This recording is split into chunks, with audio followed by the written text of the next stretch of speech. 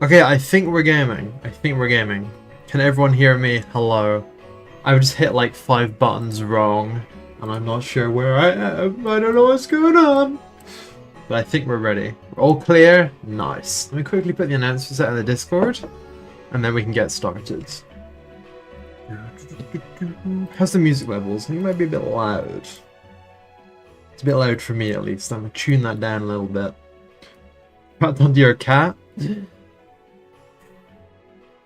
I mean, you're just gonna have to stay there. Oh, tunes aren't showing on the overlay. Thank you very much. I forgot to press the button that makes them appear there. I have to go to here and then here. I mean, you can't see what I'm doing, but rest assured I'm doing it. And now they will appear on the overlay. There we go. Brilliant.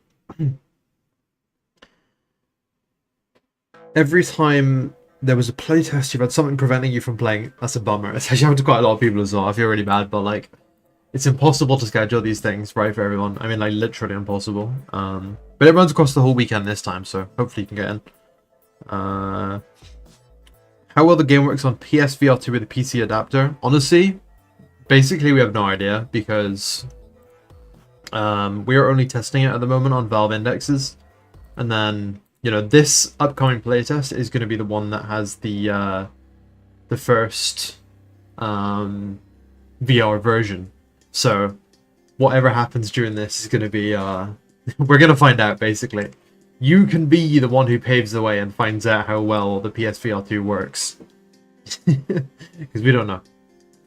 How am I doing? Thank you for having this stream. Well, thank you for coming and watching the stream. I'm doing good. Just getting ready to make this cockpit. Let me put the announcement out in the Discord while I remember up.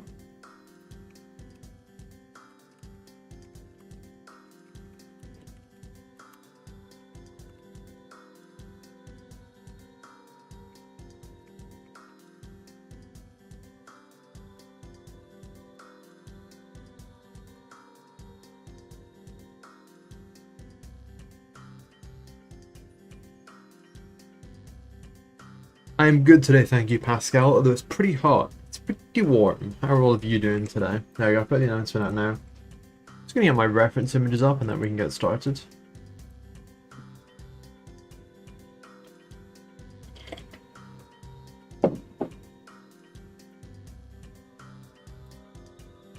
Here we go. High time to start working on stuff. Yeah, bro, gotta get working. Gotta get our day's graft and 3D modeling.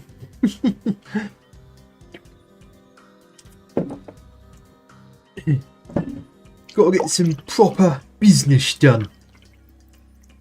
Any rough ideas on how the cockpit will look like? I should feign confidence to be like, yeah, I've got a great plan. I actually don't yet. But the mech is like super boxy, but like super lightweight. So maybe like reflecting that with something like this could be kind of cool. But I'm not sure yet. I'm probably just gonna start sketching. Let me move this out of the way a little bit for me. And then I am gonna drop in. I can drop in here. Here's your first person view, and I can think about like how do I want these like how do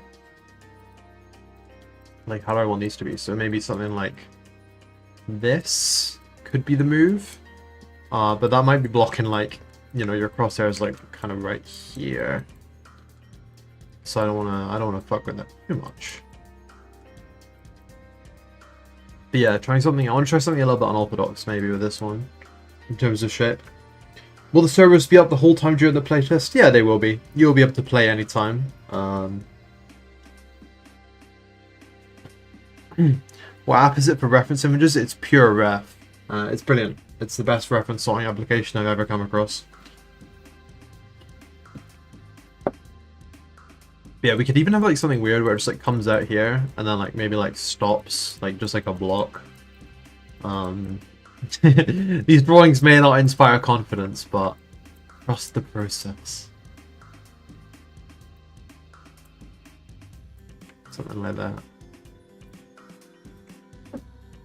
Yeah, the ref app thing is it's Pure Ref. I can drop the link in the chat actually on Twitch and YouTube. I've used it for so many years, there's nothing that compares. There you go.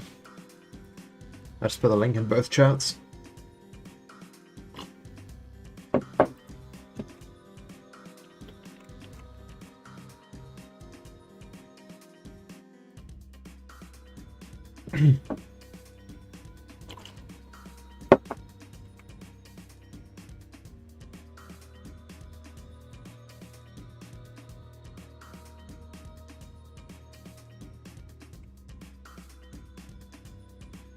So it could be like, have you guys ever seen like the inside of like rally cars where they have these like big like roll cage frames? It could almost be like pulling kind of from that a little bit.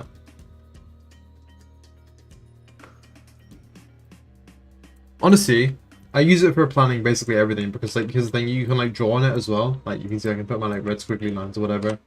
I can leave like little notes and stuff, like whatever. I even use it for planning when I'm like doing like little bits of like programming or whatever. Very handy. Very, very, very handy. I love Rally, I love Rally, I love Group B.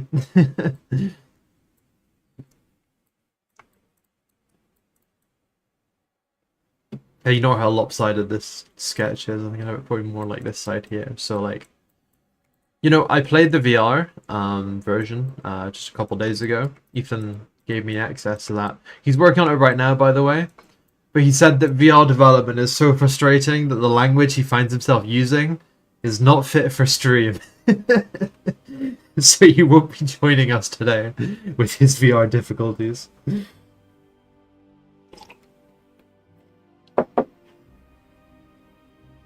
Can you play the game as HOTAS? Yeah, you can play it as or HOTAS. You can play it with pretty much anything that you can rebind to. It's like a little bit glitchy right now, but we're fixing it all up, and on release you're going to be able to rebind to pretty much anything.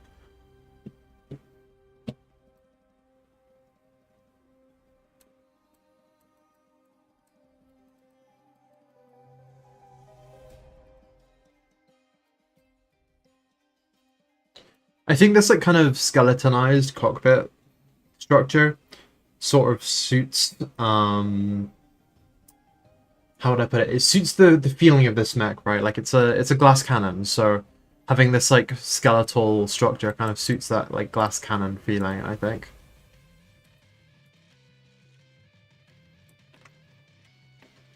Lightweight, exactly. Mitch did a live stream for Nuclear Option, spent 4 hours fixing a bug which was hiding in a single line of code. Yeah, so if I'm not mistaken, that game's built in Unity, but like here's the thing. With Unreal Engine it's even more fun, because you'll spend all this time searching for a line of code bug or whatever, and actually the bug will be caused in Unreal Engine by a tick box. It's always like ticky boxes that you just have to like check, and it's like, you didn't check this box, so your thing is like not gonna work, and it can drive a man mad, and it has on many occasions. I'd say it's been at least 10, and that is being very conservative about my guess. Major issues with the EOD that have been fixed by ticking a box in Unreal Engine somewhere.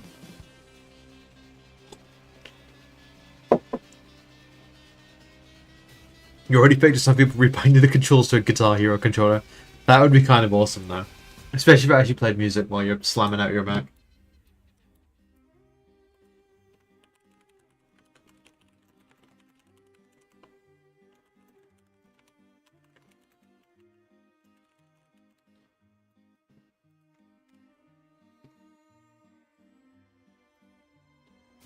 Save this screenshot here, and then I'm going to quickly see about doing a couple other sketches to figure this out. The only contention point is this, like, how do I join these, like, tubes together? Like, I like the tubes idea quite a lot, but having them all merged together is a question mark. I wish I had, like, a one button to clear all the grease pencil. There probably is one, I just don't know what it is. Someone who like knows the button to clear all the grease pencils watching me rub out like piece by piece in absolute agony right now.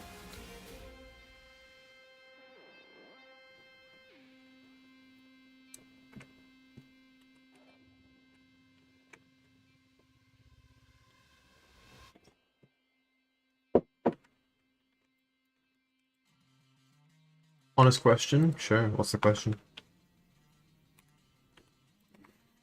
Grab a dishonest question.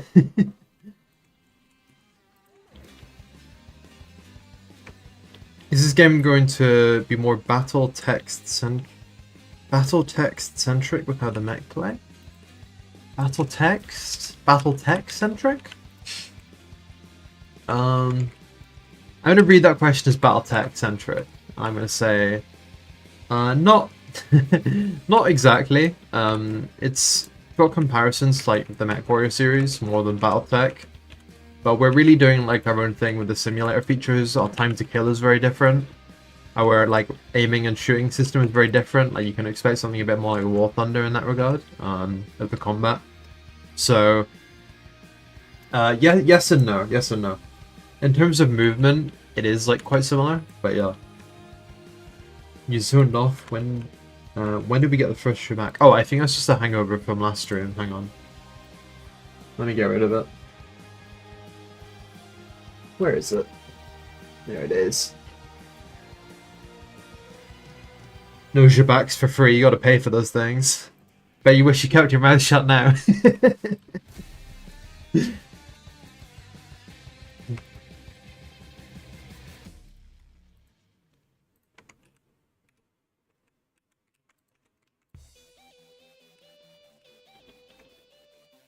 Belter, yeah.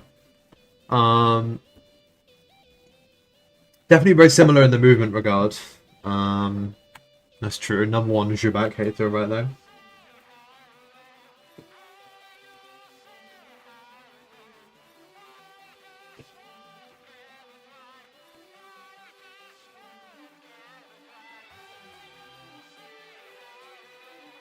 Imagine the tubes being joined by something similar to three-way joints you have in the corner of small festival towns. That's a good point, actually. I was thinking they could be like, in the cars, they usually have like, hang on, let's see if we can get some reference on like roll cage. Let's get some images. Yeah, so in the cars, it's kind of like I imagine where they like weld it together, like this. It's just a pretty, you know, you just weld that thing. That's kind of what I was thinking.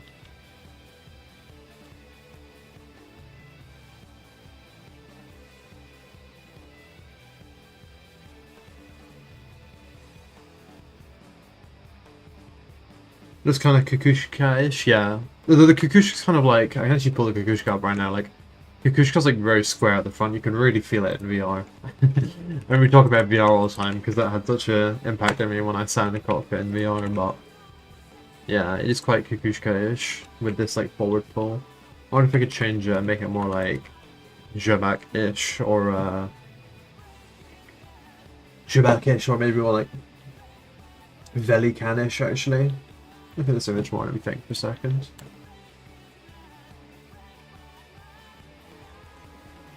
Zabushka, I'm telling you.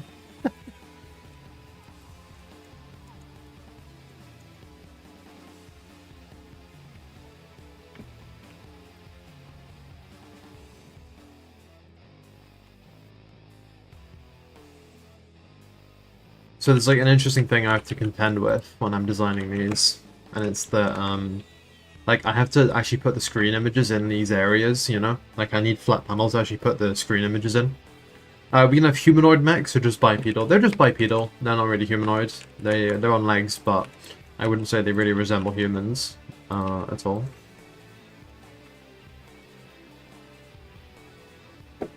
Shabak has a soul though, true. Yeah, the joint piece where they're bolted together, I think that's a good idea. I'll probably do that like here. I'm just trying to get a feel for the shape right now, see where you want to like it, see if it has some promise. Oh, thank you, Donny. Although I must say, we are only just getting started. Isn't Donny mean like Poilo or something? That's a crazy username. But yeah. A lot of new Blender users come in this stream, and I say keep it up, because it can be tough in the early days, but if you just keep doing it, you're gonna get like really fast, and you're gonna feel like really comfortable in the software.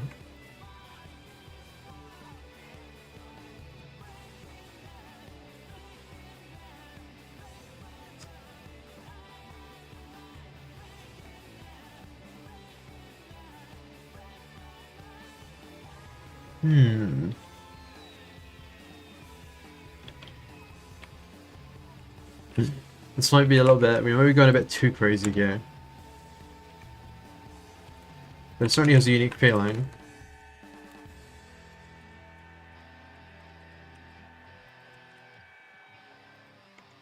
Melee Mech went? I don't know. Maybe, it's a maybe. We've been thinking about it, but we are mostly interested right now in mechs of the not melee variety. The gun variety.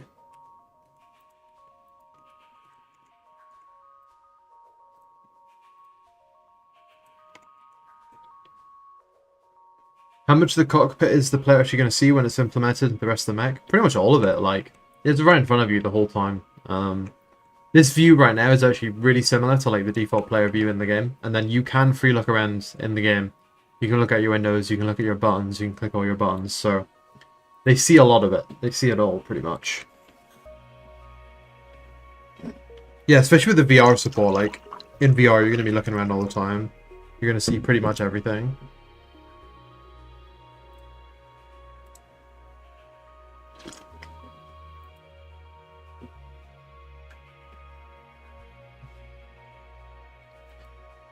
You guys have been talking about melee, you know what I've been thinking about for, like, you know, slightly comical features for the game? I've been thinking about adding a giant hardpoint fishing rod that just... you can just fish. Can I remember the button to rotate this? No, I can't. Grappling hook. Is there a way to, like, rotate this? I guess not.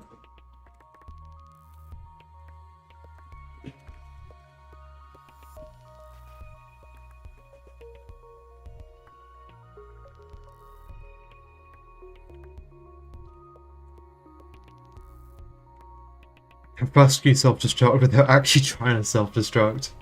Well, there is a button, and it's probably going to be working pretty soon. The grappling hook would be fun, but I don't know what role it would play, especially when you can already like boost yourself up. Bags and skateboards and cans of grappling hooks.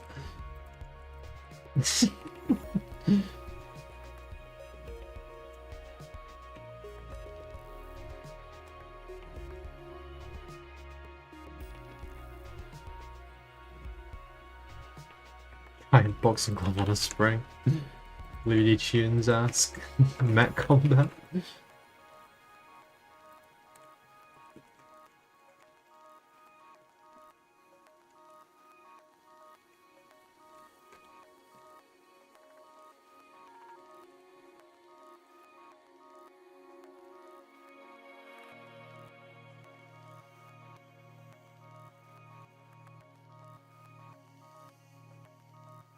So what I like to get a feel for is the window coverage, like before I even have a good design really in mind for like exactly how it's gonna go. I want to get a feel for like where the windows are gonna be. Oh, I didn't know you could highlight your message like that. Cool.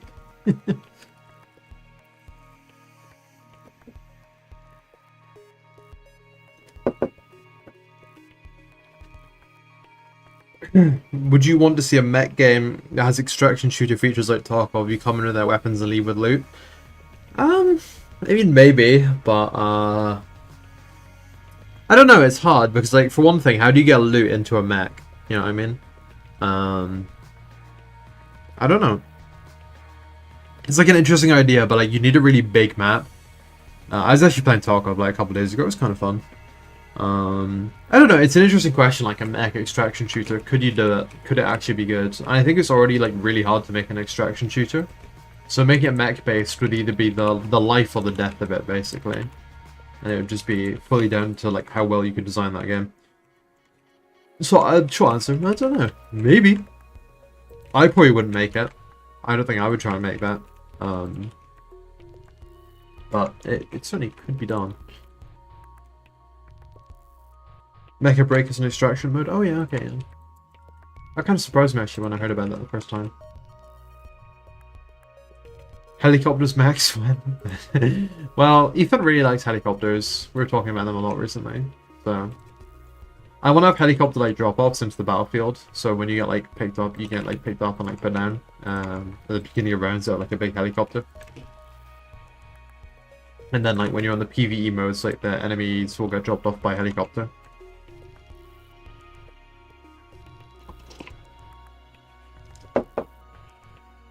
Helicat.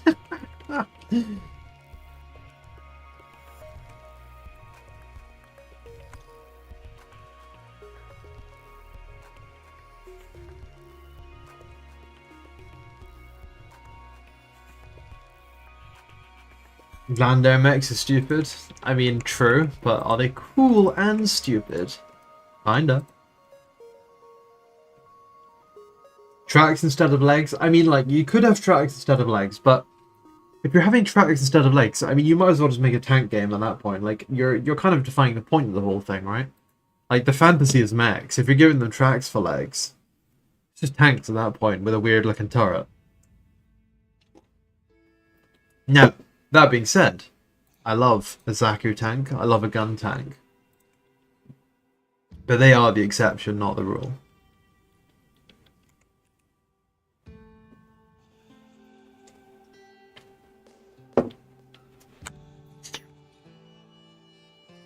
Yeah, I'm not actually feeling this too hard, to be honest. It seemed like a good idea on paper, but sticking it in this model like here, I'm not so certain. Mostly this attachment point. Yeah, I definitely need some more cooking.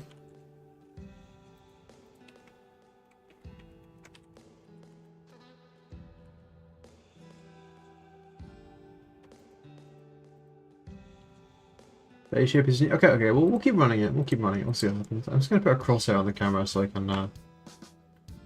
can get myself a good idea where the crosshair should be and where the UI will be, so I don't interrupt the UI. There we go. Okay, so there's the center. If I put the thirds, yeah. So this sort of box here is about where your UI is gonna end up. X cross roll cage, please trust. I don't know. I don't trust that.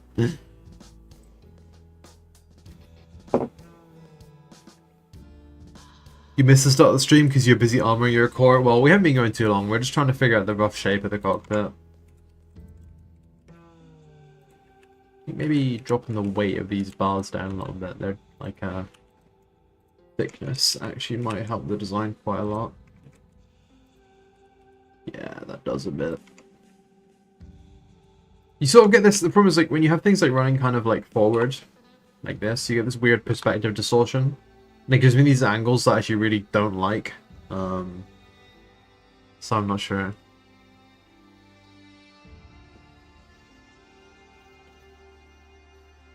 I'm thinking about it. I'm thinking about it.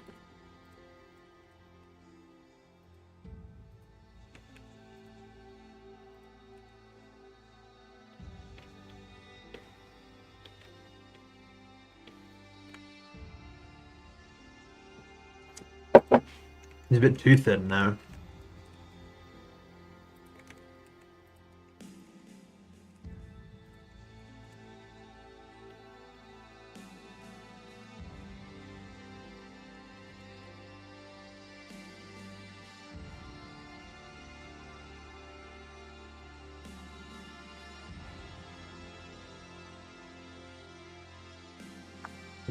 We're getting a bit experimental here, bear with me for a second.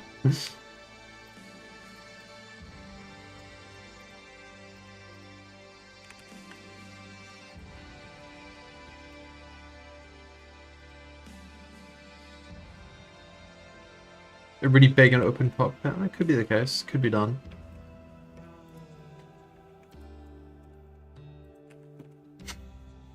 We're taking it too far, and then we're going to dial it back a little bit.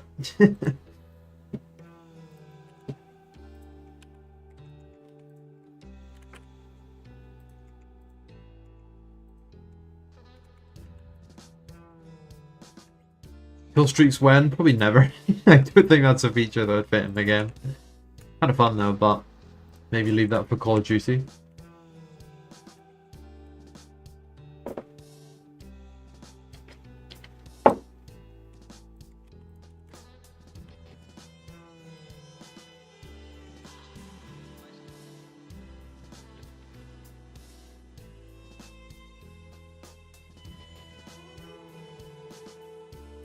Call of Duty Fall-Off needs to be studied. Isn't it one of the biggest games ever though? Still, like, isn't it got like a million billion players?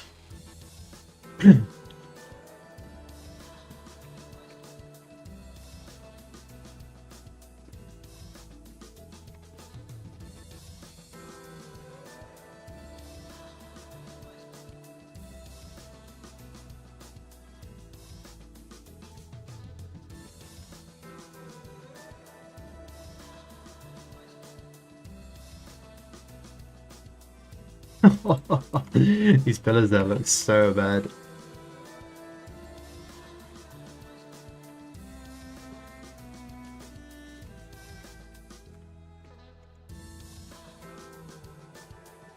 It's so bad now though. Yeah, I guess.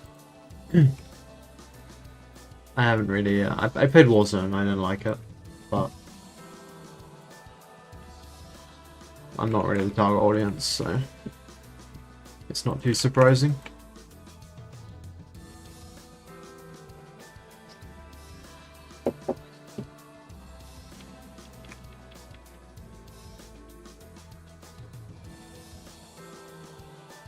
The kill streak for every amount of enemies there are is winning. That's true. I think the War Thunder nuke, but you don't get to have the nuke or anything. You just win. Quick stretch.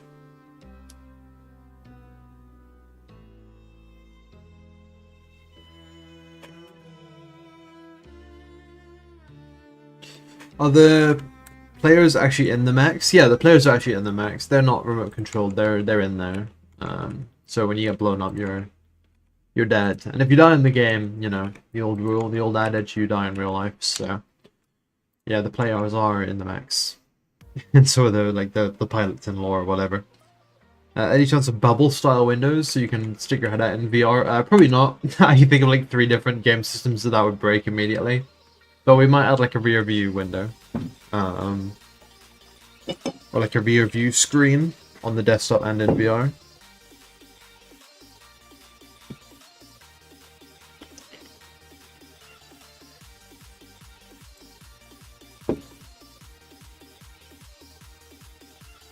Okay, I think we might just go back to drawing board on this one, because what seemed like a great idea just isn't panning out.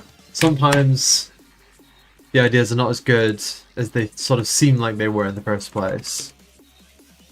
Try messing with it a little bit more, but I think this is going to have to go back to the drawing board.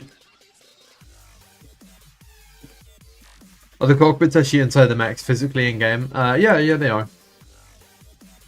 Like in lore and in the game's logic, the cockpit is in there.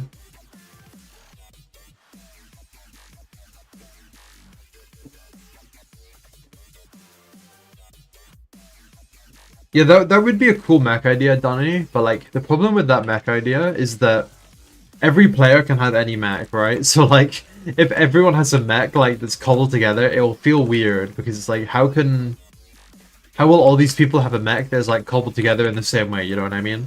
I think it feels way more immersive if it's what do you call it, like mass produced. Infantry squad vehicles might give you some inspiration. True, actually true.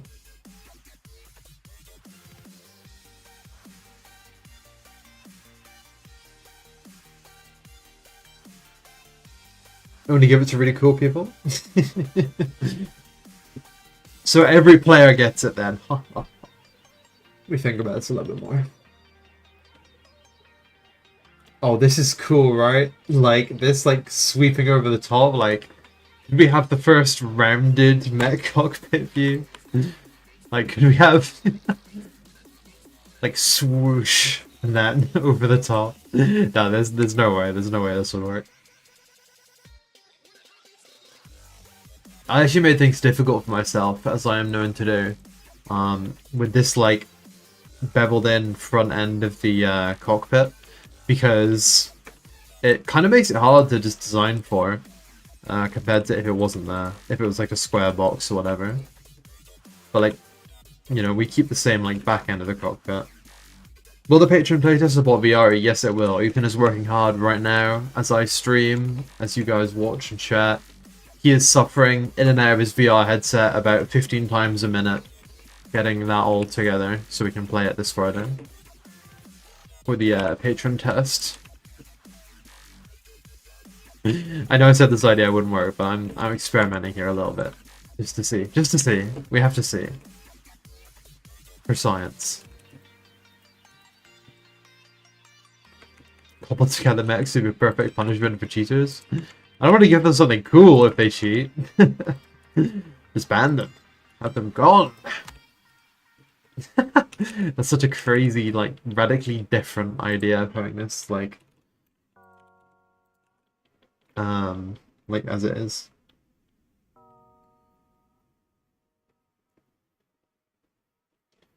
Props to him, yeah, props to him indeed. It's really hot as well, so he's like cooking while he's doing this.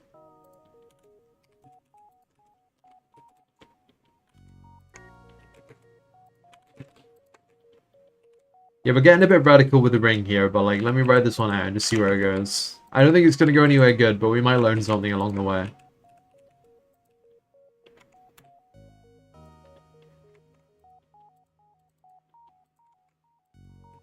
I've made an unselectable plane. What's going on? Why can't I select this plane? Is it because I've put it in here by accident somehow?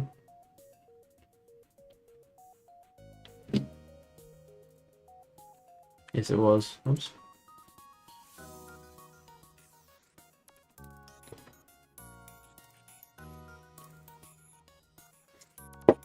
You missed a cutscene. Why do we suddenly have a monocle? We don't think it's gonna work, but we're experimenting because we might learn something along the way.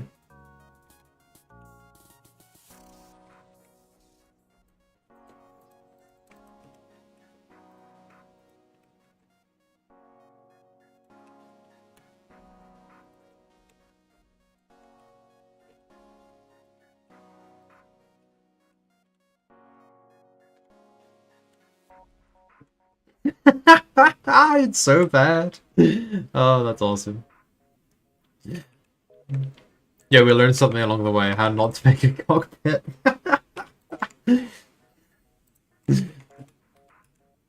That's funny. You can only imagine how bad it is. You're using VR to play the UK heat to visit your girlfriend in Denmark. Unforeseeable downsides, you missed the next page from playtest. No! Well, hopefully you can play the one at the, yeah. Make your choice. Visit your loved ones or play the Mech game. But yeah, I mean, hopefully you have a good time on your trip and you can catch the public playtest at the end of the month.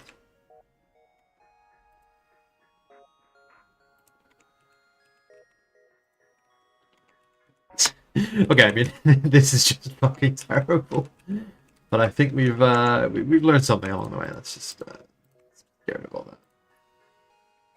Head back to what we were doing before.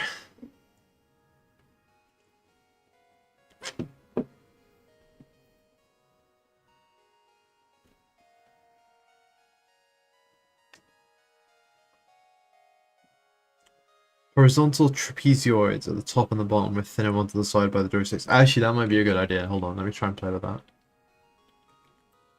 The roll cage idea, I like it on principle, but like this execution of it at the very least isn't quite the way I think that we want to see this cockpit looking. I'm wondering about alternatives here. Oh no, I've made Kukushka again. That was like the exact Kukushka shape right there. You'll be back on for the public one? You planned for that? Oh my god. Well, look, I hope you have a great time.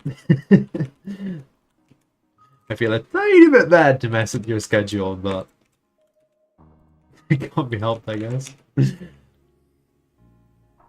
The older BT Jingao with its Kun cockpit didn't look bad. Yeah, I think it's like certain things won't. Oh, that's kind of nice, but it's literally just the Kukushka again. Certain things won't look bad like in other Mech franchises, if you know what I mean. Franchises, is that even the right word? Like I mean, McDonald's is a franchise, IPs, series, whatever. Other mechs may look like better, like in those ones. You wish the cockpits resembled the exterior shapes of the mech more.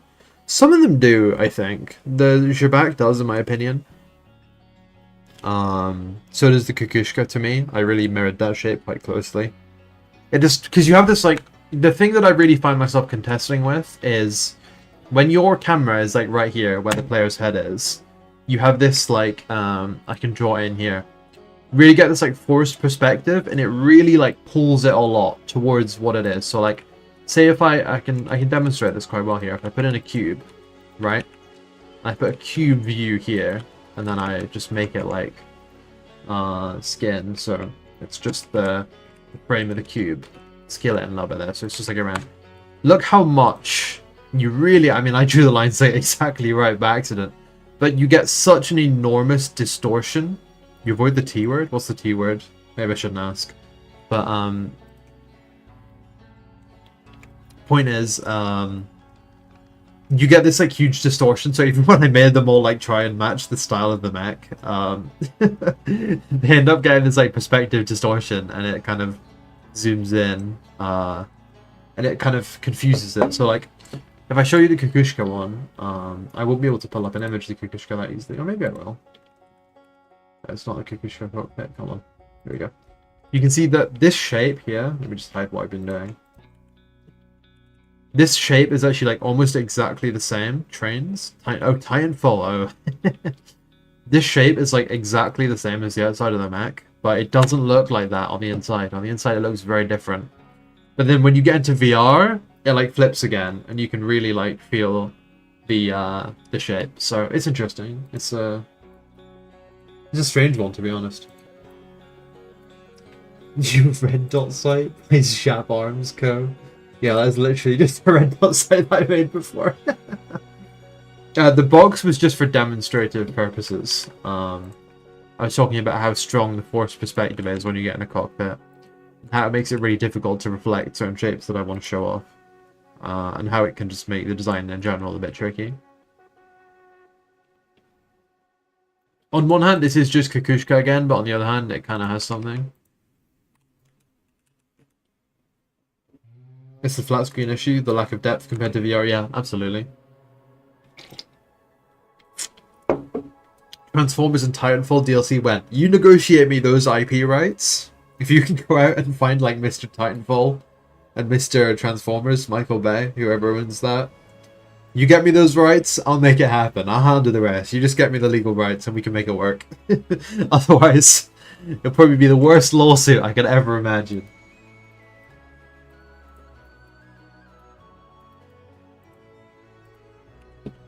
Okay, I think there's something here. Like, this seems like it could work to me. This feels okay. I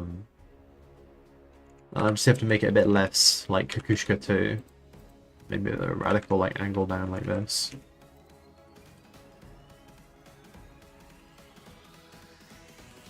Oh no, I'm making it more Kukushka 2. Some clutter to the sides? Yeah, I think you're right. You do like a line like that.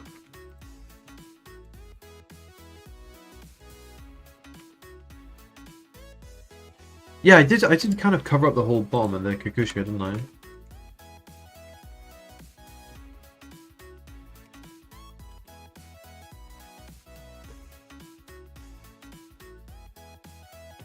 You're gonna shut up and lock in? Or am I gonna shut up and lock in? Which one of us?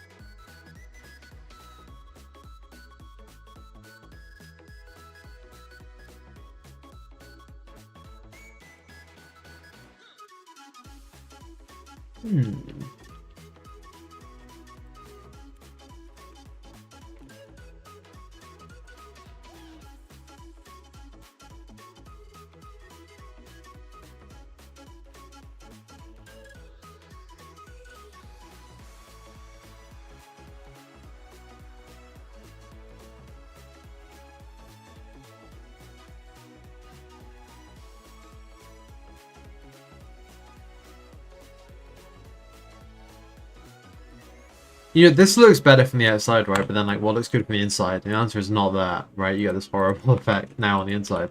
Even though it looks better on the outside, so... It's tricky stuff, to be honest, doing these designs. Again, compelling. The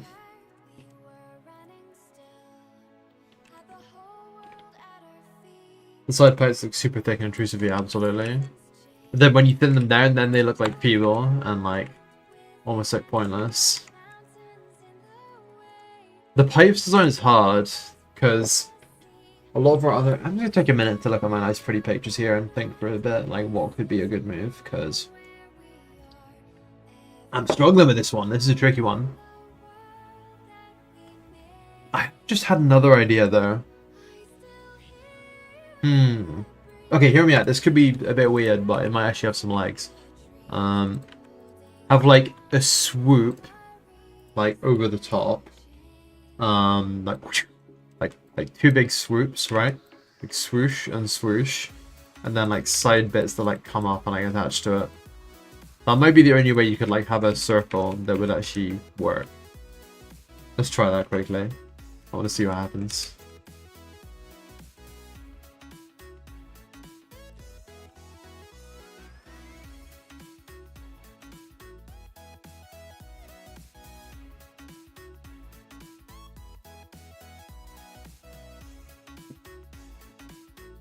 Oh, that actually might be something. That actually might be something.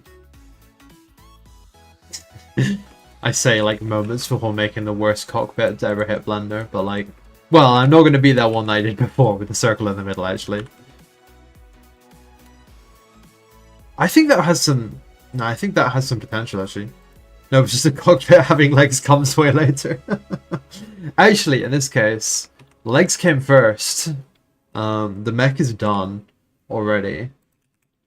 We just need to get this cockpit done. And you might be thinking, surely you would have thought, here's the thing though. This like circular look, as much as I kind of like it, it really doesn't match the actual mech. But it does have a cool vibe. Shit, tricky questions here. Can I build this up at the sides though in a way that isn't awful?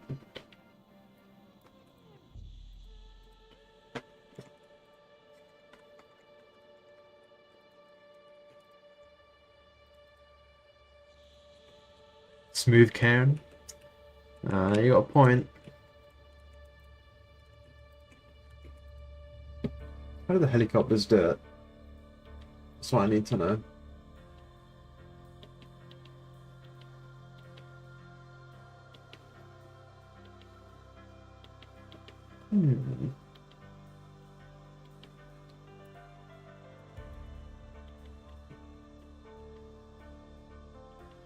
I don't have enough good like helicopter cockpit images here. Might need to go do a quick little hunt.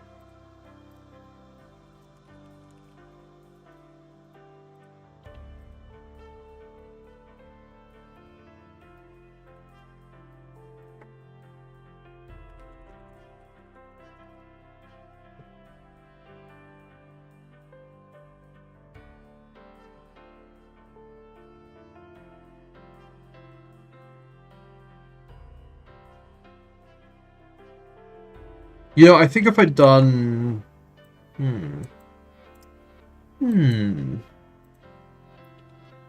One thing about mechs, compared to, like, helicopters, is that, like, you need to... You can't have, like... See how this guy has, like, all this in front of him? And, like, it's, like, his eye level is, like, that, right? You cannot do that in a mech. It's, like, the equivalent of having that in a mech would be, like, as cool as it looks... You'd be covered, like your view would be covered like up to here, you know what I mean? Like you'd lose like half your screen. So, it's tricky business. And I cannot just copy these helicopters verbatim one for one. Unfortunately, it would make my life tremendously easier. It's always the design process that's the hardest, I think. If you guys have watched these streams before, you've probably seen me fumble around for like hours trying to find a design, and then I find the design I like, and then it's like, oh, model's done. Because then it's just like plugging in details and stuff. And that's the easy part. But it's like figuring out what it's actually meant to look like in the first place. It gives me so much difficulty.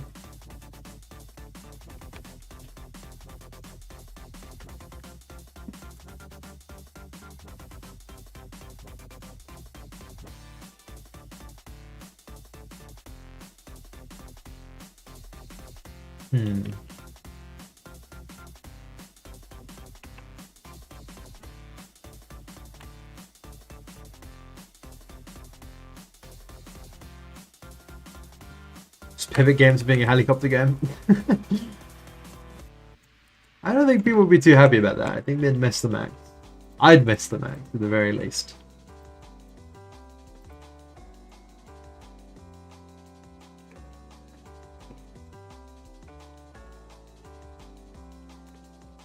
Oh my god, I've actually unhidden like 5 cockpit potentials at once.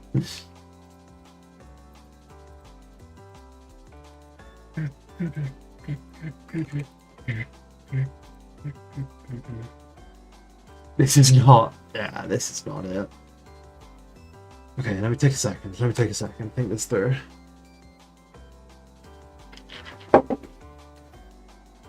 Helicopters with legs. Could be done.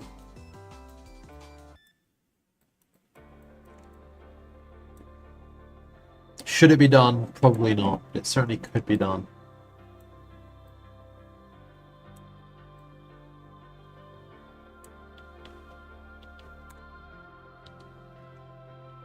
This cockpit's cool, but you kind of agree on the circle not fitting for the mech is being made for. Yeah, that's basically where I'm at right now. I was like, this is such a good idea, and I was like, this is not such a good idea. But it's okay, because I think it might have led me somewhere here. Like, maybe have like, yeah, okay, I'm feeling something here. Oh god, I'm just making the Kukushka again. All the roads lead to Kukushka.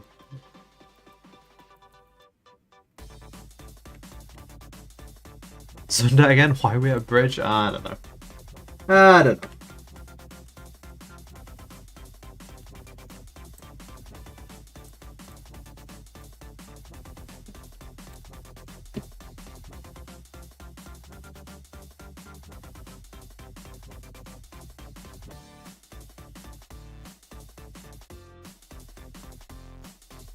You've contributed to the nose exhale, you'll be gone now.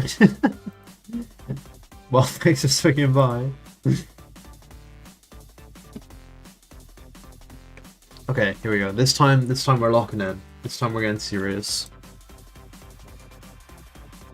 I say for like the third time. This time for real, guys. This time for real.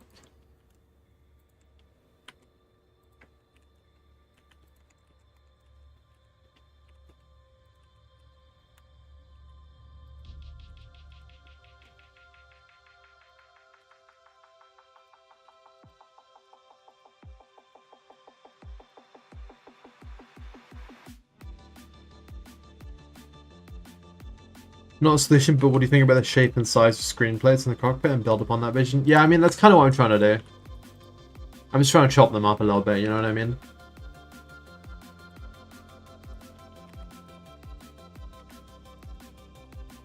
It's all about just getting the paneling in at the end of the day.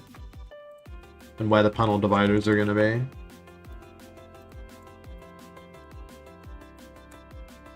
Oh, tell me that's not the one. Tell me that's not the one. That's got to be it. Shape-wise, I think this is it. Because it's actually very...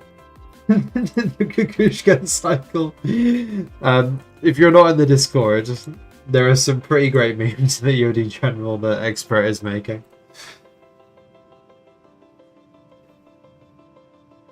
I can just put this up on the stream, actually. Why do I forget that I can do that? Hold on.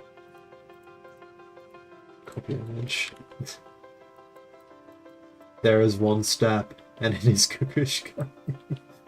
I'll leave that on my reference sheet there to remind me. Don't make 1,000 Kukushkas. But I think this is it. It's not the Kukushka again. It's so different. Look, it's so different. It's different enough. It's acceptably different. You think it should be straight, slanted, and tall mid part to resemble the big slanted front panel? Yeah, that's what I'm trying to hit here. Like, trying to hit those notes. It's not exactly going to match it like perfectly, but it's the ridiculously good side angle. Yeah.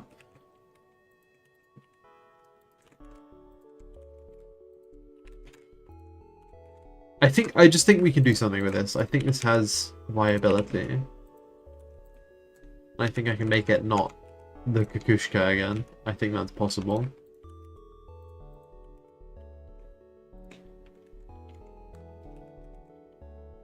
This is like the Jabak sweep down here. I don't know what else to call this, but it's the technique I used, or like the shape I used on the Jabak's like lower section down here. Legally distinct from the Kakushna.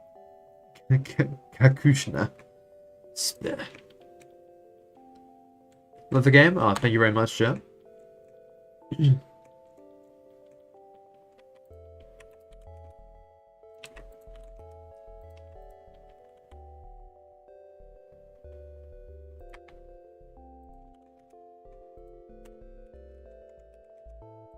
This feels old school, which I just can't like about it.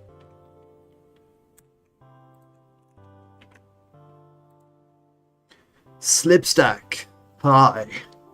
Will this game have support? I don't know why I did a voice there for reading your name. Will this game have support for any kind of axis-based joysticks like flight sticks and control boards? Yeah, it will. It has it right now. It's just a bit buggy, a bit busted. We're working on it. It's getting better. Right now, it supports some joysticks, but not others. And it's, I wouldn't say it's exactly luck of the draw, but it's just like, have we got that far yet? And we will support everything in the end. You know, you'll be able to run any old joystick on this game. And you'll be able to do that while you're in VR too, or while you're on desktop, just however you feel you want to play.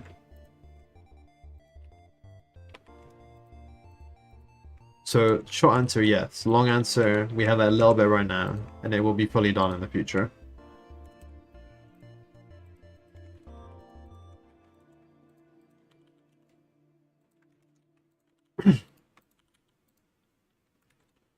And the long answer, for some reason, includes reading your voice in a, reading your name in a silly voice.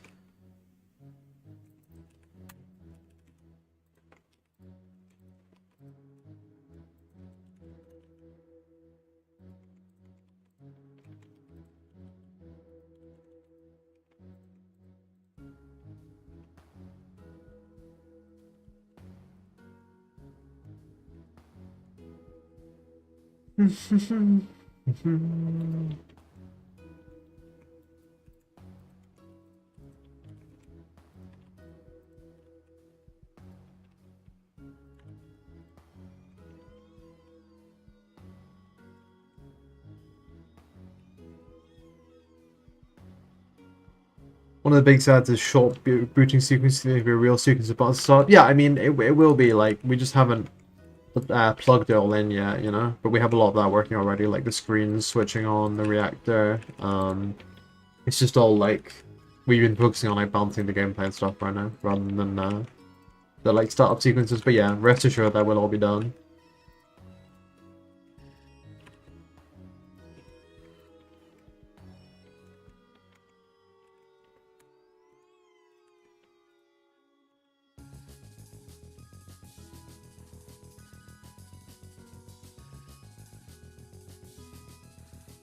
MechWarrior is launching for Contender. Well, I mean, it's tough to compete with them, but we're just trying to do our own thing. Make a game that people can enjoy. And if there's people enjoying it are MechWarrior fans, well, it's basically so are we.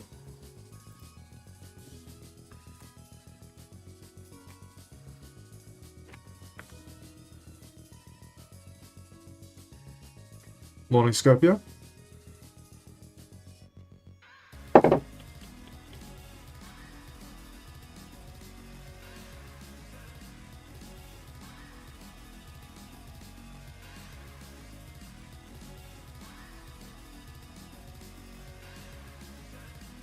First stream you've caught? Oh, well, welcome. I mean, this is only about the... ooh, I'm not sure. I think this is the 4th stream ever. So, they're only, like, they're not super frequent.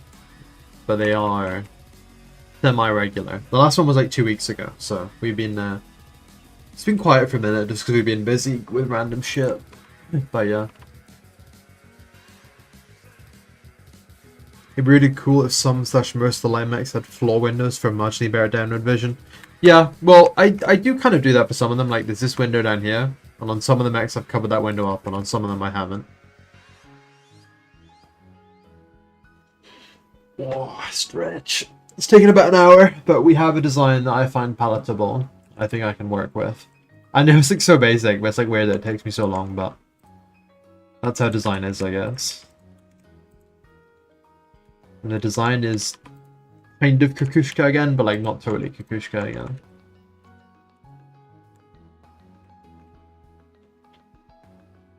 Yeah, I'm pretty happy with this. Okay, I'm just gonna BRB like 2 minutes, and then we can get back into it. Forklift Kukushka, that works. Okay, back soon. Maybe? Did I press the button right? Nope, no I did not. Hold on. Nope. Nope. Okay, well, it looks like my hotkeys don't work anymore for putting the stream on pause, so hold on. Okay, I'm leaving you with the spin over a minute.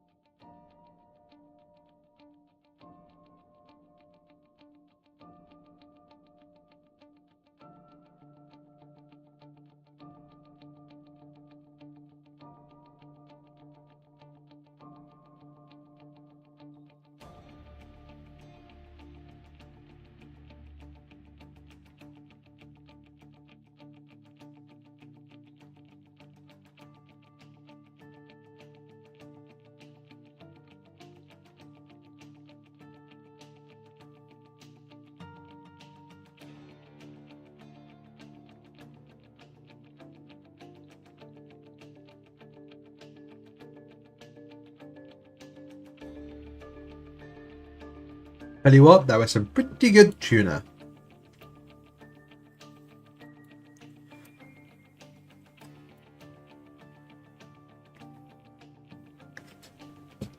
I'm just going to finish my drink and then we will return to making this cockpit.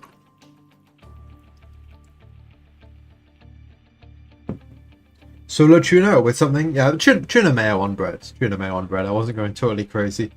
Just eating tuna out of the can, that would be a bit too far.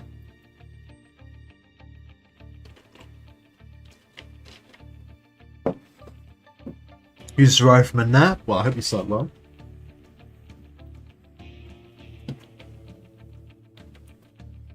Correct choice. I don't think there was another choice. I'm going to level with you bet on. I don't think there was another option there.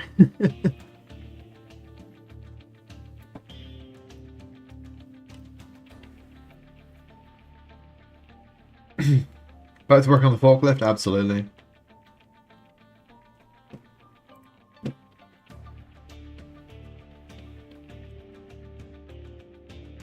I could be tuna on toast. True, I mean, that's kind of what it was. It was tuna mayo on toast, but yeah.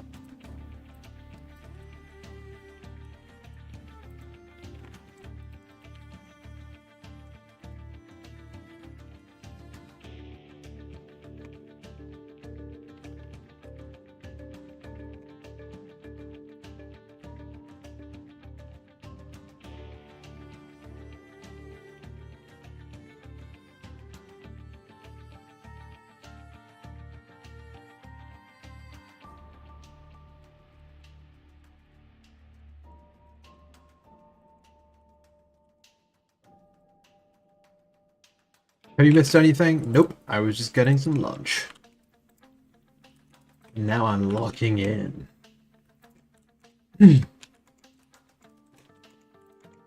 With renewed vigor. I'm pretty sure I've got a decent idea of what I'm doing at this point. I wonder how Ethan's doing right now. Oh wow, that is way more aggressive than I thought it was.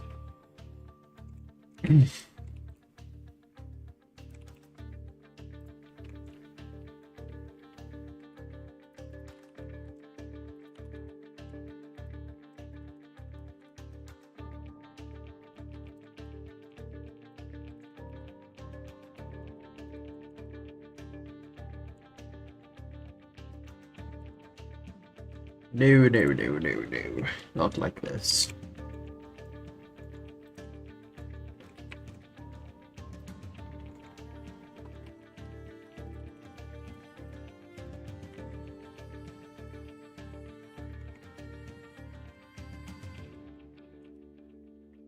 It's the lock-in hour? Absolutely.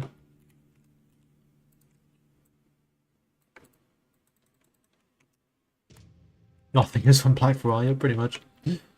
That's an interesting shape, isn't it? More from the outside than from the inside, but yeah. I mean, even from the inside, actually, it's kind of interesting.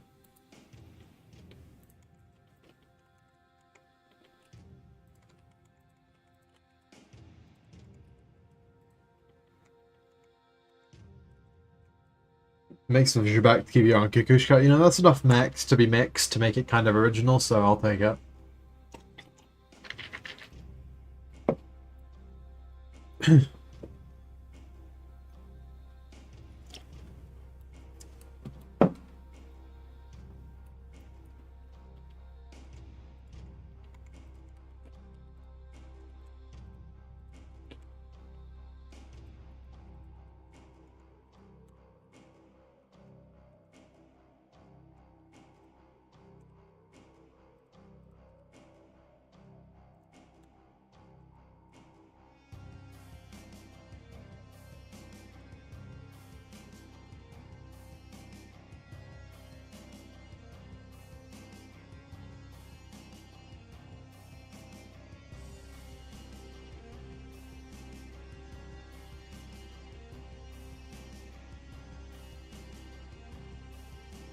Flares and shafts, slip stack. Yeah, we have those in the game actually already. They're not enabled right now for players because the guided missiles haven't been enabled yet.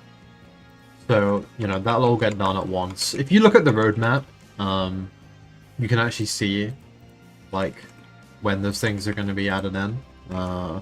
Like when the guided missiles are going to be enabled, and at the same time the chaff and flares will get enabled.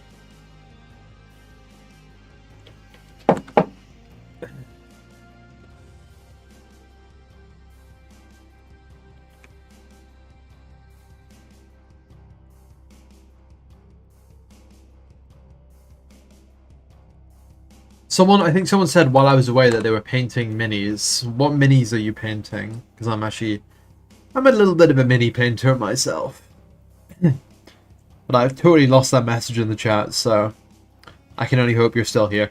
And I don't remember who said it.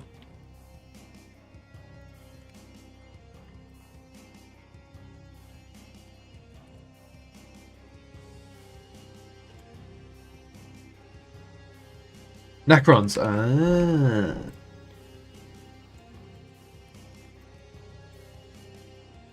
For Warhammer, yeah. I'm clued in. I know Necrons. I know Warhammer. Although I don't play it myself. I do know it.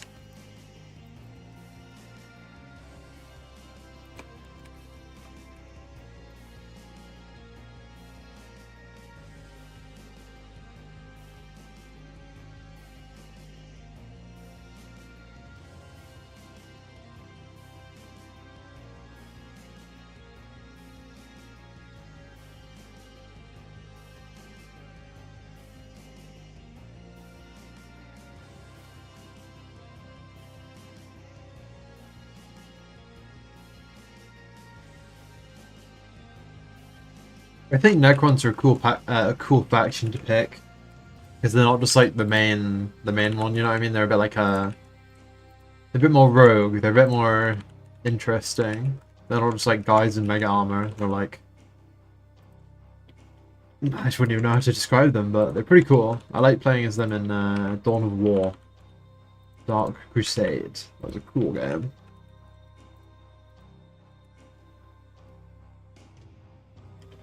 When you guys add laser guided missiles, can you also add an option for pocket mirror? We have these like laser protection armor packages. That might be as close as we can get.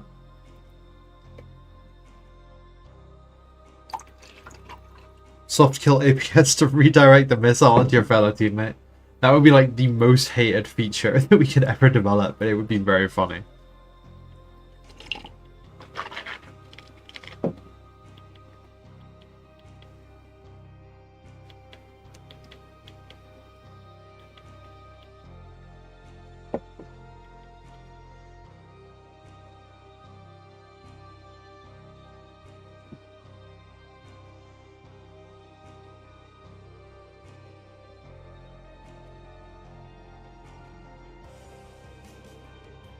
I'm just figuring out the geometry of this area here and how to solve it.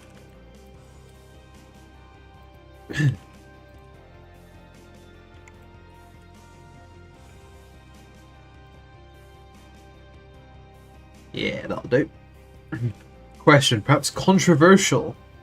Do you plan to have pre-release support packs on Steam with some skins / decals / something? What is a pre-release support pack? I actually don't know what that is. And hello meme, welcome to this stream. Did I ever play Planetside? Dude, I love Planetside too. That game is so cool. Probably the most interesting MMO ever made to me. I don't think our game's anything like that though, because that game is so huge, whereas we're like reasonably normal sized battles. Hello Toad Silverstone, that's such a great username.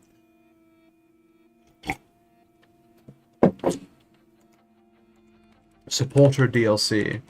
Yeah, I guess I can understand supporter DLC, but the question was pre-release, but I don't know what that would like entail. Like, I don't know if you can even sell DLC before games come out on Steam. That seems like it might not be possible, but I don't know. It's usually like DLC goes on top of game access. Okay. I mean, we hadn't thought about it, but it's an interesting idea. Usually we have some like similar rewards for our patrons.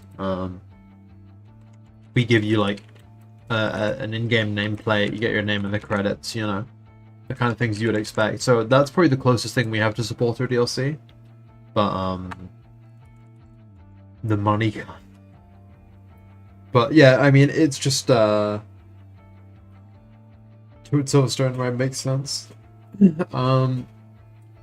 Yeah, if you want to support, it's basically just the patron for now. We don't have any ideas about like supporter DLC, but if that would appeal to people, maybe we could look into it. But I'm not sure exactly if that's the... I don't know. I honestly haven't thought about it that much. I'm unfamiliar with these things. Is it true that animators are genetically crafted using for learning animation? Probably true. Probably true. We do all our animations procedurally, so we do not have the genetically modified animators on the team. Is there support for DLC? No, there isn't. We're just talking about if we would maybe make it, but like the verdict is that I don't really know. We might do it, but it's not something I'm familiar with, so I need to learn a bit more about how those usually work.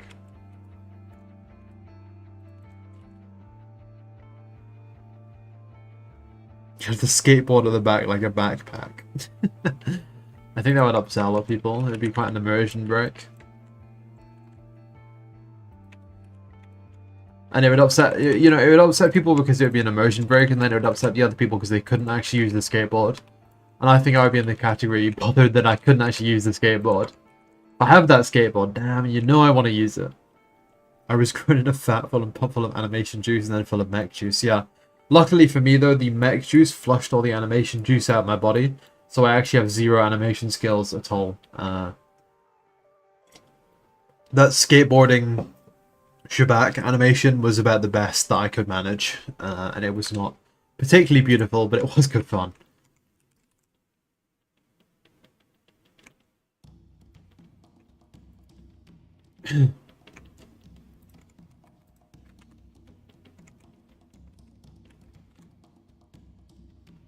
Skateboard in the hangar. That could be, yeah, that could be pretty fun actually. Might hide that as an Easter egg.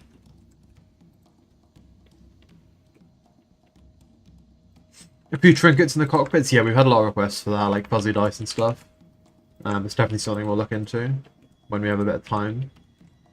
We're super like on the time right now on the schedule because we're running this. We're running a tight ship on getting this playtest ready for everyone right now.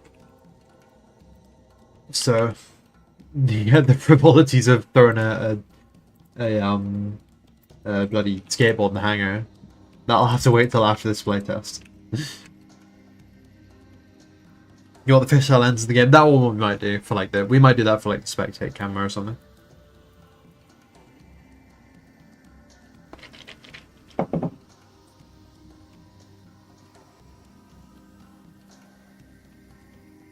Will we have a coffee machine in the TVR cockpit? Probably not. TVR doesn't even have a boiling vessel, as we discovered on a previous stream.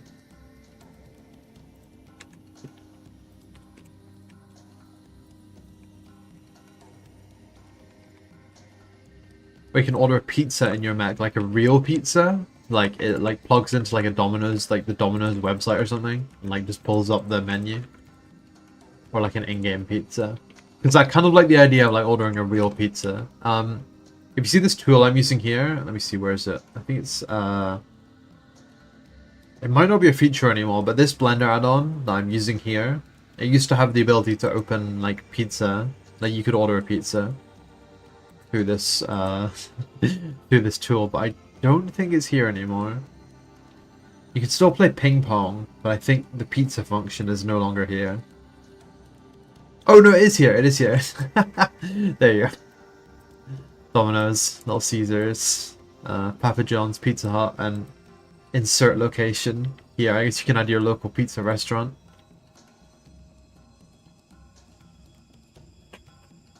You'll call the C5 the Wi-Fi router. I think, yeah, you're not even the first one to do that. Someone has, like, scouted out, like, I think Expert scouted out, like, a very specific, Wi-Fi router that it looks like.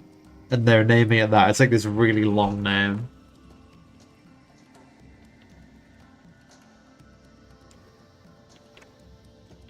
Could we tell you more about the sound engineer we're looking to hire? We have one already, actually. Cool guy. His name is Jordan. He's done a load of sound work on the game already. Once we can get a bit more funding in the right place, then we'll probably get him doing some more. Yeah, we already found a guy for the sound engineering position. We're making all the audio and stuff.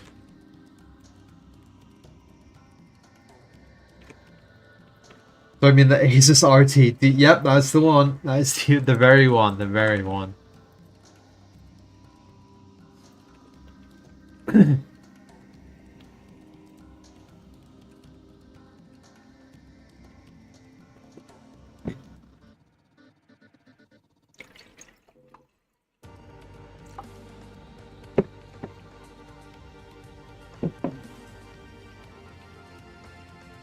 Yeah, slip stack. I mean, if your Virpil sticks don't work right now, they will in the future when we improve the support for custom binding joysticks. The mech screenshots you asked for last stream, I actually dropped them in the chat after that last stream. I posted a screenshot of every single mech in the general chat, in the EOD general chat. Unfortunately now, you're going to have to go dig for them. You're going to have to go find them. But I did post them already. Someone asked how many guys are in your team. There's 2 main people, and then we have a couple of people who support us on like different things like audio and stuff. So it's just a bit of like a as is needed basis.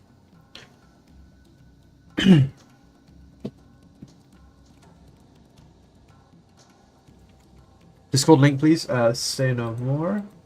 I usually have it in the stream description, but I actually forgot this time. I nearly just generated an invite on my personal like friends Discord, which would have been a real surprise if you ended up in there instead of the EOD Discord. Here we go. Okay, I'm gonna drop it and pin it in the YouTube chat. There you go.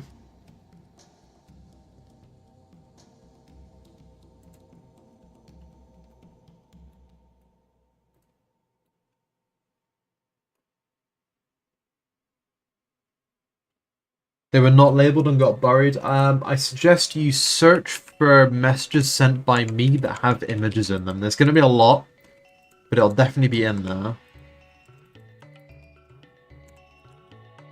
My personal boiling vessel? You make it sound gross.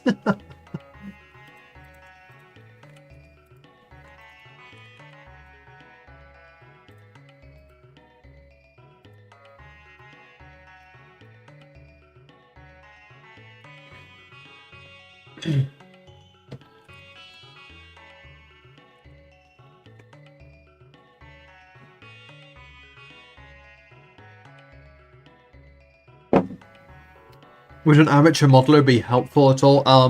Honestly speaking, probably not, because we use a lot of like very specific workflows and stuff on EOD. So if we're going to be like hiring help or like getting help on the project, then we need people who are kind of experienced, or at the very least can learn like really quickly and have done like a bunch of like projects before. Yeah, this is the Chrono Trigger soundtrack. But yeah, so like in terms of 3D artists, unfortunately, I've kind of like handpicked already people I know. And when we have the money to hire more people, we will be hiring them. However, if you just want to be part of the community as like an amateur 3D modeler, like there's a pretty cool channel going on called Show Your Stuff where people post like art all the time. They post like model kits they're building. I know it's not like the same as 3D modeling, but it's a pretty good community. People offering like feedback and stuff. So there's a place for it. It's just that like on the team right now, we do not have much space. You're willing to be an amateur placeholder voice actor? Now that one we might need actually. That one has some. That one we might be needing. Keep your eyes peeled soon because we're gonna be. Did Tetris get a discount? Yeah, Tetris is. This is the special discount stream for Tetris. It was over 1,000 points. Now it's like 800 points or something. And if I can figure out how to give you points on Twitch, which I don't know how to do, if I can figure that out, then when we have a battle on one of these like games, like Tetris or whatever, we can do double or nothing. So you either get your points doubled or you lose all your points when we have that match. You're doing sea power modding? Oh, cool. That's I think I know that game off the top of my head. Might consider when you're on your break if you're exploding, you're trying to play. Yeah, I'm not a pushover, okay? If you come at me at Tetris, just know it's gonna be serious. You're not gonna get like it's not gonna be easy points. I'll put it that way. You're gonna have to fight for it. My track record so far against you guys in Stratap, in Tetris, in pretty much everything, undefeated, except in the actual game EOD itself, where I am frequently defeated. But yeah, no, I mean, it's an interesting part of the stream. Basically, if you're on YouTube, which statistically you probably are, there's also a Twitch stream, which has points, and you can you can buy various, well, not really buy, the points are free, you just get them for watching, but you can trade them for various silly, I struggle to use the words rewards, because they're not really rewards, they're just like dumb things that I will do on the stream if you spend your points. And they include like playing Tetris against you, or checking out a location on Google Maps that you find interesting.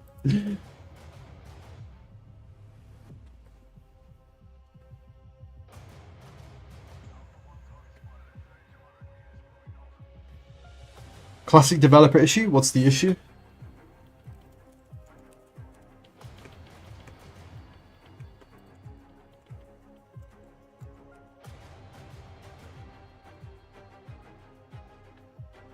Perogiruski. Yummy. I haven't had them in a minute.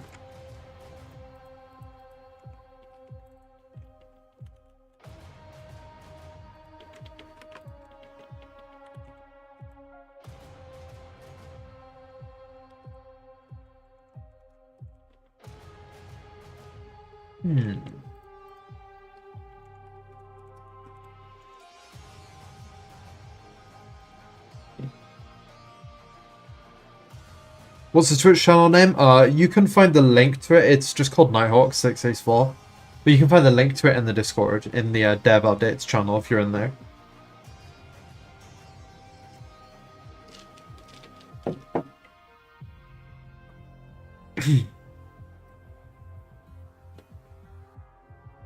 It says like you're doing cool stuff, Scorpio. You should share it in the Show Your Stuff channel in the Discord if that takes your fancy. I'd like to see. I'm getting kind of distracted from actually working here today. You cannot let me slip. Okay, we're gonna do like at least a good 10 minutes here locking in unless someone like pops the Tetris, in which case it's all gonna go to hell. And the stream will be so unbelievably derailed, even more than it already is. Let's try and solve this design challenge on the side here though. What fonts are used throughout the game in the stream? You can look it up. It's called Bijam Jure, I think. You can find it on Google. Fonts. It's a free font.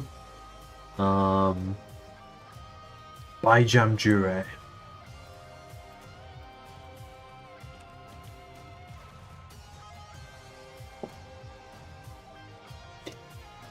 You have enough points for Tetris. Please don't do this to me. I'm just saying, if you want to do Tetris, you better be ready for it. And hello, Anti-Toby on Twitch. I think you must have come across from YouTube.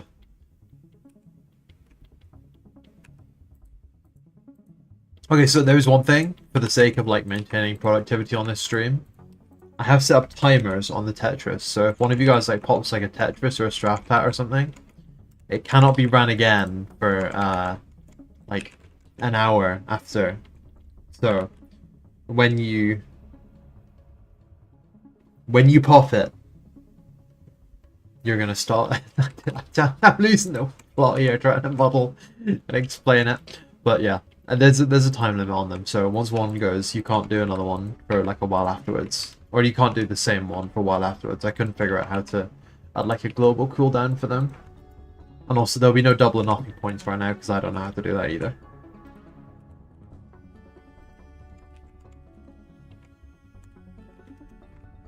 That's kind of fun. We're going places here. Are they good places? I don't know, we'll find out, but it's kind of fun at least. You're addicted to Jabak? Oh, you go for the Jabak? One Jabak on the screen. I would have picked the Tetris if it was me. There's a nice little Jabak up in the corner.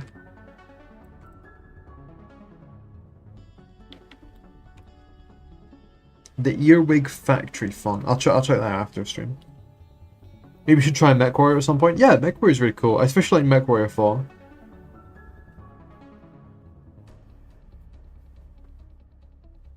Your Tetris skills are not the greatest. You better brush up.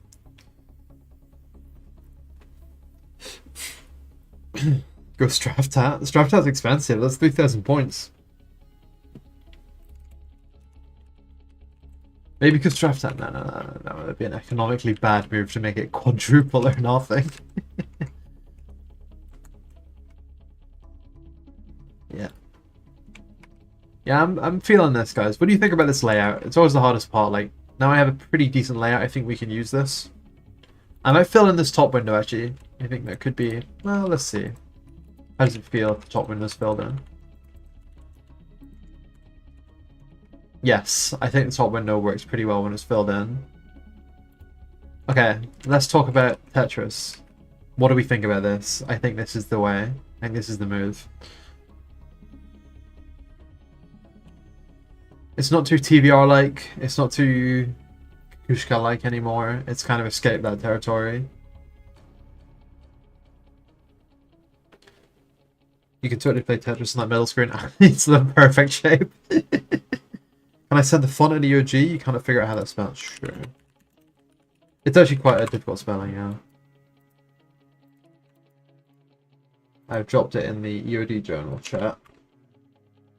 I know it has some like different characters. Oh, that's the... Sorry, that is actually like the wrong font, I think. Oh, you have to like set it to English? I think it was a font made for a different language, but like when you swap it to English, it has like a really nice font base and you'll recognize it from EOD. Our aircraft plan to be in? No, absolutely not. That would be a huge scope increase for the game. That will, you know, it's just it would it would take things away, or it would like take away way too much development time. The only aircraft you might see is helicopters to like drop you off in your mission. That's like as much aircraft as is going to be in the game. But like player pilotable aircraft or anything just wouldn't be a feature that we could tenably put in. You want Easter egg where you can play engines of Tetris. Ethan, I've got a new job for you. You've just finished slaving away at VR. I need you to make me Tetris. TVR would be choppered by 4 helicopters. Yeah, I think most mechs would not do well against anti-air. Against air, you'd have to add anti-air and everything. Will there be artillery weapons? Sort of. They're like missile artillery mostly.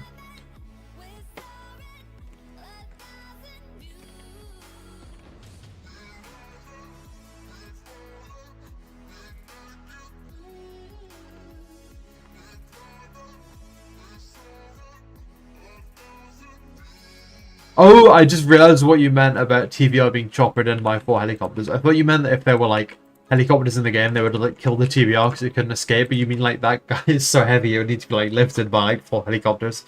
Yeah, no, I completely agree. I've actually been when we've been doing research for like the helicopter potential, like the helicopter drop-off potential in EOD, we were looking at like basically these like Soviet like train lifting helicopters. And like all these like different crazy helicopters that have like 3 sets of like rotor blades and stuff. And just like looking at it like what could possibly even like lift one of these like mechs that like weighs as much as a train engine. So figuring that out has been kind of fun because we want it to be somewhat believable. We were like, what if we had a rocket propelled helicopter? Like a helicopter that like gets lifted off the ground by rockets and then like glides under its own power from there. So, you know. This is mostly just like talk and ideas though. As you can imagine, most of the effort is going into the things that really matter, like mechs and stuff, but we do like to think about helicopters. Chinook style? Yeah, Chinook style. Or if you've ever watched Evangelion, there's this bit where like they have like 4 helicopters lifting a frame and then that frame has like a connection point on it. It's in one of the original movies, I think, in the rebuild movies. And not the original, the rebuild movies. Or maybe it was the original, but it was just this bit where they have the helicopters like lifting like a frame and then that frame like lifts up the mech and it's really cool.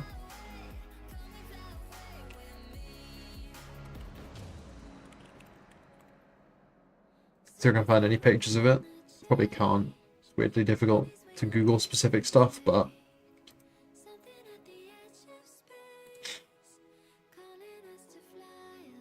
you think Guillermo del Toro? I never said del Toro, but Guillermo. Named after Pacific Rim, yeah. Well, a lot of Pacific Rim was kind of sourced from Evangelion, I think, in terms of like the raw ideas. I mean, even like the whole like thing where it's like 2 pilots in 1 mech, you know, that's kind of just like Evangelion as well. When they have like Shinji and Kaworu, whatever. That guy. When they got Shinji and that guy. Pardoning the Mech. With the difficult to pronounce name. It's all really similar. Have I heard of the hit game Barotrauma? Yeah, I played it like a tiny bit. And it didn't, like, I don't know, it felt like I was playing Happy Wheels in a way. Like, the submarine simulation excited me, but the way that my character moved, I found very, like, weird, and, like, it didn't gel well with me. So I didn't get that into the game, but apart from that, it was pretty cool. I'm looking forward to their new game. It's like a train. It's like a, I can't remember what they call it, but you can look it up. It's from the Barotrauma developers. So you have this, like, you're on this train, and you're going through this, like, frozen, desolate wasteland. It looks like it's going to be really fun. I think it's a co-op shooter type situation. That's what I'm interested in. Happy Wheels Submarine Simulator, basically. I think I'd like it more without the Happy Wheels. But that's just me.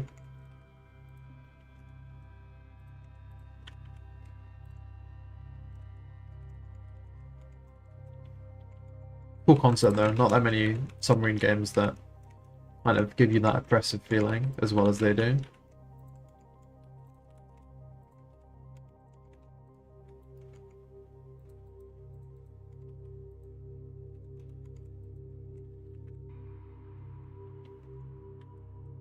That train game seems to be called Frostrail. Yep, that's the one. I remember the name now you mention it. That is the one. And that game looks really cool. Because what I always thought was when I was playing Metro Exodus, I was like, this is good, but the train bit is the best part of this game. Let me do like more stuff with the train. And you don't really get to do much with the train in that game, unfortunately. I mean, you do a bit, like you do enough, but I would say not a lot. But Frostrail looks like it'll kind of satisfy my desires to ride a train in apocalyptic circumstances. Plus, co-op is a nice bonus.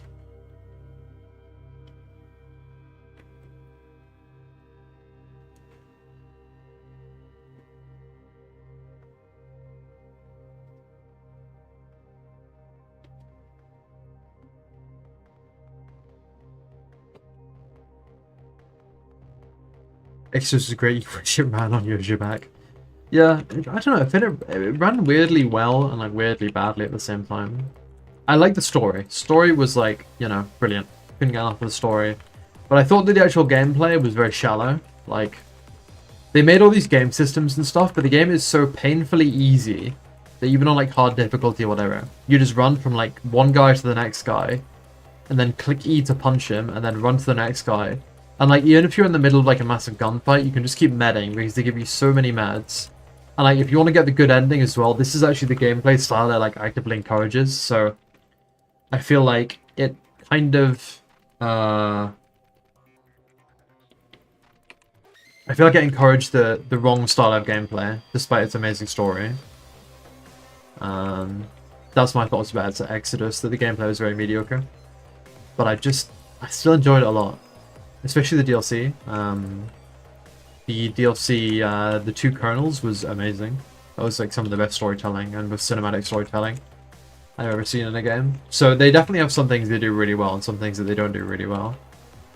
But I don't think I will ever buy another 4A game again. 4A game again, because they like shut down an indie developer who was just making a game that was like somewhat similar to Metro. I'm not going to get too into it because I don't know how bad it is to talk about legal matters. But yeah, they did a pretty scummy lawsuit in my opinion. And so I just couldn't see myself ever buying a game by them again. Oh, the Tetris game. Tetris game. Okay. The situation... Gentlemen, the situation has changed. Less 4A Exodus remembering. More Tetris. Okay, so I'm going to load up Tetrio. I'm going to send you the link expert. I'm going to put it on the stream. This is happening. Tetrio, yeah. It's going to be best of 3.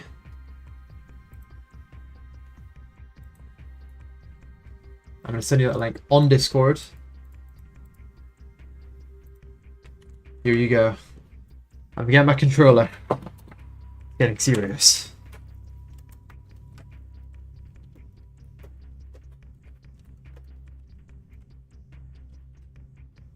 You're setting up the account? Okay. Let's get back Hunter at 9,000.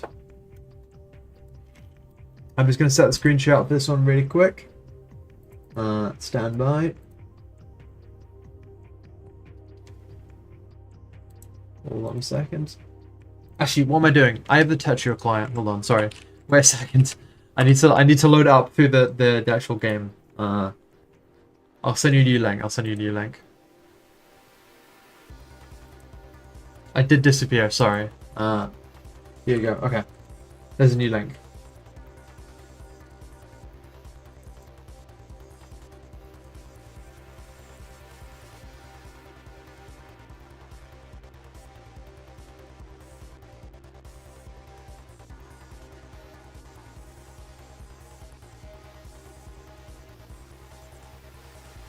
To hide Blender. Give me a second here. Professional streamer stuff. I'm just trying to get this up.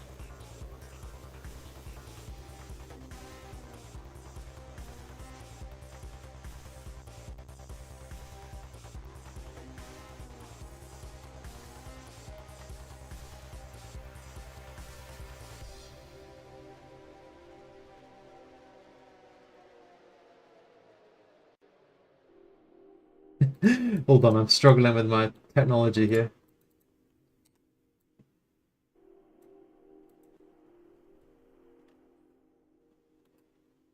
I can't seem to... what is this? Oh, I'm trying to do a bloody... Right, yeah, I've messed... Okay, I see... Right, I see what's happened here. Okay, hold on a second. I'm trying to... I was doing an audio capture of the game instead of a window capture. It's the opposite of what was necessary. Okay, here we go.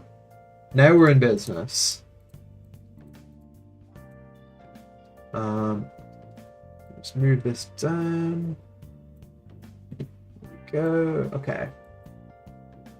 We can see the Tetris. We can see the action. Let's do this.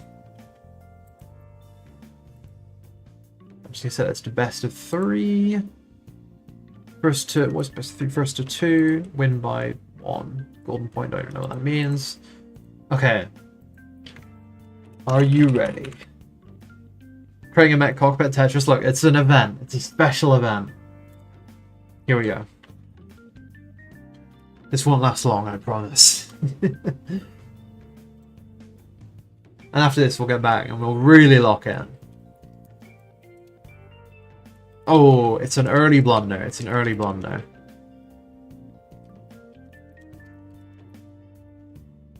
Watch this T-spin, watch this. Ooh, just like that. Didn't really break a line or anything, but still quite satisfying. Yeah. Go like that.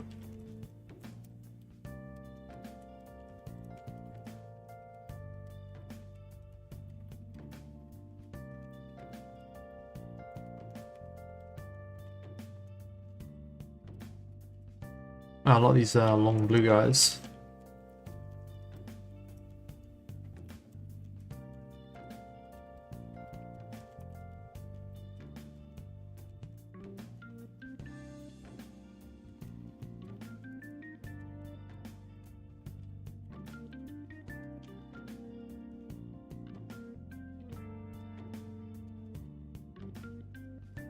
You're 1,000 years too early.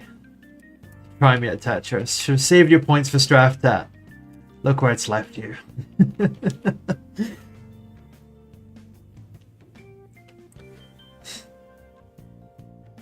Question: with VR being supported, how big will the helmet on display versus traditional multi-function displays on Cockpit be? You can see using aircraft in the 60s, 80s reference model. I don't fully understand that question. Sorry.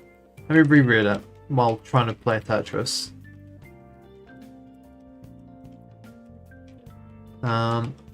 There are 60s aircraft on this, but that's just because I'm taking certain aspects from them. It doesn't necessarily mean that we want to have that 60s vibe or like an old style kind of military vibe. We just want that. We want it to feel modern. It's that certain parts of things from like the 60s do look modern, you know what I mean? But let me just try and, with VR being spotted, how big will the helmet on display be? Helmet on display. I think it's kind of playing Tetris, but I can't quite understand what that means.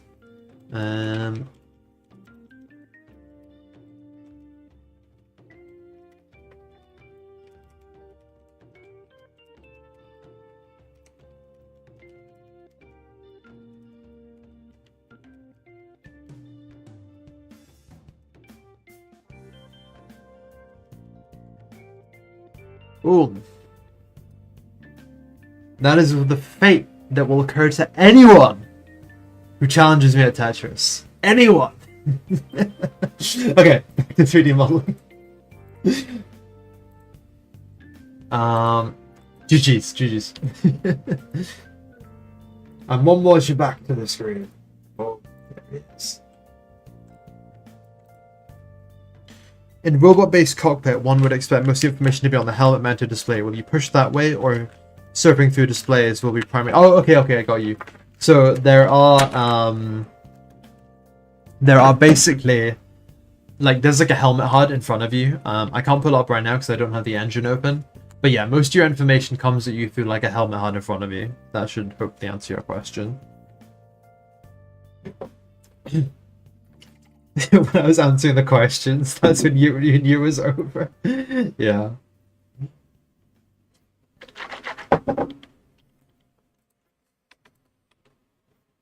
You need to train. You need to train for 1,000 years on the ranked competitive mode. Then you'll be ready. But when you can handle those people, come back to me. Over 1,000 years.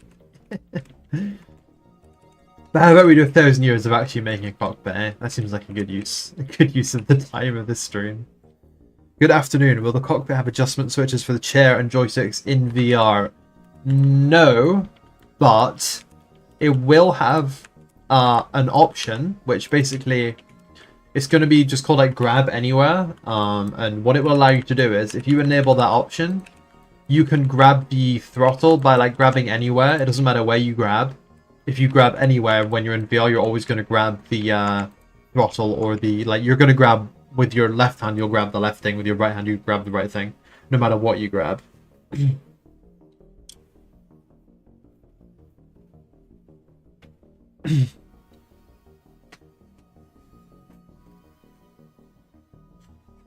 You live for lore? Can I drop one piece of lore? It's hard to just drop a piece of lore out of everywhere, you know. It kind of needs to be, prompted, you know. It needs to be about something. Like, what do you want a piece of lore about? Like, help me out here. Back to the drawing minds you go. Have fun. North America exploded. That's true. That is EOD lore.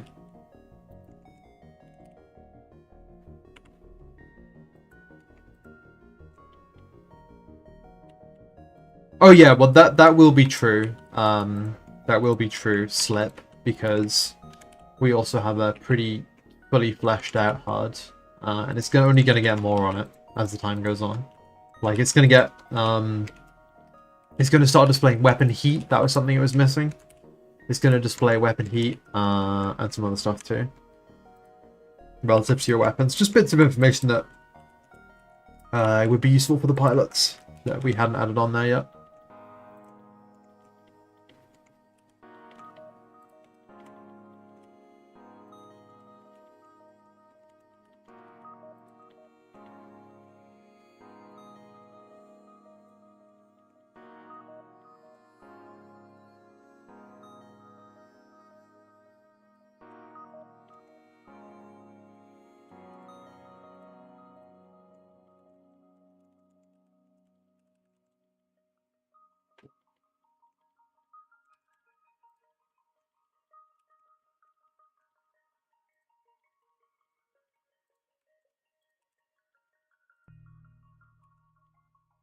Yeah, if you guys ever have any fun ideas for things you would like to see on the stream, like in terms of, well, in terms of EOD stuff, or me fighting for my life at Tetris stuff, although well, let me clarify what I mean. I would not do a Tetris stream, but if you have any like fun ideas for like silly rewards or whatever, to go on the points counter, or like silly things to do on YouTube, just things that make it fun, do suggest them. We can maybe throw them in the mix. If you're doing a channel point rewards and oh wait, hang on. Reading is apparently failing. Man, if I was doing channel point rewards and nuke adoption had sort of working feature to make a private server with codes, I'd still have a nuke adoption compass dogfight reward. Let me tell you something. I'm actually pretty good at dogfighting. I'm not very good at like BVR, but when it comes to like dogfighting, basic fighter maneuvers, I'm actually pretty good at that.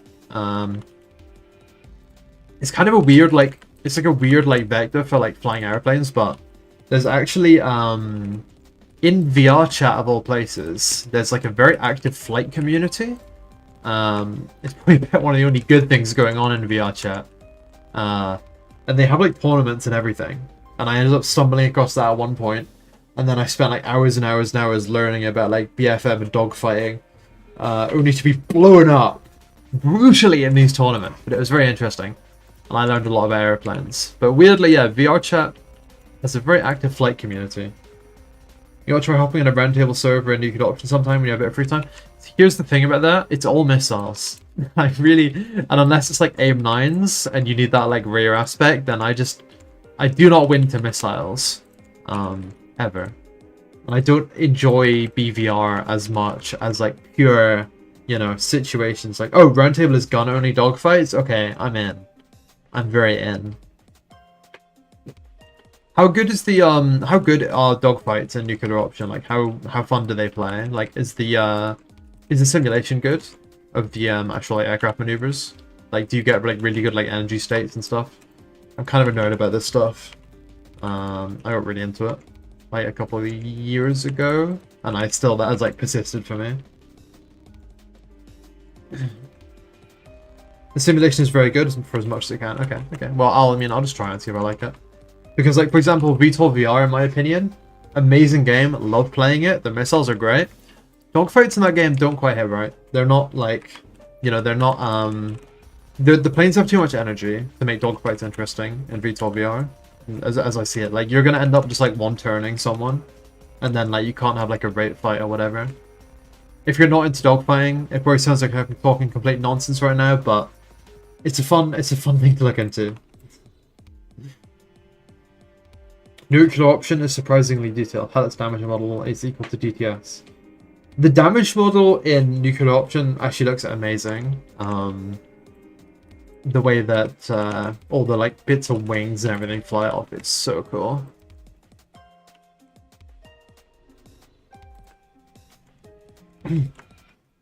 Most of the planes can do some crazy AOA angles and lose 600 kilometers in the process. Okay, well now you're selling it to me. Now I'm interested. Well, I do own the game, so I'll look for one of these roundtable servers. Is it a Discord server or is it an in-game server?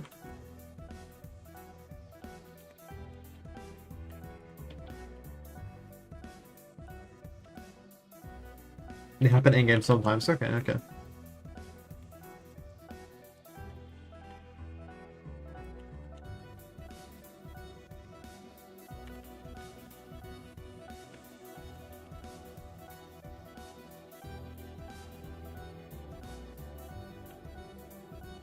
As a stream and not a trolley offer, could we see how you guys actually test stuff in-game? Kinda, yeah. It's actually just sort of difficult to show that because it happens like very dynamically. It's like, oh, we need to test this thing. Let's test it right now. You know what I mean? Like, we don't know when we're going to be like testing something. And Ethan does most of the testing by himself, so it's pretty hard to show. Sorry, my throat's getting a little bit gunked up, but we obviously have the patron tests where like we do like we test a lot of stuff and those like all at the same time. Where we turn our wonderful patrons into even more wonderful guinea pigs. But yeah, like in terms of like showing like how we test stuff, it's difficult to show. Not to say we won't do it, but I'm just trying to think about what the best way to show would be.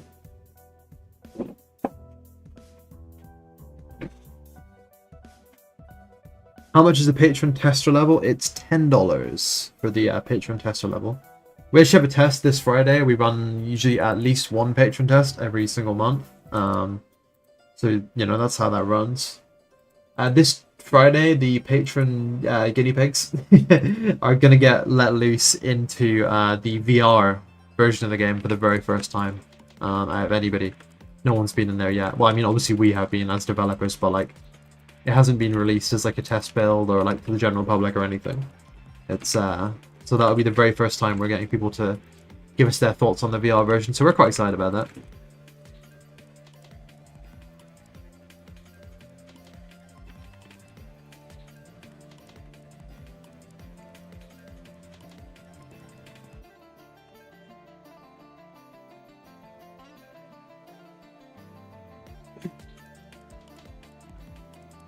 $10 whole, yeah, $10 whole. But you don't just test; you get like write-ups and stuff, and this thing, you know, it's pretty. We appreciate the support.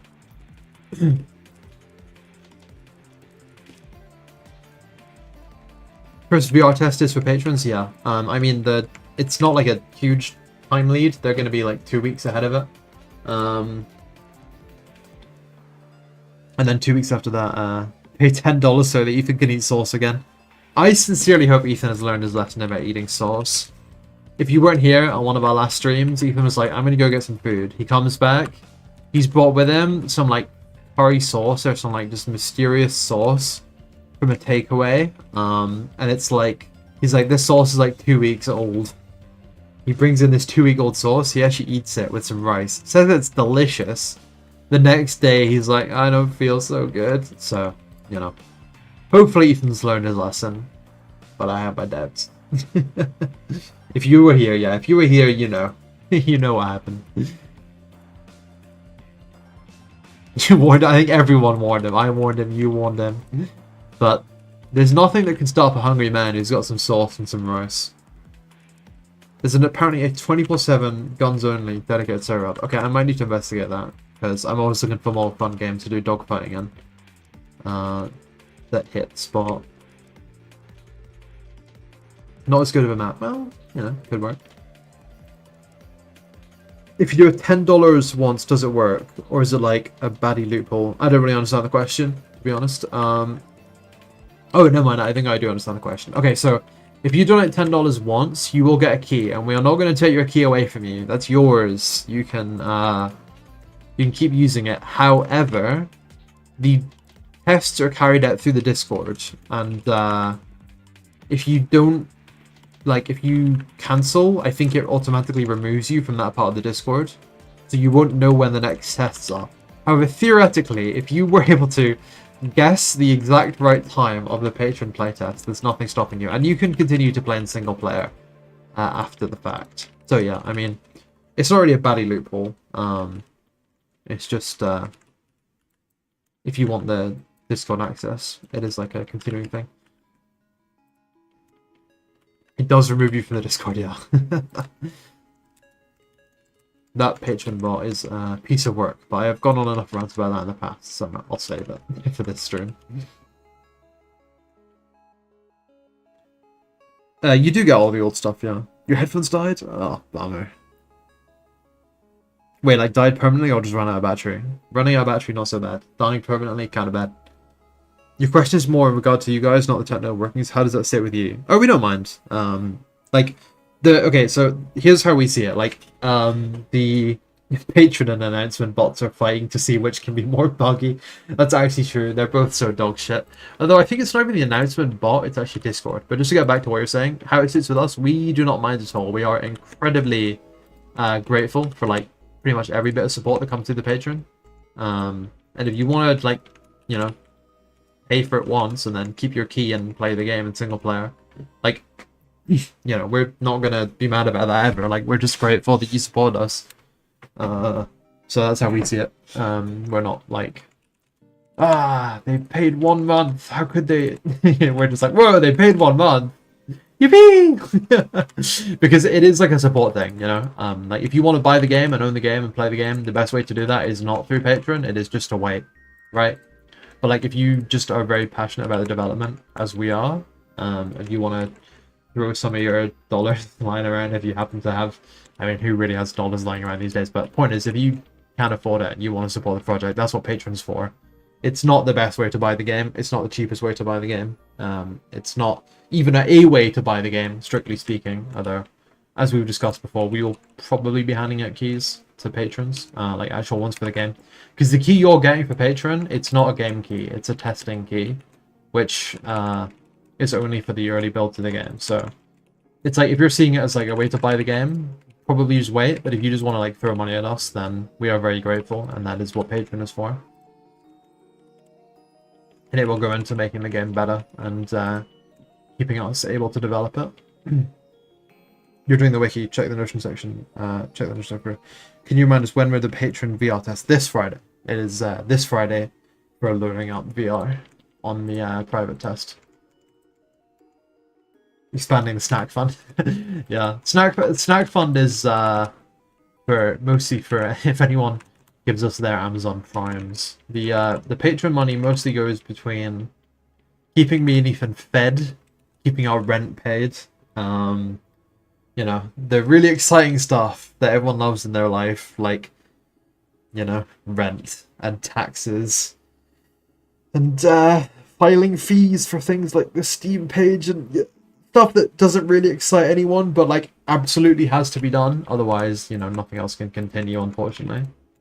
But like, you know, we're glad that we have it, because even if it isn't exciting, it's exciting that, how would I put it? It's exciting that it's done. It's exciting that those things are covered, because if they weren't covered, big trouble. You don't pay your taxes, bad things happen.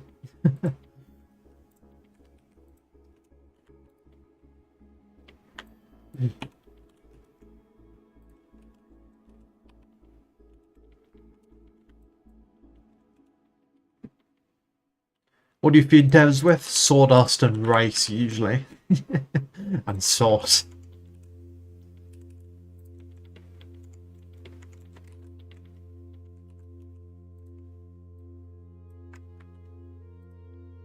VME Rex.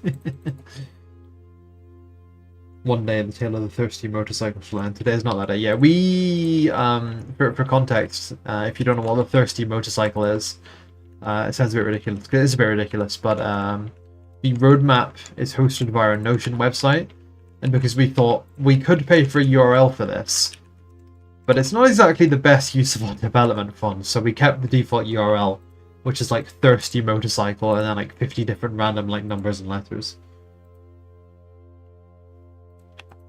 Because we just thought, well, I think the money would be better spent on nearly anything else. It does not detract from the roadmap at all. The URL's a bit crap.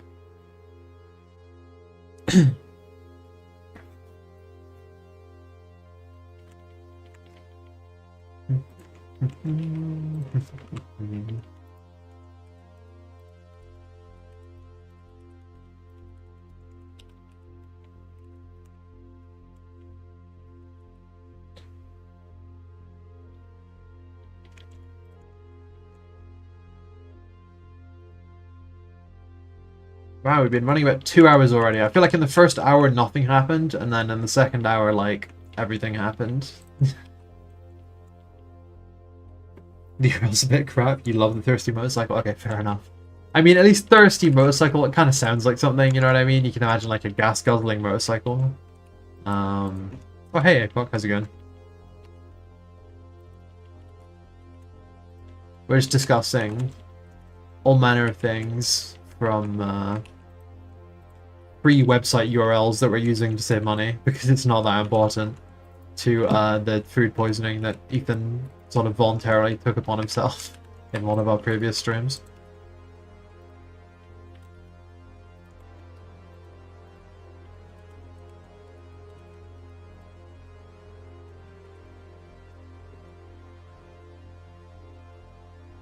It would help. Oh, it would help having the patron mods in the Notion. Would it? I don't know, because you can see them all like on the Patreon, and they're kind of separate things. So I'm not sure if that would be the right place for them.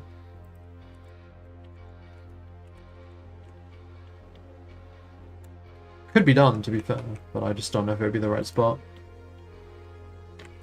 It really was a, I'm going to do something stupid. Oh no, the stupid did exactly what it's going to do. I think it was a calculated risk.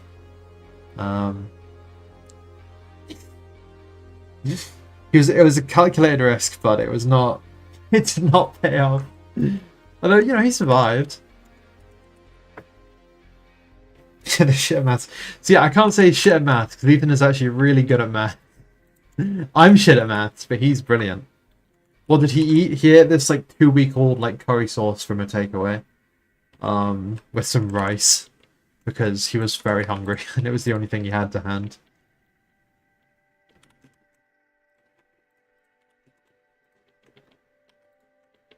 I don't think it was necessarily out of desperation, but more out of laziness. Like, he could have cooked food, but he had rice and he had sauce.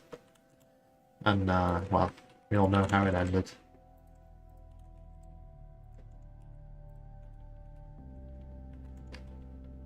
What am I doing here? That's what I'm doing here.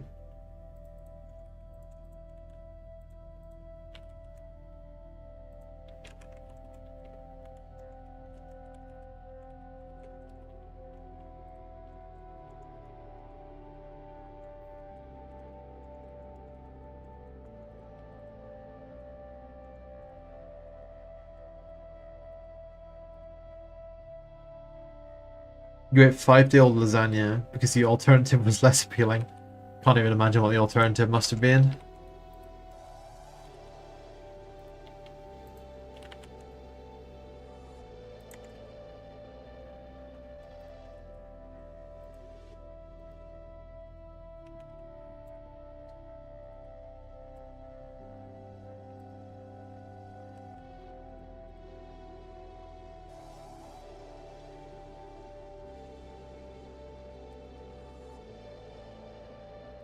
How's Bounty going, Apoc? You doing a bit of development today?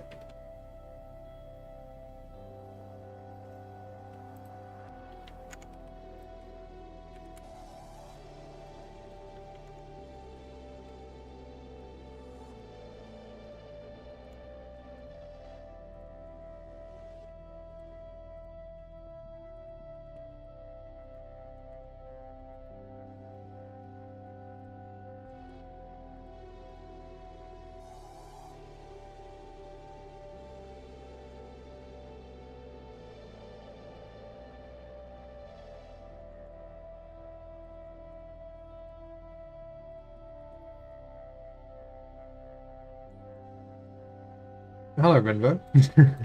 How's it going?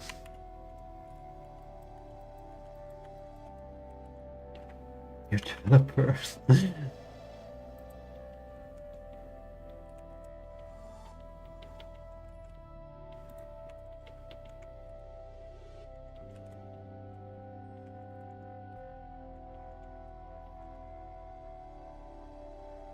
There's my ref sheet. I need to have another little look at it. Let's bring it back up on the screen.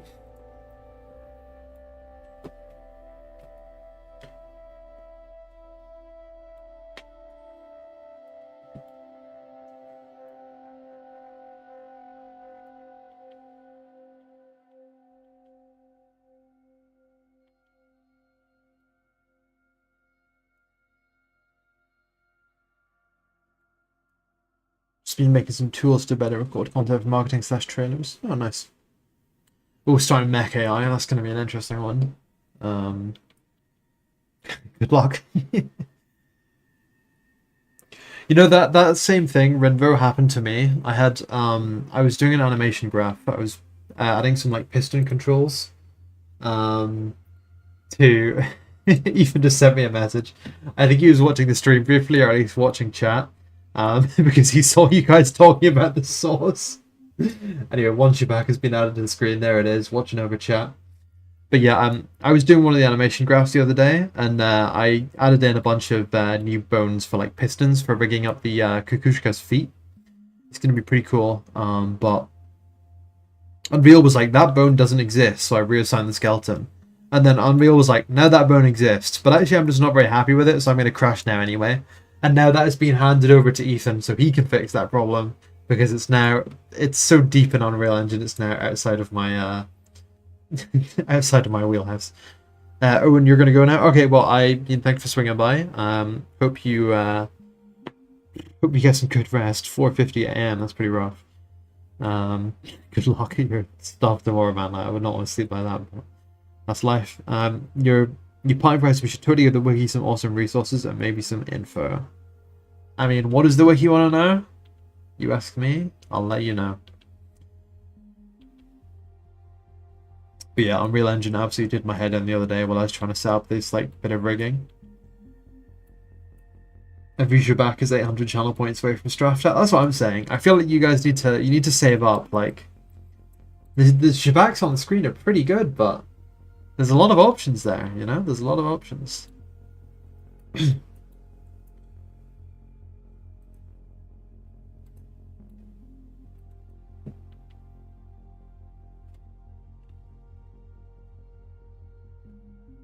I'm just checking out some of these reference pictures a little bit.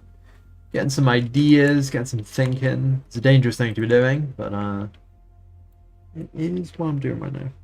Have you guys considered rear view camera monitor for the Mechs? Absolutely, we have. And I'm sure it's something that will come soon enough. Why did the Shabaks on the screen not stay between streams?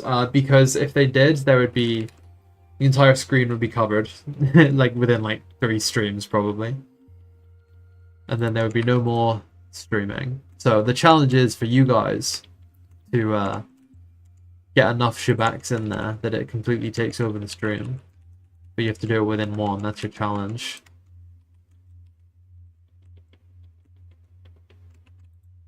But yeah, we'll probably add a rear view camera sooner or later. The Shabaks return to the Shabak mother to rest. I'm gonna read that out.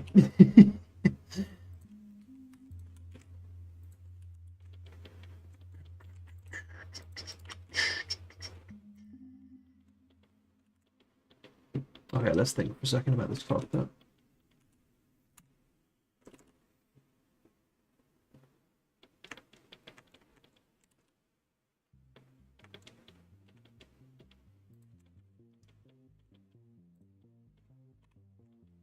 So what I'm thinking about basically right now is the different panels that make up the screens, like where they're gonna fit. I think the answer is like this, probably. And you want to keep them pretty flat, because if they're not flat, then it's a really annoying thing to try and model and like do up. Like if you're playing as the can in the game and you check out like the side screens, you're gonna notice they look a bit weird because they weren't flat. So, you know. Nasmer, I mean, I know I was talking before about like not reading messages out loud. I am genuinely not reading that message out loud, man. What the hell?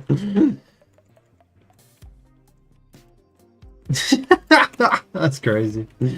Outrageous. Outrageous.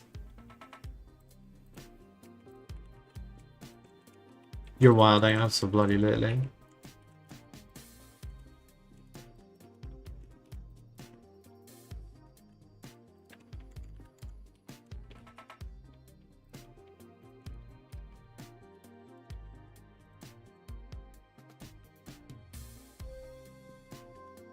You're getting PTSD seeing Cockpit there with the panel angles. What do you mean about the panel angles? I mean, I know they're not like, not the best, but I don't think they're too bad. But I'm curious what you mean about it. This game is not freaks of destruction. True. Keep it civil. Keep it reasonable.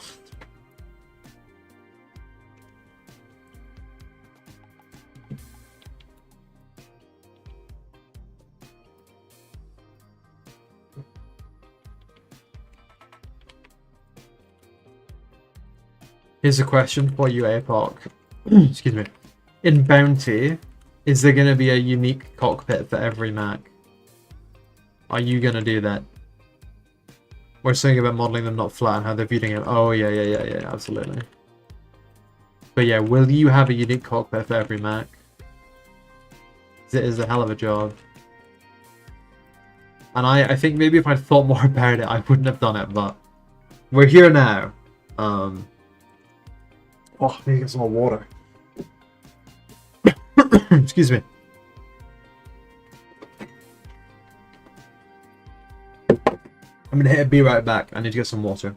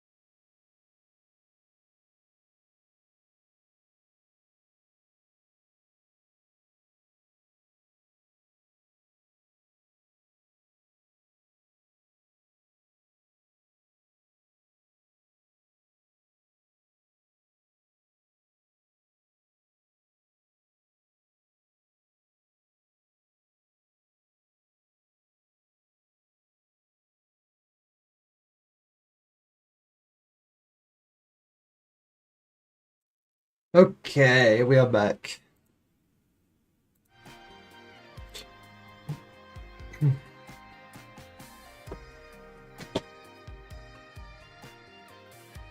That's a pretty good idea, APOC. I think that would heavily reduce the workload, but not like reduce the how would I put it? It wouldn't reduce how interesting it is. It would keep it very interesting without like if you, yeah, you know what I'm talking about. It's still interesting if you can customize your cockpit. As interesting as having a unique cockpit for every mech, but probably way less work. Have you made any changes to make turning smoother? Smoother? Not really. I think it was already pretty smooth. It's a bit slower on some mechs now. Like a lot of the mechs feel a bit heavier now than they used to. And I wouldn't say we've done anything to make it smoother. In fact, there was one thing we did, but I think that was in for the last public playtest. So I'm not sure. In some ways, yes, we have done that. But I'm not 100% sure what you're looking for, so maybe. The answer is maybe. That's cool. I like that detail.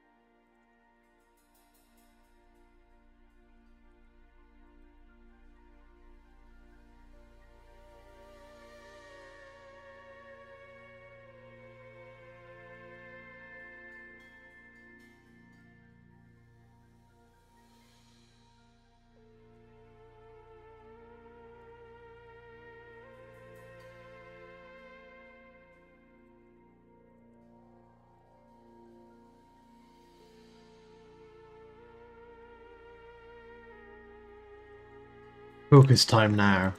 The days of Tetris gaming are over. The smoothing. I mean, yeah, we added like, there's like smoothing when you move it around, but I'm not 100% sure I follow. We have like cockpit aiming. Sorry, we have like head aiming now in VR, which is kind of cool. Turning slow is fine as long as it feels good. I think it will feel good because it has lerping. Like it has an interpolation to it. I mean, you could, when you get hands-on, like at the end of the month or whenever you get hands-on, you can let us know what you think. Because that's like the game feel is something that we do want to be really decent. The streams you do should have a Patreon web link shared in the chat every 30 minutes. I think I've mentioned the Patreon every 30 minutes. We might not need the link. I feel like I've mentioned it like way too many times already this stream, just by coincidence. Link may not be required.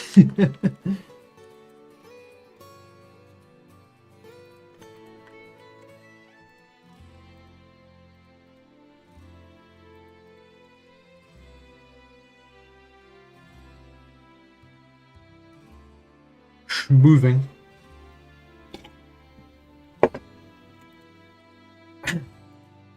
How good is your movement?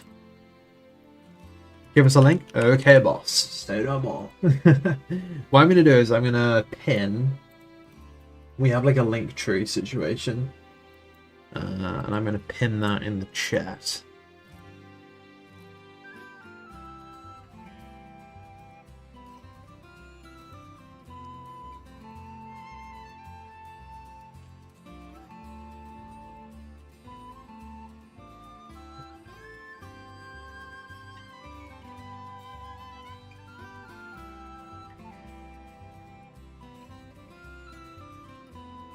Okay, there you go. There's a new link tree, and that's got everything. I mean, that's got Patreon, it's got Discord, it's got the website. Actually, it doesn't have the website. It's got everything. I mean, the website doesn't have anything on it, so I wouldn't say you're missing the website. But it's there. It's all there. TikTok, the Twitter that we never use. Not everyone has Discord. Yeah. No, that's true. I mean, that is very true. Like, The Discordification of forums has definitely done a lot of damage, and we're pretty much equally as guilty as anyone else of putting way too much information in the Discord compared to anyone else.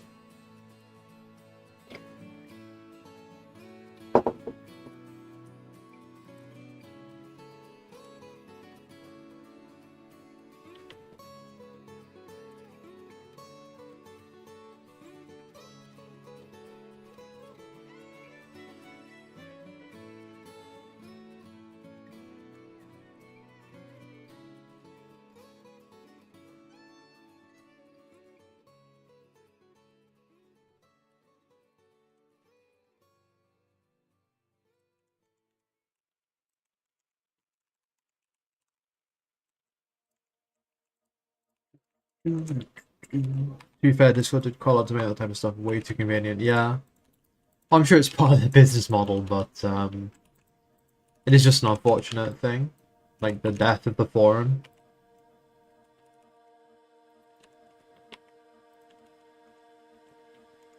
But it's also like not truly dead. Like Reddit is still huge, so yeah. I just think we could probably do a better job of making information about UID available online without any need to go into the Discord. Because it's just so easy to post stuff in the Discord, like the dev updates channel, you're going to be like, blop, blop, blip, blop, new thing, shared, bring forums back. I don't know, because forums, like, yeah, things that went away, they went away for a reason, right? And the reason is usually convenience. But I think I'm not necessarily bring forums back, I'm more like bring websites back, you know what I mean? Because here's what you think about, right?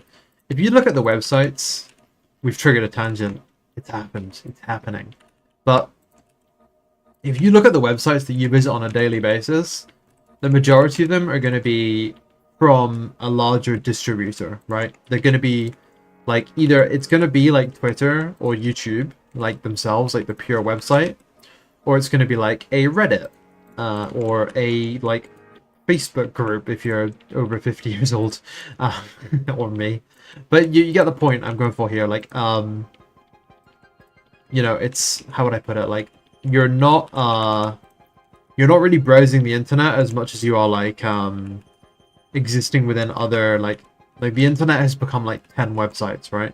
That's what I think is the problem. I think we need more websites rather than more forums, like more things that just have permanent information pinned up there, sticking around as it should be. And forums are definitely part of that, but I think that yeah, I see you posting the EOD journal there, Yaki. I'll show you why I don't think that's an error with issue about Cockpit here. Check it out. It's because, if I can actually get this to show up, here we go. The tooth that you pointed out, they follow the alignment of this, like, lower area down here. That's why it is like that. It's not lined up with the rest of them because it's going down this shape here. So, Yaki was pointing out that this tooth's at a different angle, and that might be a mistake. But it's just because it goes down like that. Yeah, definitely, definitely wikis.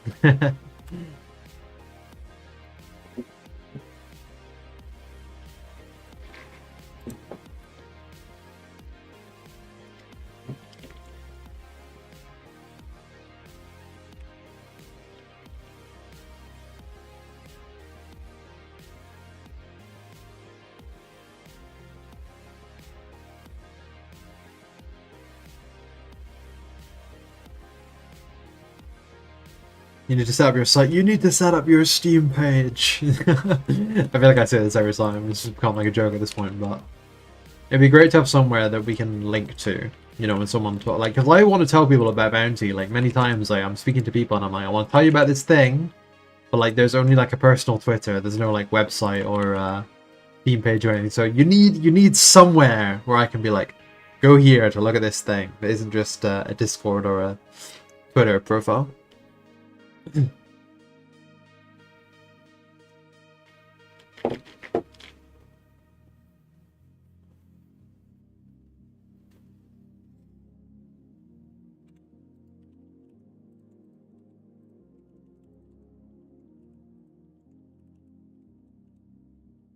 Iterative websites definitely is just Google again. But you know, it's like weird because like how often do you Google something, right? Like think about this. How often do you Google something? And then when you do Google something, How many times out of 10 are you just like put onto Reddit or Twitter or like YouTube, you know? And the answer is like nearly every single time. It's nearly always like, in fact, usually you get better information if you search like Google like the question and then Reddit after it. 6 out of 10 personally. What 6 out of 10 what? Sorry, I don't understand. Alright. You know that you can see all the websites in Google like a phone book? I mean, you kind of can. They're all archived, like Google crawls everything.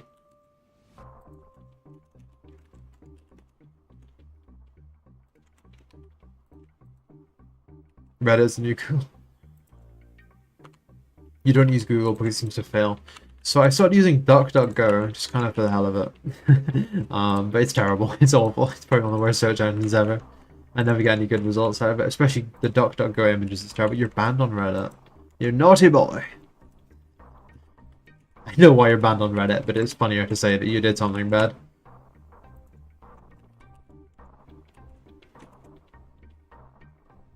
Oh, 6 sometimes with Google, you end up on Reddit. Yeah, that makes sense. You search on QWant. I never even heard of that one. Is that any good? Do you recommend QWant?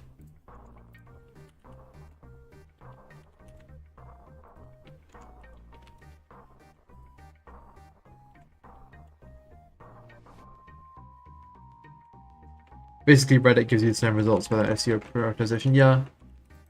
Well, also a lot of the stuff that's like just, I don't know, you know. Here's the thing about Reddit, right? You have people who are like obsessive about getting like Reddit points. And you think it's really a bad thing, and in many senses it is a bad thing. But then you realize it's actually a brilliant thing because you have all these like dumb questions that you need answered, and you have all these people who really want Reddit points and are willing to research and do this, that, and the other because they want these points so bad. And in that way, it's a brilliant thing. Actually, next month around Gamescom. Woo! Gamescom announcement, a bounty. That would be kind of. Is Gamescom like an announcement show? Yeah, it is, I think. Or is it an in-person event? Is it an in-person event or is it an online thing? Or is it both?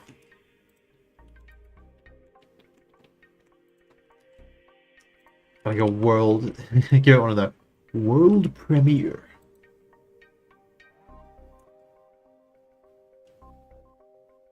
It's both. Okay, okay.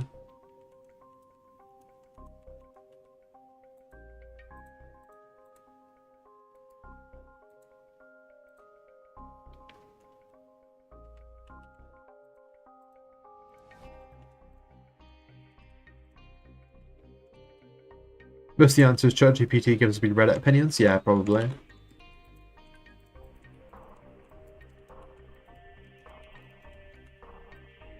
Q1 is supposed to be a consumer-friendly, personally like the feature to swap regions when searching. Oh, okay, okay. You see, I think you're a bit late. I think the stream's a bit delayed.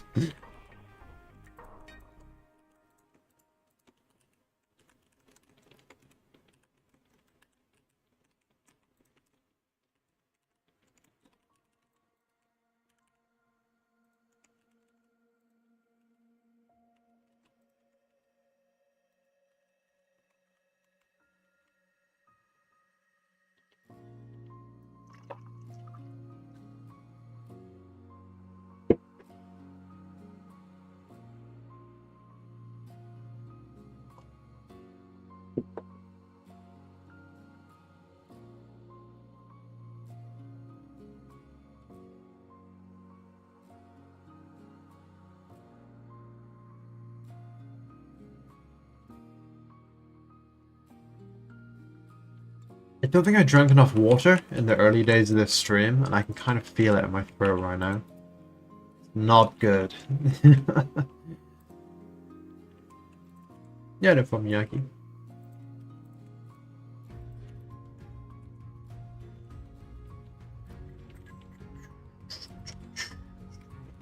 I'm just kind of going through here, like detailing panels, adding little details and stuff. Improving the way the bits are shaped. Doing my thing. Starting to get a bit of a feel for this cockpit, and I kind of like it. It's a bit Velican-y, right? It definitely feels a bit Velican-y, but that's probably a good thing. Considering they're not totally dissimilar mechs.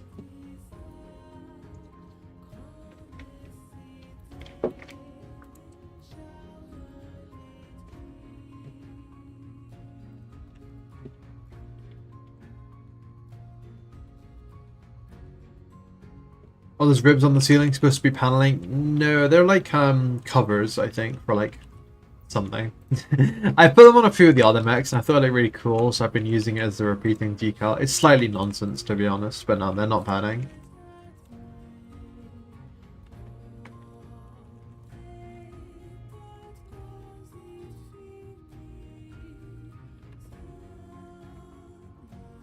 I have amazing skills, thank you very much.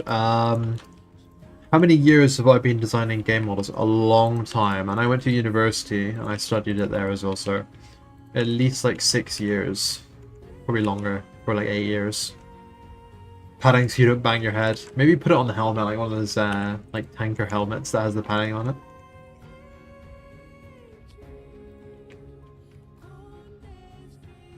Yeah, I always have a big jug of water next to me in the PC. I just used it all up already. Like I already went through it like twice.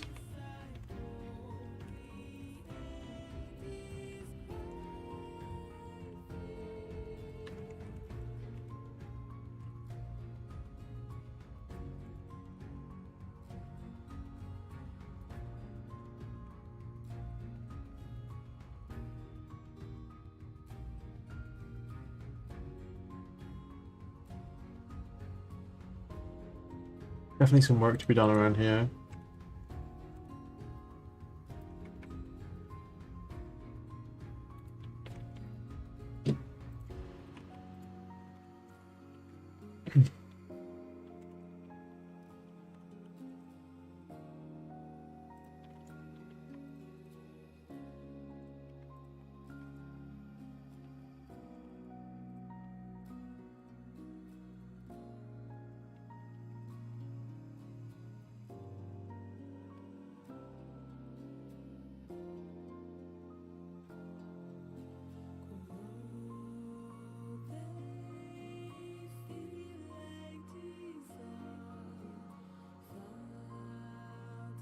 Vomit bags and medkit. They're meant to be like these panels are meant to have that inside. Back here. Like that's kind of the idea. It's like that this would be like a case you could like pop open it and have like medical supplies and stuff in it. The patron members get leather seats and suede floor mats. That's funny. And a golden trim on the heads-up display in front of them. And we roll out the red carpet through the mech hangar. So that they can get into their mech in comfort. To be blown to pieces. In the utmost luxury.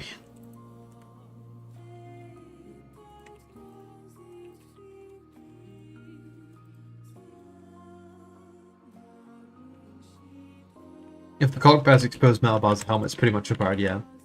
I think the pilots would definitely have some helmets on. But the pilot model right now doesn't have a head, and it probably never will, so nothing to worry about.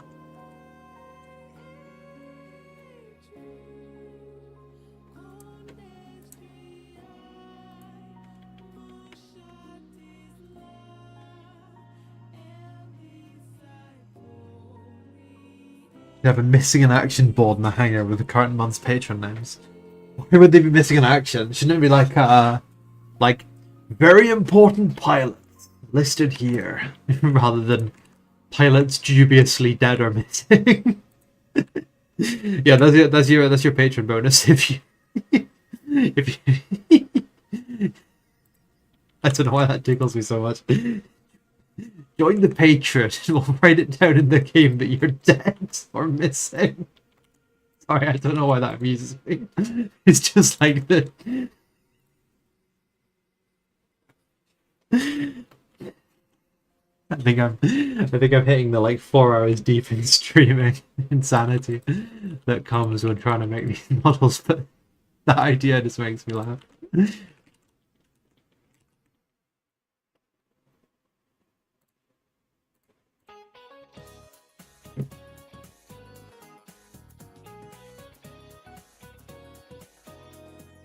Yeah, the stream has a lot of delay on YouTube, yaki, but on Twitch it's a bit more snappy.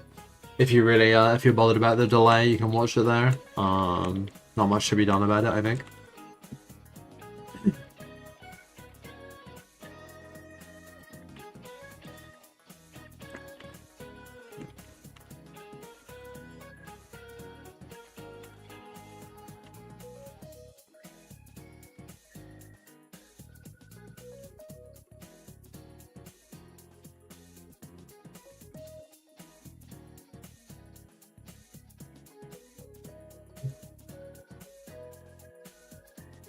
Pilot's lost in the sauce.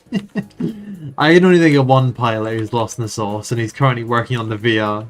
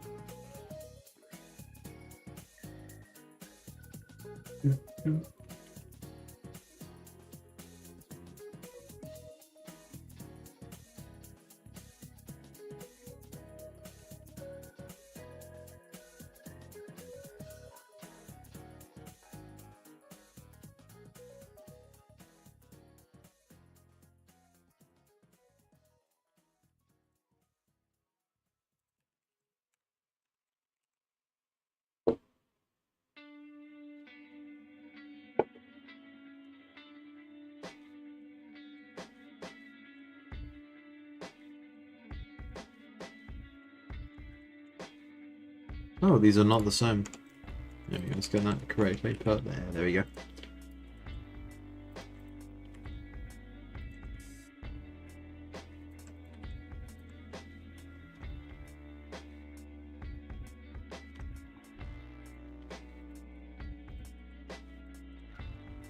Yeah, the hatch is up here. This thing here is the hatch. There's the handle that's covered up by that block. Just get rid of that. There's your exit. Pop the locks and slip right out.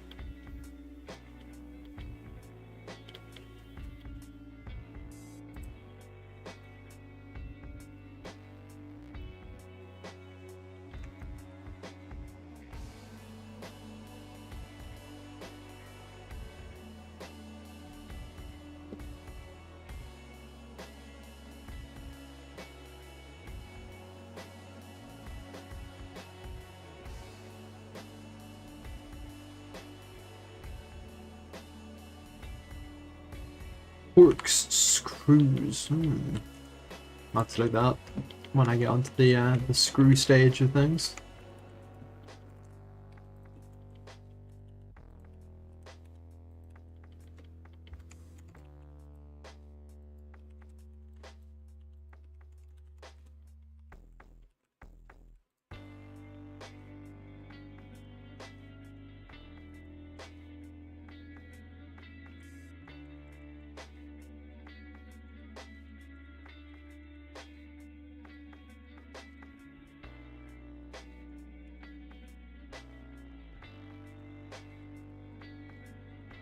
Solving these little panel issues here. Getting them looking how I want them to.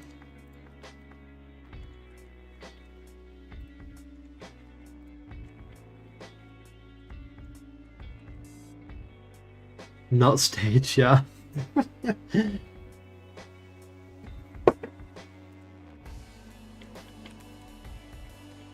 you very much.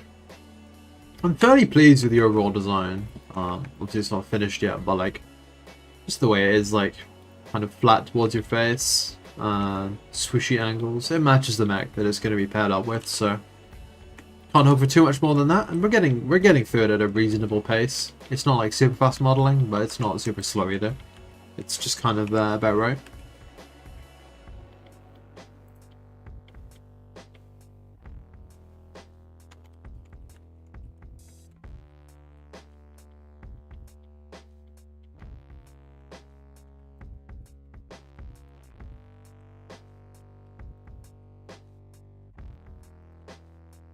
I've had a realization about the Tetris.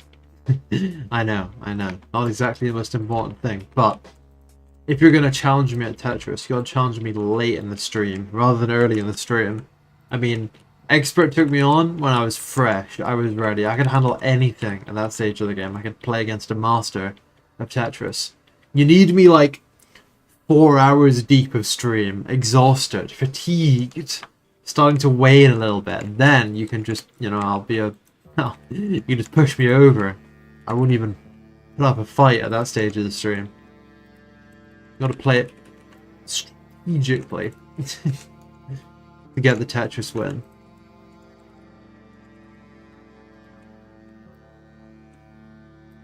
Or just be an absolute Tetris beast. I mean, either works.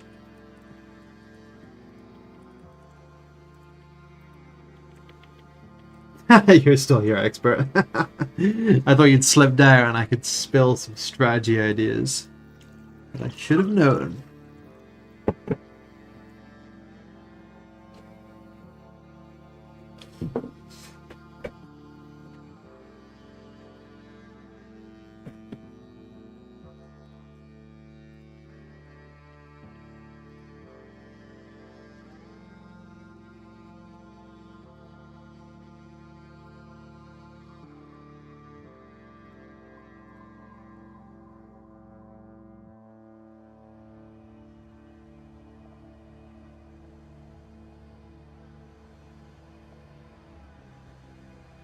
You're just deep into analyzing lollipops right now. Oh my god, okay, I know what you're doing. Good luck.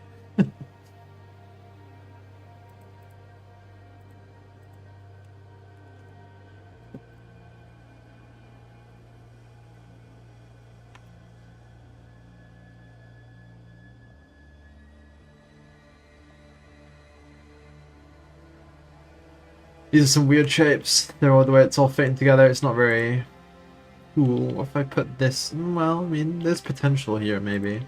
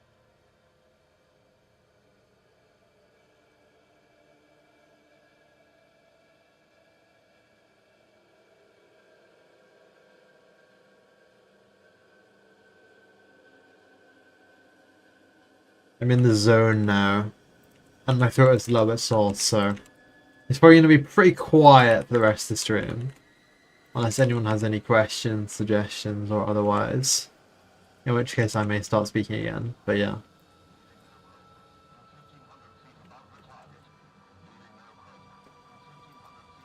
The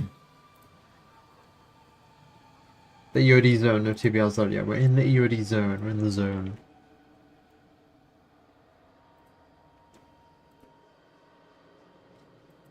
Have we spoken on how many mechs we have ideas for? I mean, we have ideas for like loads of mechs. We haven't exactly spoken about that.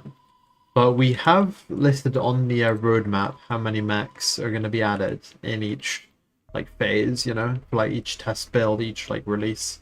How many mechs each one of those is going to have has been listed up there on the roadmap, so you can check that out. And it's quite a lot of work to make a mech, to be honest. So every time we do it, we really like to make it. We really like to make it count when we do it.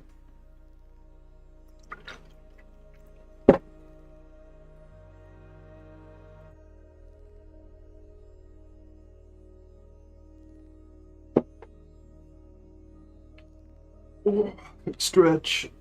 We've crossed the 3-hour mark. I'm just kind of tired today.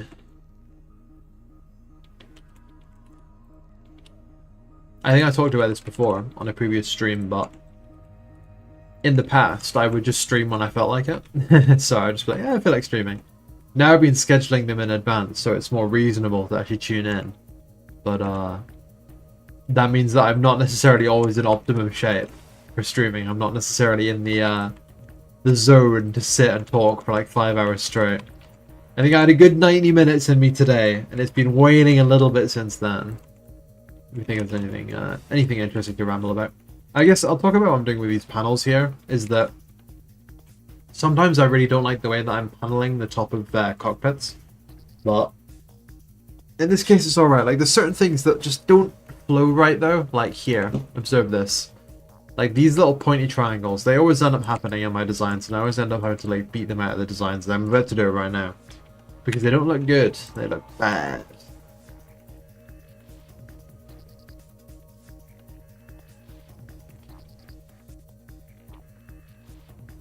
I was thinking about the best way to do this.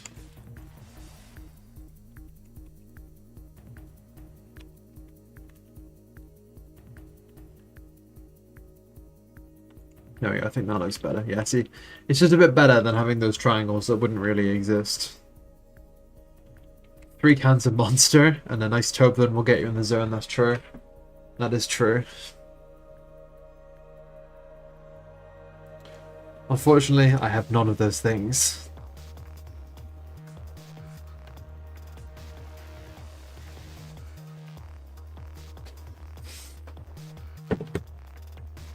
These tweaks would be so annoying to do in Fusion 360? Yeah, probably. Fusion, can you pass the monster keep the Toblerone? I'd rather it was the other way around.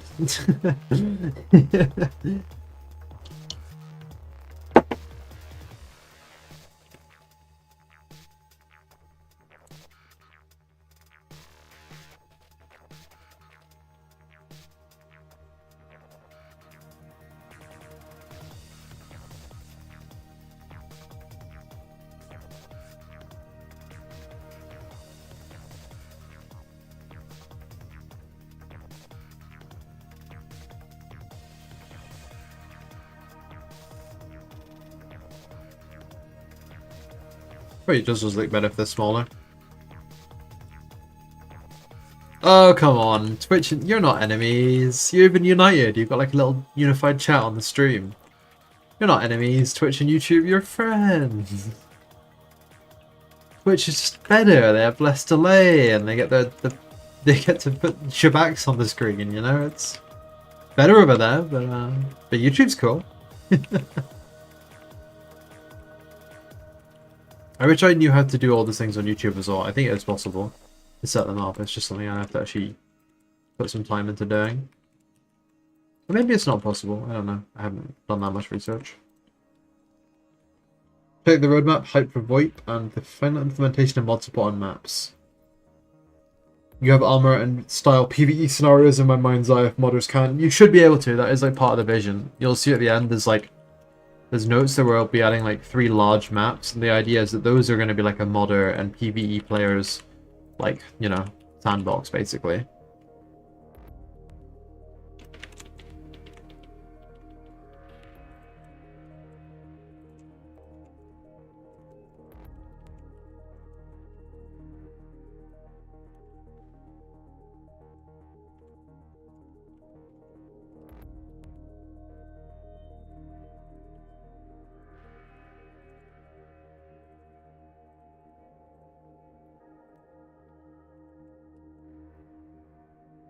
You want a radio filter over the voice chat? I'll see about that actually. It would be really cool. It would be a very fun feature.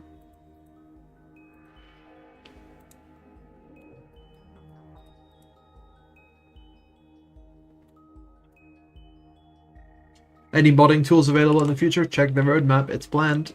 It's one of the final things we're going to add to the game.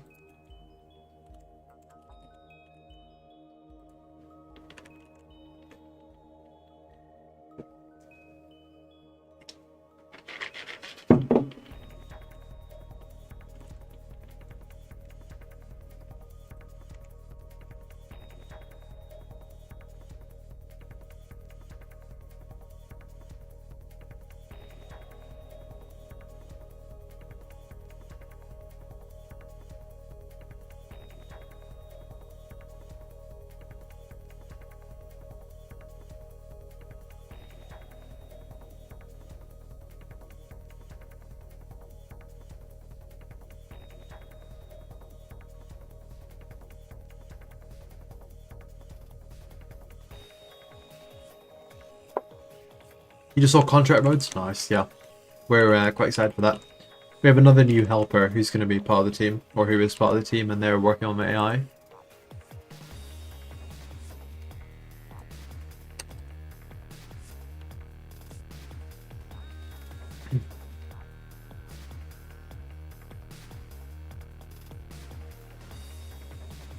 Yeah, gamers, we're looking like we got a game on our hands, yeah.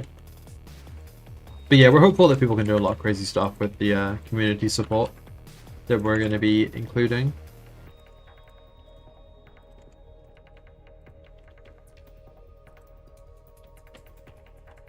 You think you should be able to turn on or turn off the radio filter? Oh yeah, definitely, definitely. Some people would want it, some people wouldn't. I'd probably play with it. I think it'd be fun, but not everyone would.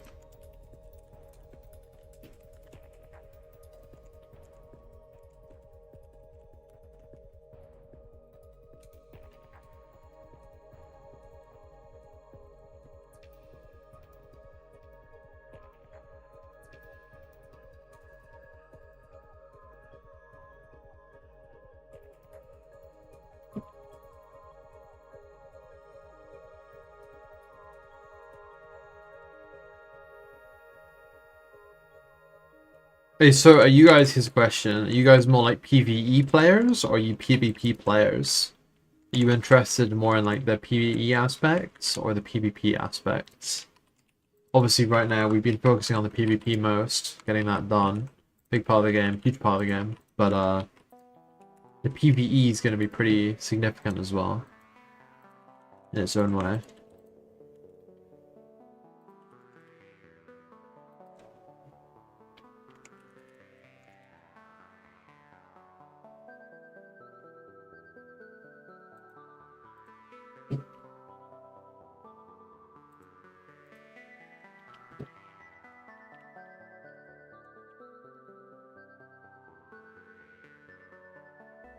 A bunch of bad apples even cozying out to PvP, yeah.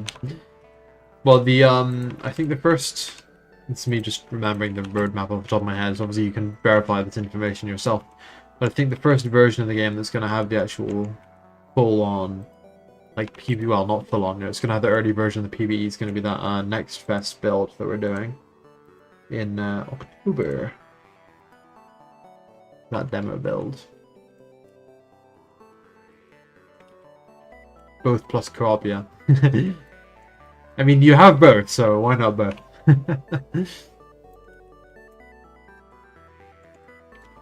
Yeah, the PvE will be the co-op mode and the single player. Like, the only differentiation between single player and multiplayer in that regard will just be like, which one do you click on the menu? You know what I mean? It'll be the same missions. Is it true that Steam will promote your game only on a single Next Fest? Yeah, that is true. You can only do one Next Fest.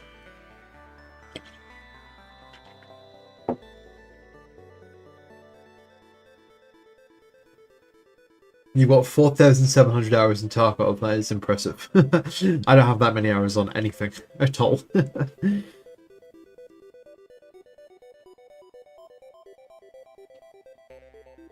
yeah, no, Steam will only put your game on a single Next Fest. So it's also like, it is not impossible that we end up delaying which Next Fest we go on to. It's happened before internally. Maybe shouldn't have said that, whoopsies, but but we're pretty confident we can hit this Next Fest, and if we don't, well, you know, we tell you guys what's happening. I don't think you're in the dark about anything. We'll let you know what's up.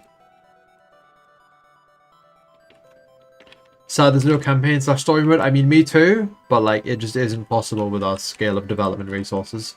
So it's better to not have it rather than like have it and disappoint, or have it and end up burning out the team and like failing to develop. Trying to make something that there'll be the next Fest. Yeah, that's already happened a few times internally. Development takes a while, but we're getting better with deadlines. I'm very on track for the playtest. We're doing pretty good at it compared to how we usually end up doing internally. Not to spill too much, but we go sometimes. What do you mean you don't have 5k hours Blender? Okay, true, I probably do have 5,000 hours in Blender, I just wouldn't know.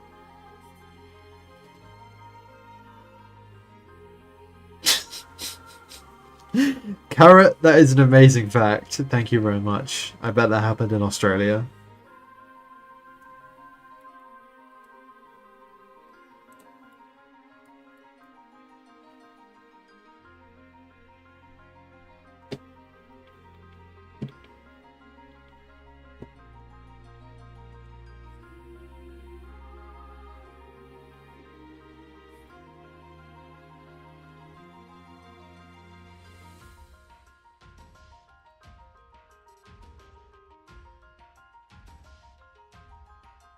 Southern California, wow, well, calling me surprised.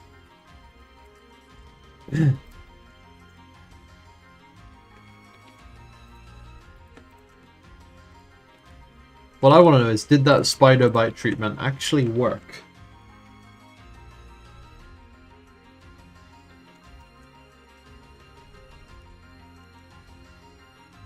I don't know why I'm like, I've got to add details down here in an area you cannot see from the cockpit. Or cannot see from the like view position at the top.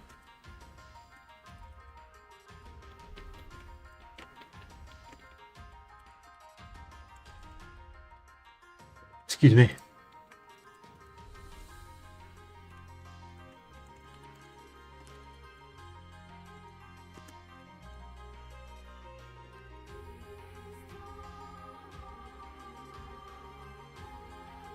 He died at 3 AM the following day. Wow, I'm surprised. I don't know why you're telling me these things. I mean, I did ask, to be fair, at the end, but fascinating. Bizarre, but interesting.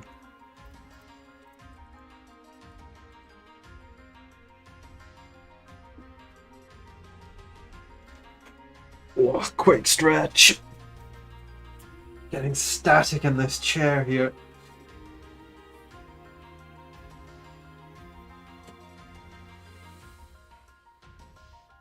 You're gonna go buy development chocolate, the special kind of chocolate, only allowed for developers.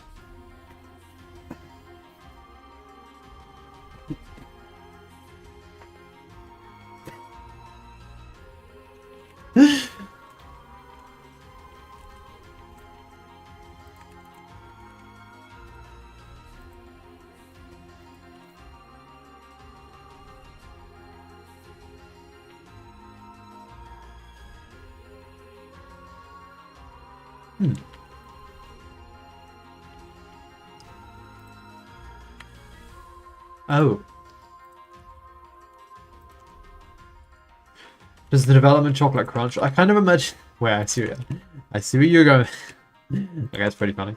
I imagine development chocolate would be like the gooey kind. I think that's the kind of development chocolate I would most enjoy right now. It's true that 70% of developers are in it for the chocolate. Yeah, the other 20%, they're in it for the monster. What's the best kind of developer chocolate? Probably salted caramel. I'm gonna have to go to the shops after this and buy some developer chocolate. And blow my developer diet.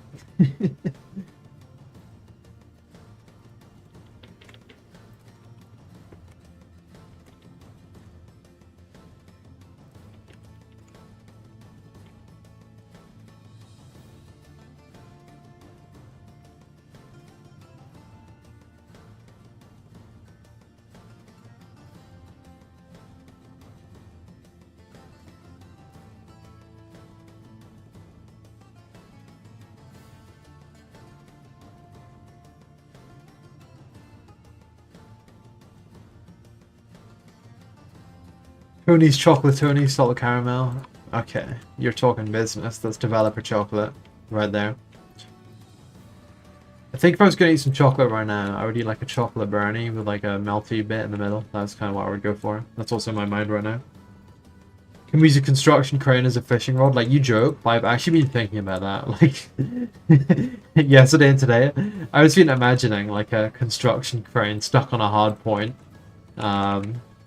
And a fishing minigame. I think that would be really funny.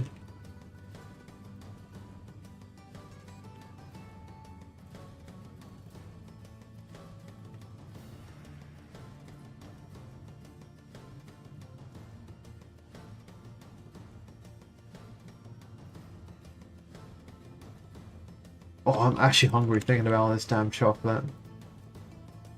This is your fault, APOC. You did this to me. I'm the 70% of developers. I'm only in it for the chocolate. And I want my payout.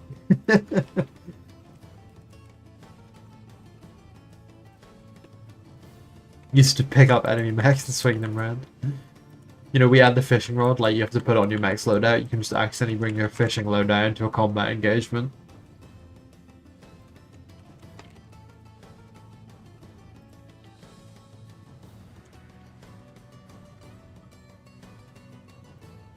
I think if I saw a mech that was lost, confused, and holding a fishing rod, I'd probably spare them in a battle.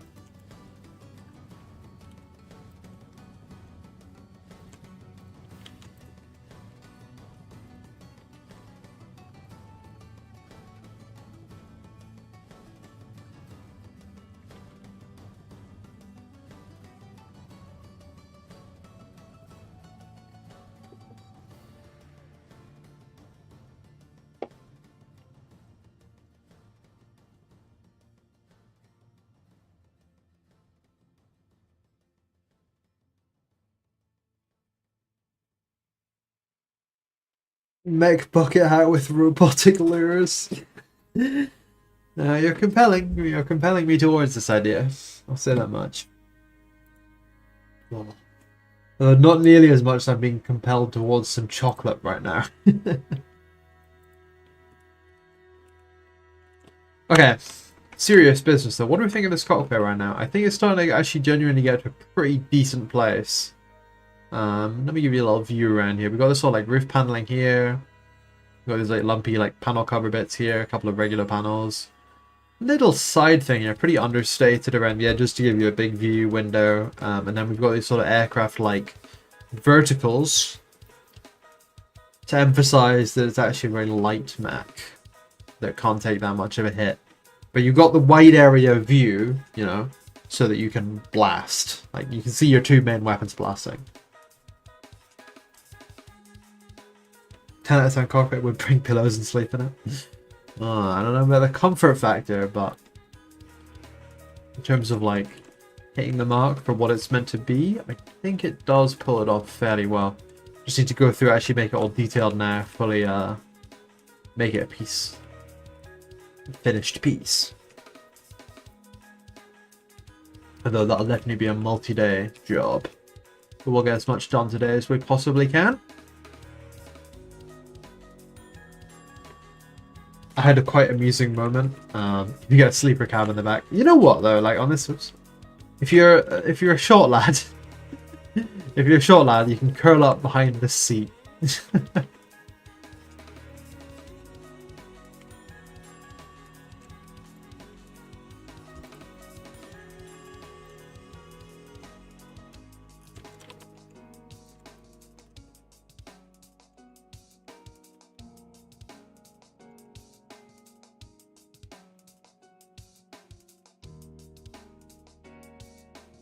No, behind the seat bed and TVR. Yeah, TVR is designed to be the least comfortable mech possible. Everything about the TVR is designed to inconvenience the pilot, including its playstyle and armaments in the game. Well, okay. It needs that rework, but it will get it.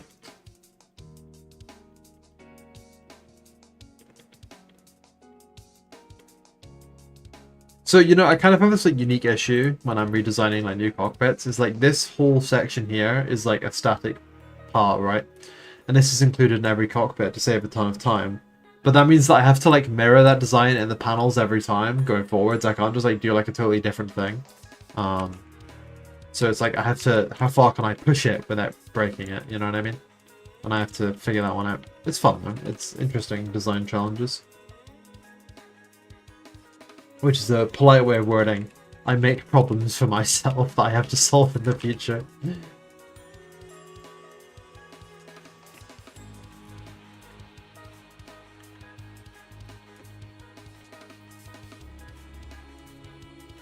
Naughty soldiers have to sleep in the TVR.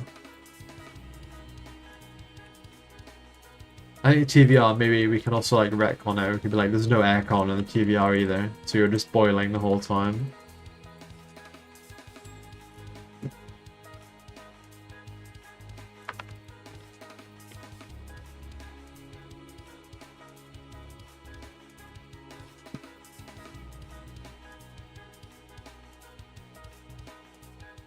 You are the boiling vessel. The cockpit is the boiling vessel.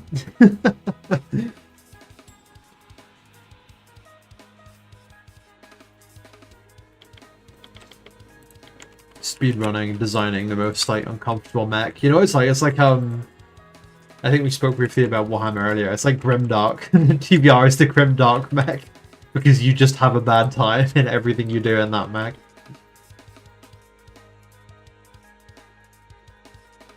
The chair is spiky, and the engine runs on human souls. We get triangle tip out the windows like square body pickup truck. Triangle tip out windows. I actually don't know what that is, to be honest. Triangle tip out windows. That's new to me. I'm gonna look it up. Triangle tip out windows. If you can map the cockpit buttons. Yeah, you can map the cockpit buttons. They just have keybinds attached to them, so. Why don't we have aircons in more armored vehicles? I feel like most armored vehicles probably do have aircons. The monster cans and sunglasses onto your VR headset.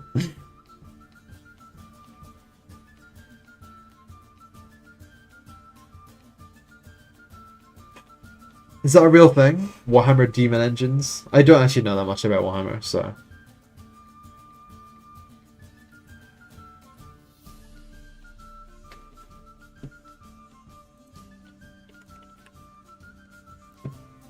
Witcher jump scare yet again. Yeah. That new Witcher game looked interesting. The one where you play Ciri.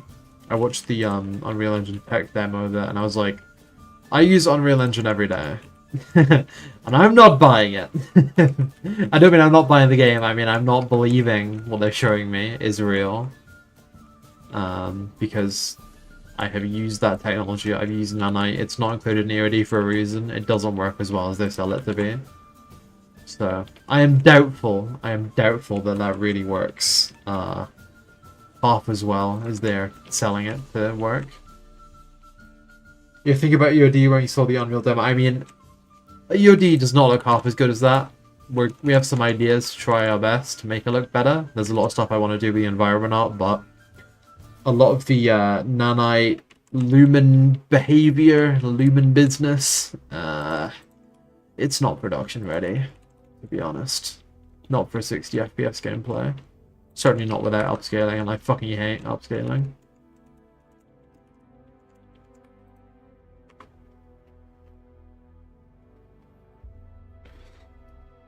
You were part of demonstrating a combat power display with the Norwegians who came over to assist. You showed up your armored fighting vehicle. They asked where's the climate controls. There is none. Oh dear.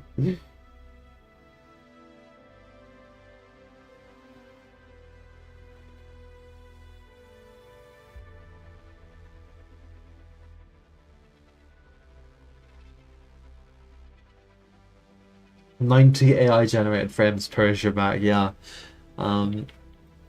I just don't like upscaling. I think it makes the games look bad.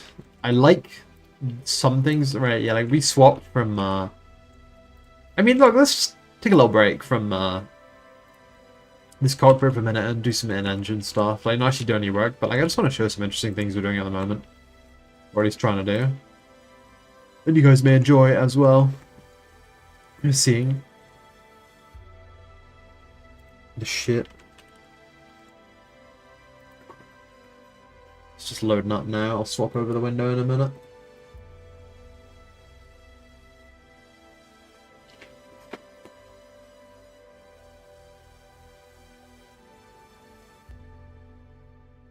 I'm not really a No Man's Sky fan, but I like the music.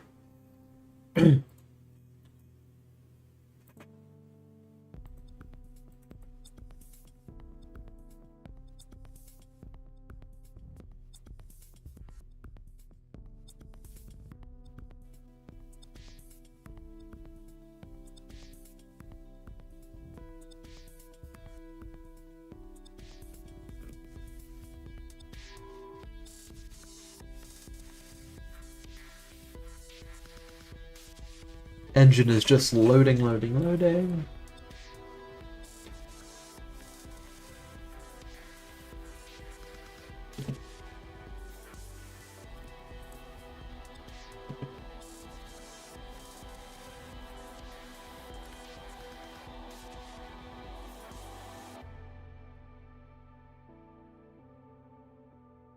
Yeah, compiling shaders. You know this situation too well. Okay, let me swap the window over here. Unreal Editor, here we go. Okay, so here's the main menu. Nothing new here. But if I go to... well, you're going to see one funny thing, and you'll see one kind of interesting thing. Maps, maps, maps. Desert Prison 2025. So what we're trying to do... basically, I just want to make the graphics better. Like, I just want to make the game look better, especially the environment art. I think the mechs look decent. There's some trouble in the cockpit with lighting. That's getting amended too. But yeah, there's like so this is the new desert prison, and you're gonna notice some things are different. Like the lighting's changed a fair bit. The models are all still the same. They're not gonna be swapped out anytime soon, but they may get swapped out. But I don't know, can you notice that like yellowy haze in the air and the difference in the sky? We've changed all this. I'm streaming it, yeah, I'm streaming it. I can hide this for now. But also here's the skateboarding shebang. I haven't removed the scene yet. Goodness. Wait, what are you saying no to turning cock? Just make sure that you can actually see. Yeah, environment fog, exactly. And the reason we couldn't have environment fog before was because the UI in front of you was actually being occluded and hidden by the fog. So if you looked off into the distance, your UI and your crosshair and everything would just like cleanly like just disappear. So we have this like fog now, and I think it's a definite improvement for like blending out the distance and stuff. What else have we got? I mean, there's a bit better lighting, like the lighting's changed a little bit. The details haven't really changed yet, but I do want to go through and swap out some meshes and things, improve some stuff. But yeah, I mean, environment art is not my strong suit, to be honest. So it's actually pretty difficult to make things that look good. But yeah, we want to make it better, always. And we have some ideas for that. But like, I'll show you one other thing that I was doing. And the dev levels here. This is, we're trying out some baked lighting as well. So this is a bit of a glitchy example of it because it just kind of looks like regular shadows, but you get like a bit more ambient occlusion and things. Environments no matter what are hellish, yeah, pretty much. It's just difficult. So we're doing that. If I drop in here with a mech, one problem with this static baked lighting is that it kind of lights up the cockpit a lot and makes the cockpit really bright. I don't know if you can see that, but it does have some environments are not hard. I think they are. I think they're hard. I'm not ashamed to admit I find it's kind of difficult. So yeah, there's nature and shit. Yeah, just some rocks and trees, man. I wouldn't worry about it. But like, yeah, so this is one thing we're trying. And actually, this baked lighting has huge performance improvements. So we might end up doing that. We might not. It's just fiddly. If we were using Unity, certain things would be easier. But we're not. We got like new... this is another example. You can see that the ambient occlusion bakes these corners, and it makes a pretty big difference.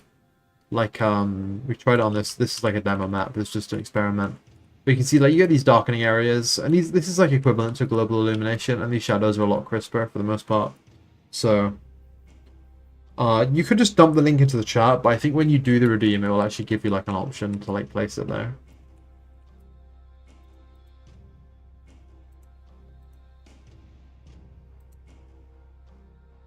Some dense urban warfare chaos. Yeah, we're looking into it. I'll show you another map. We have these experimental maps we've been working on at the moment. Like not this one. Well, actually, this is one of them, but it's not the one that I want. West Coast, the land. Here we go. Bake stuff will make the underground a lot better. Yes, it will, indeed.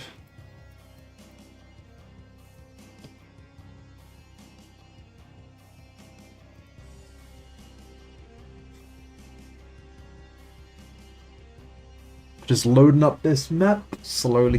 I don't think you can see the loading on the stream. Maybe you can, I don't know. I think it opens up as a separate window. Yeah, you can't see it, but it's loading right now.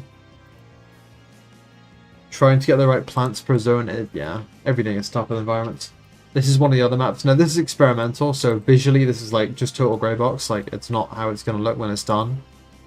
But yeah, we have a bunch of other maps we're trying out right now that have different vibes. I think we shared some pictures of these before, but never like actual like a fly around or anything, except with the private testers and the patrons.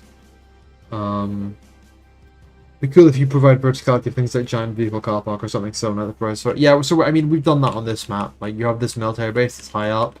You got this low down area. You got this tunnel you can run through. You got this. It's a green box map. Yeah, it's true. You got this load land area. You got these hills you can like wander up onto or like HMK up onto. So yeah, we're trying all kinds of different things with maps. This one's got the verticality and 2 different capture points. And it has this like urban city area here, the most urban area of any map yet. But even then, maybe it's not urban enough to satisfy people. So we could maybe get more urban. Can you HMK onto the bridge? Yeah, I think you can. I think it's pretty possible, especially if you just walk up this hill.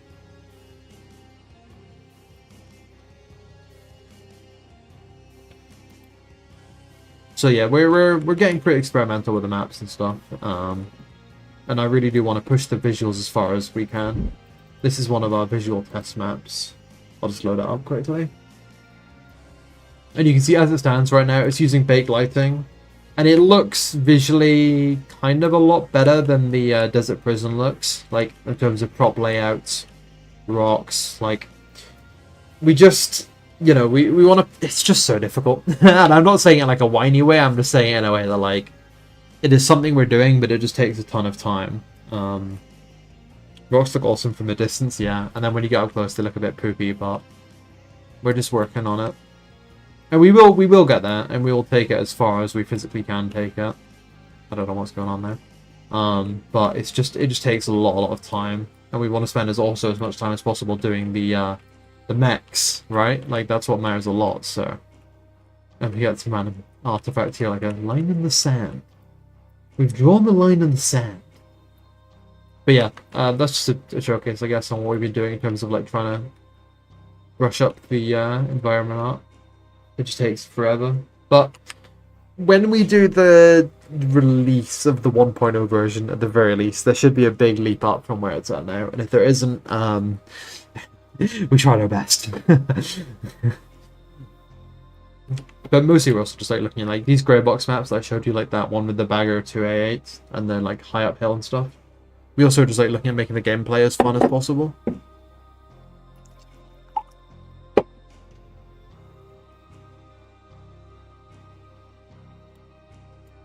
I'm just gonna pop another BRB quickly. I'll be back in a second.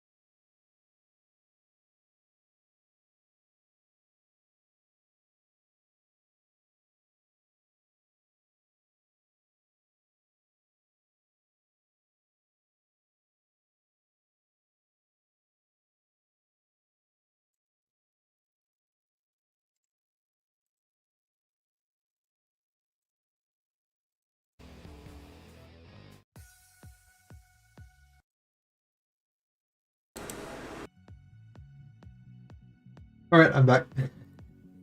I think I swapped to the wrong screen now. I don't know if anyone saw that, but that was just a bit I was doing at one point with my friends. That was the wrong screen.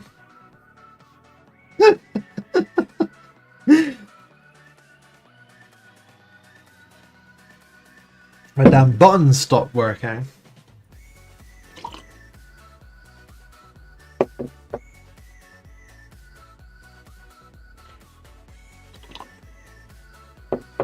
Right, is there anything anyone would like to see in the Unity project before I go back to the cockpit while I'm still here?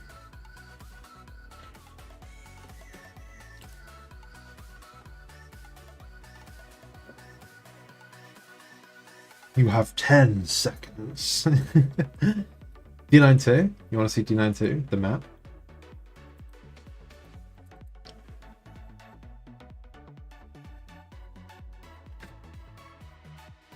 The small flak is pretty good. It doesn't have any effect or sounds or anything yet though, so it's pretty underwhelming. Like, it's basically just a model still. But you can put it on a mech.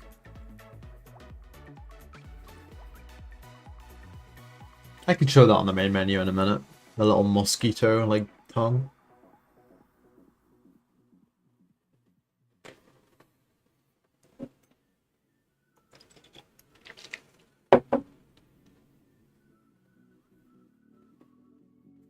D92 just loading up. Here we go.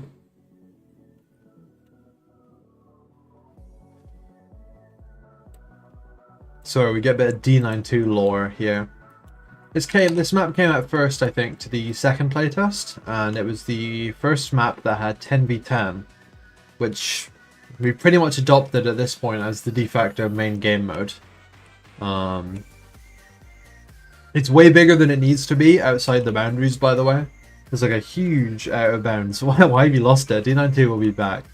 D92 will return for Engines of Destruction Season 3. But yeah, I'm just compiling shaders, so it's a bit laggy right now. But yeah, there's quite a large out of bounds area. The map was originally planned to be a lot bigger. You can see there was originally an entrance here. This all got cut. In fact, actually, some of you were probably unlucky enough, if you were patrons at that time, to play the larger version of this map, because it really, I mean, people got really lost. Like, I think so. You had to kind of come around the back here, and the tunnels were way larger.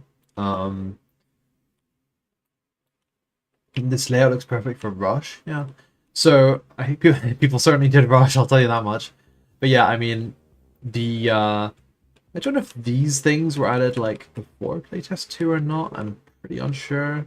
Like the characters and stuff, they might have been there, they might not have been, I don't know. But it has this whole underground area which needs better lighting, if we're being real. But it's unique, I guess, compared to the Desert Prison, much larger.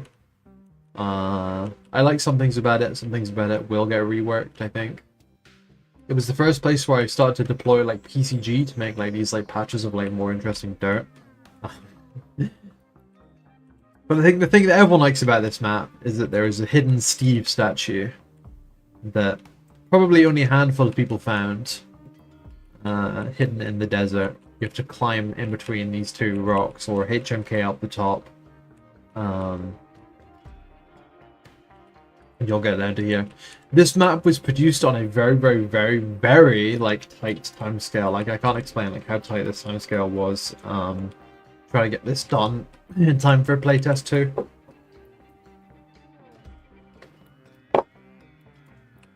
So for that reason, there's a few things about this map that are not developed well, in my opinion. Like, see this large area down here? It's a single static mesh. Now, game developers in the chat are probably cringing a little bit at that, but yeah, it's just had to happen to get the development done in time. I wasn't able to really do a proper modular kit or anything. I was just rushing like crazy in Blender, getting this whole thing put together. It will be improved in the future, but for now, that was just kind of how it turned out. But yeah, this map was originally planned to be one of the larger maps used for the contracts mode, but it just didn't end up like that. One other thing about this map, see these cliff topper parts here that made the cliffs look so much better? Like, outside that they look like this normally, that's pretty underwhelming. Like, it's a bit bad to be honest, but like these cliff rock meshes, I had to place every single one of them individually by hand. It took so long just going along, moving them like that, like rotating them into position, doing like that for like 500 or at least 200 different meshes. It just took so long. This map was a crazy development push. And like trying to add these other rocks here, and like as well, it still has some glitches that I haven't been able to beat out of it yet. Like you see the texture here, like it only gets high res if you like really get up close to it. That's how it's meant to look. You're meant to get like the nice ground effect on top of the rocks. That didn't happen in the build, and it did at first, and at first it looked great, and then bam, fucked up. It just stopped working, and that really was annoying. And now it's like this, and I haven't been able to fix it yet, even though I've given it a pretty fair go. And I will fix it at some point, you know, but it's just like on that never-ending list of like fix this, fix that. So for now, we just have to hope that people are tall enough that they don't really notice that the parts of the ground can be a bit blurry. But yeah, my favorite part of this map. Yes. I felt divine inspiration throwing this shit together.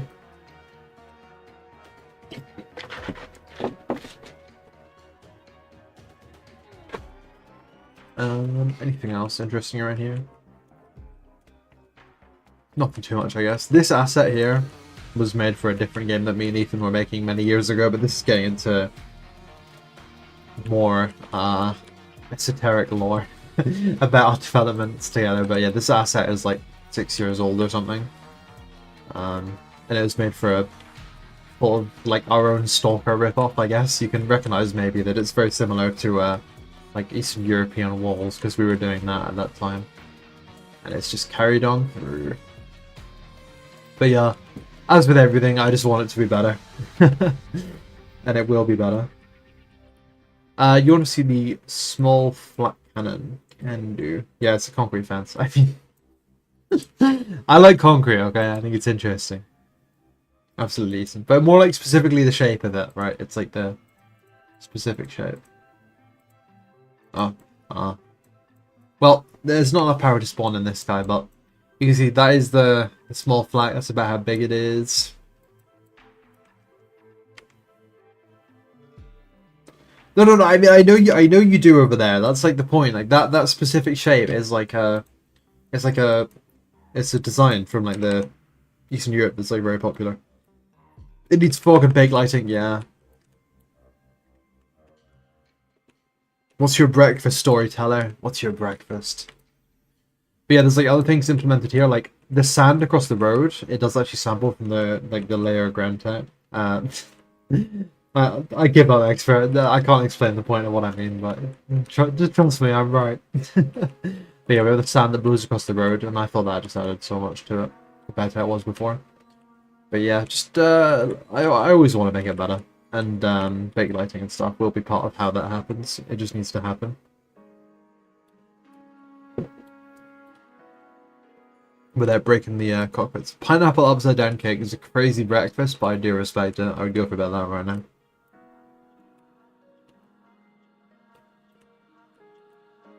And just more details, I guess, on the maps too. I like having the cables appear between the points.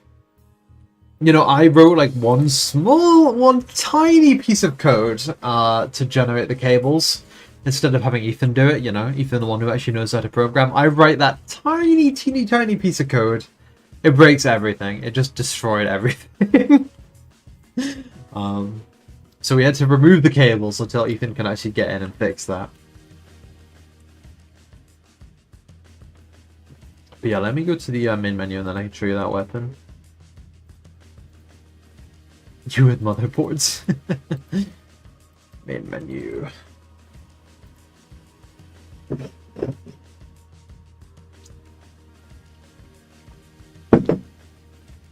Could be worse. Could be an engineer that can't write code. Well, I mean, the evidence begs to differ. I think you write pretty good code. Well, so I've heard.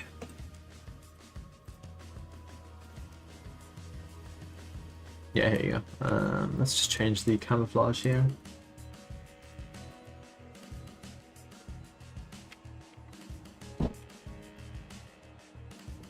There's your weapon. It doesn't work right now because it hasn't been fully set up, but you can just put on mechs. Wonder how it looks on a cairn.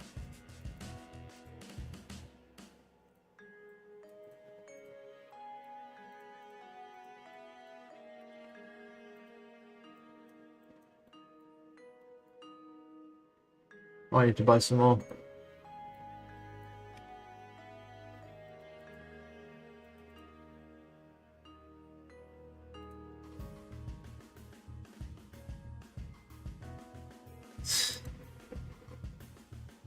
I didn't ruin your favorite mech. Yippee! Yippee!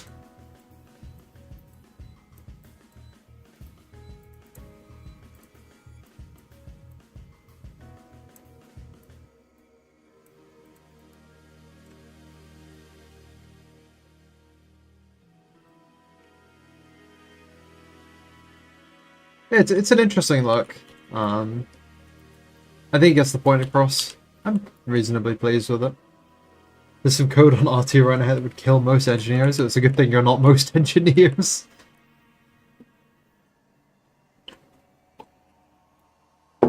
Where's the skateboard in the hangar? Good point, hold on.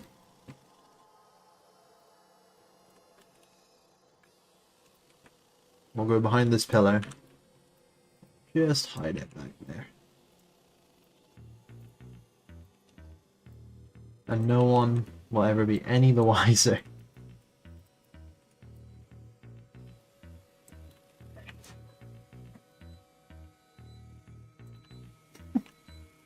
Completely invisible, but you guys know. You guys know the truth. This is how it looks outside this area. You're actually just like in a little bubble. I think it's pretty atmospheric. It's definitely better than the old main menu that I doubt many of you have actually seen.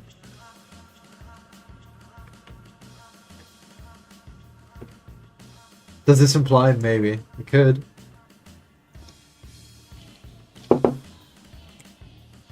Okay, let's go back to Blender. Let's do some cockpit stuff. Let's carry on.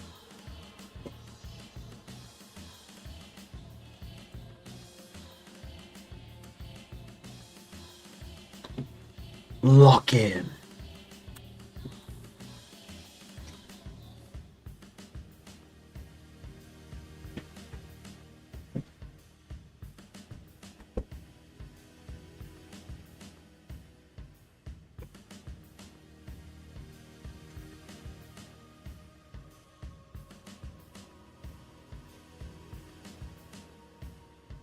Oh, it's happened. I think the link got censored. You might have to post it on Discord.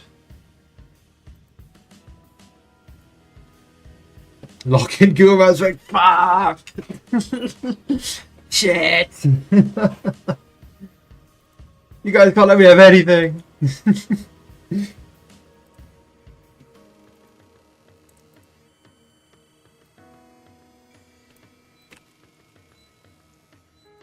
Okay, I'm getting the screen share up. Hold on. So on Twitch, someone just popped the Google Maps break, which has me investigate a location on Google Maps. Why is this the thing? Great question, but it is. Okay, that has taken over the entire stream. Okay, oh shit, it's behind London. There you go. Okay. Trigger down a little bit. Perfect. Google Maps. Google Maps. Okay. We're definitely in Poland, right? No question about that. Whereabouts? Oh, south. Okay, okay. Now, this is called a scenic spot, but my initial impression is that it doesn't look very scenic. Never mind, I was completely wrong. This is very nice. Can I, like, walk around here? I wonder how high up this is. Not that high up. Is there any, like, it's just photospheres only. Yeah. Okay, so it's a swamp. This, honestly, these trees and stuff, it's pretty similar to, like, the woodlands, like, near me, except this is, like, way more swampy. Any...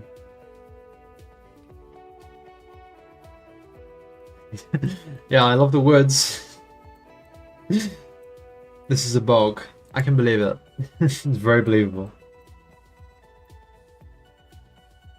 Bit of road over here. Still the woods. I mean, it looks very nice. I like to walk around. I would walk around here. I'm going to give this location... I'm locked out right now. I'm going to level with you.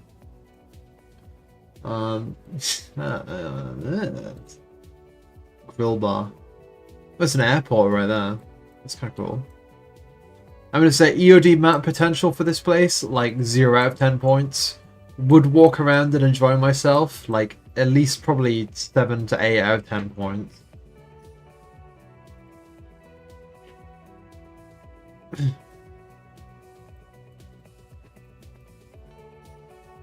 The man. He's having a drink. He's got hope. Alright, that's my review. The 2 scales. EOD map, 0 out of 10.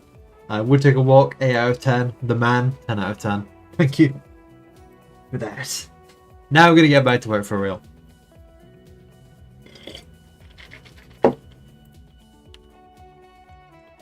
Walk your Shabak Park. This time you'll find a factory dump. Now you're speaking my language. I like a good dump. Feels like a bad sentence to say.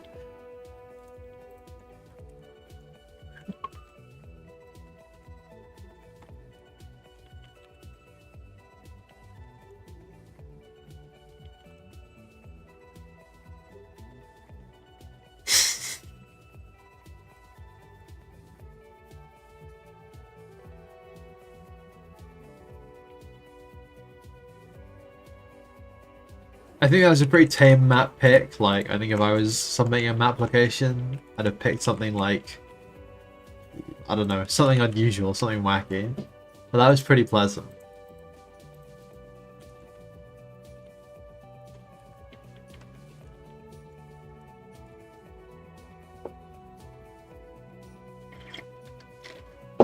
Those are the rating scales, Nazmir. Those are the scales. At least that's what we're bothered about around here. Can I do something with this to make it better? I mean, the answer is obviously yes, but the question is what? Chalky acquired? Way. Way.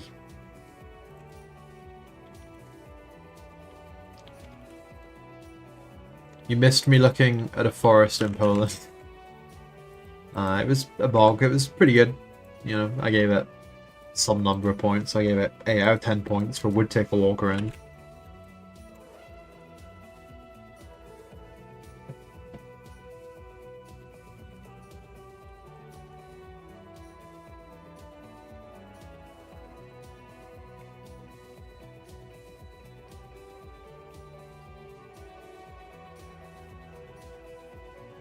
This is my review. This is my review of that location. Oh wait, I need to shut up on the screen. Hold on. There we go. This is my review of this location. Is that big enough? Not really. Can I make it bigger? Absolutely. Hold on. There you go. That's my review.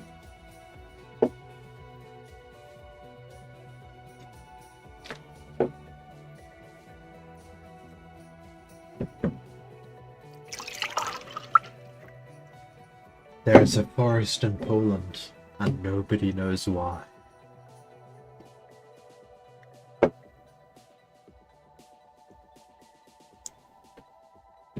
Normally on streams, I feel like I feel like streaming helps me focus better. This stream, oh my god, I have been so distractible.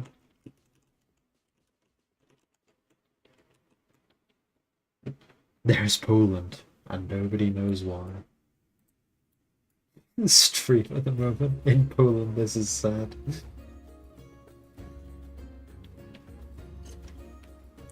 Just enter the stream. This is the high-res version, right? The high-res version of what? Or could you get more specific? Like, what are we? The high-res version of what? Lock in. Okay, okay.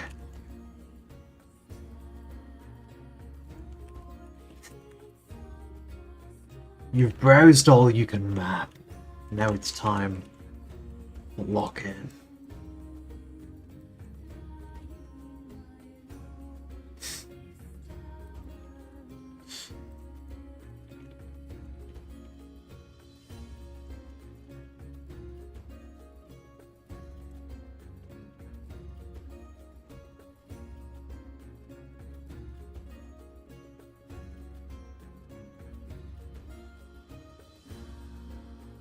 I made my blender disappear.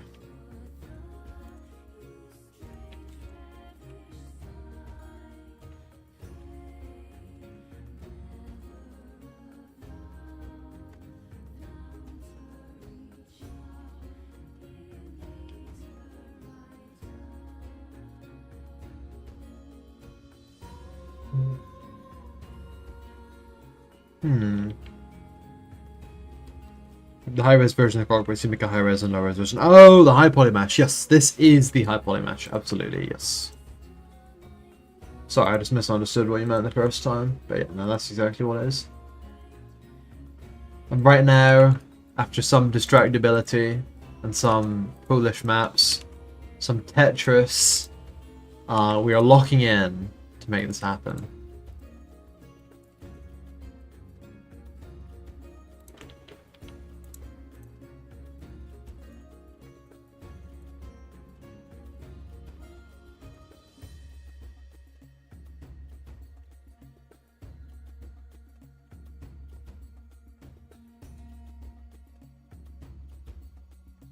Thank you very much, Stella.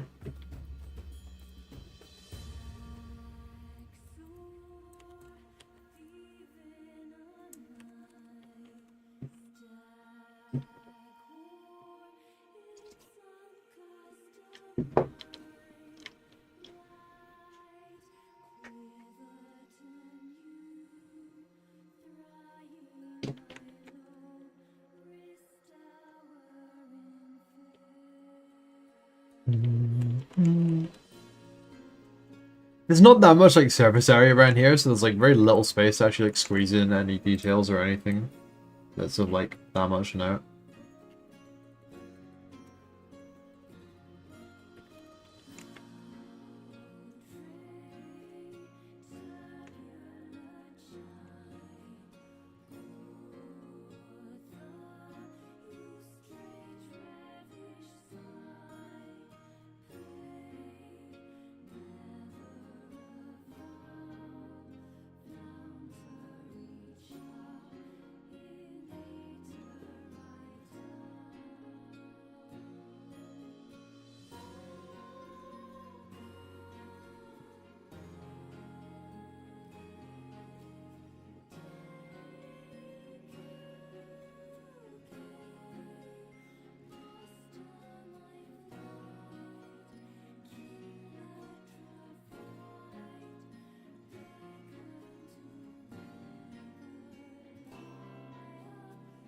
You've been dying to try this out in VR. Well, let me tell you, the end of this week, we're doing the first VR tests with our private tester bunch from Patreon via the premium guinea pigs to give them the most derogatory term possible.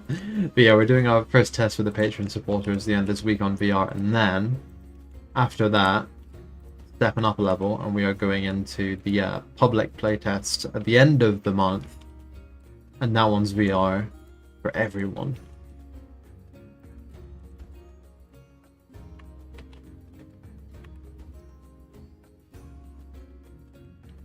So not long to wait, just a couple weeks.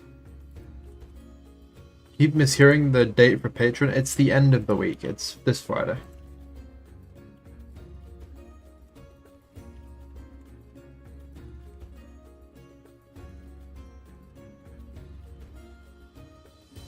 But we do those tests every month. It's just this one happens to be the VR one. Go check out the Patreon then, BRB. There's a link to the link tree at the top. I feel like this has been two things. This has been the Patreon shilling stream. And this has been the just complete shit posting stream with games of Tetris and Google Maps and everything. This Friday evening. Get ready. It's the event of the summer.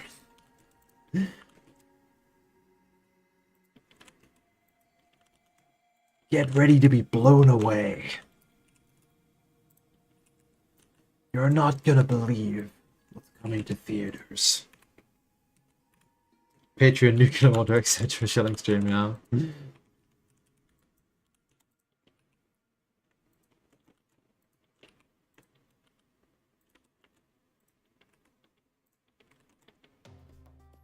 You're not gonna believe what Mechs can do this Friday.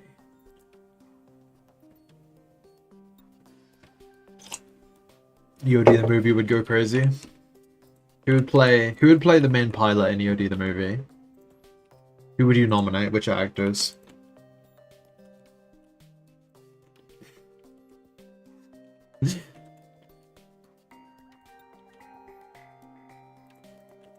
Getting grenade launchers to nuclear option?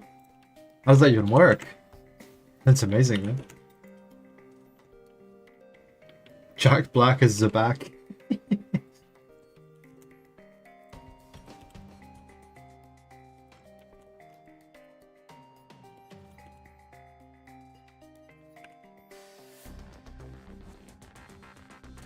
Oh, the helicopter has... Ah, cool. I've actually never managed to catch a nuclear option downstream. I didn't know they did them. But I'm kind of curious how theirs compares. I feel like their stream would be so much more organized and like it might not feature Google Maps or Tetris.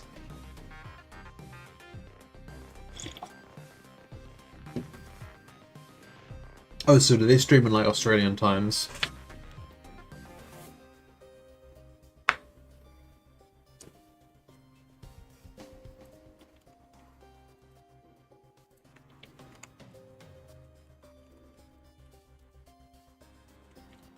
You think your YouTube is breaking? What's going wrong?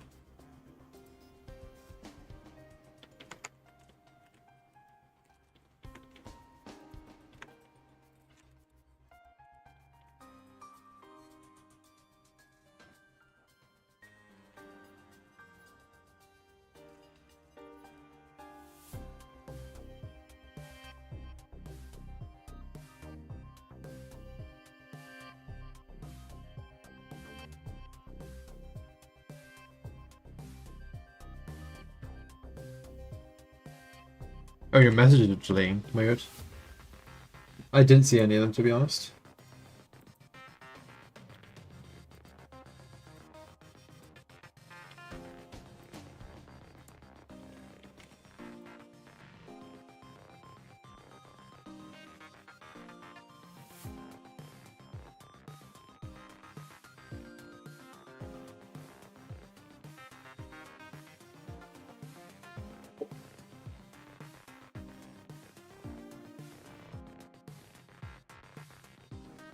Do you think Mitch? Do you think Mitch likes strapped out 1v1s?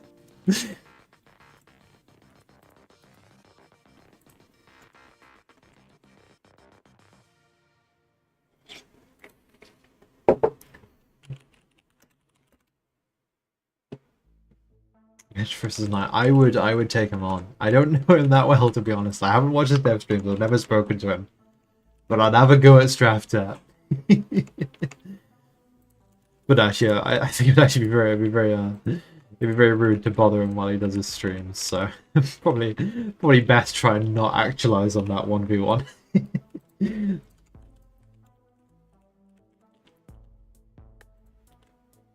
Send Opal after us.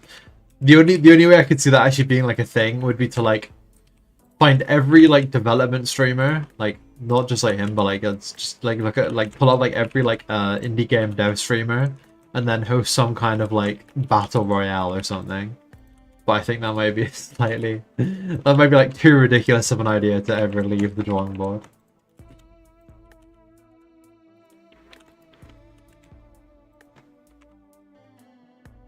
Opal is the CCO? Oh, I thought Opal was an aeroplane. That's so wrong. I had that completely wrong. That parky... Right, okay.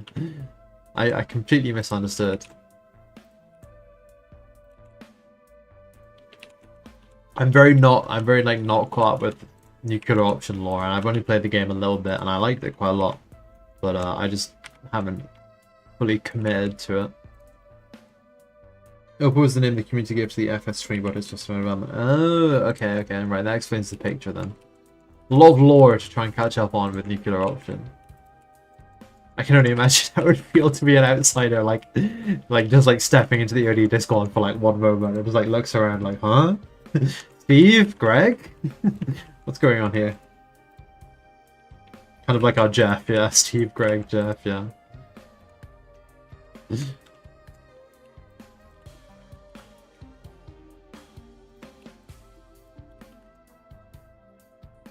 Outside it looks at Steve. I think Steve is probably the easiest to understand because like at least you have a video. But like Greg, Jeff, I mean Jeff is like probably the most confusing. Yeah, it's fun though. I enjoy it. I'll drop you, Greg. I'm so glad. Yeah, I hope you're not having too bad a time with that. Greg is the deeper level of initiation. I think Jeff is the deepest level. I think I didn't even remember what Jeff was at first. Ethan has messaged me. He says, VR is pretty fucking good, indicating he's fixed the horrendous issues he was having. It was impossible for a while to customize your mechs in VR because you couldn't drag and drop in VR. Like, you know, you drag and drop your components onto your mechs. Not possible in VR for some reason. Just isn't included in Unreal Engine. But now you can set that shit up manually.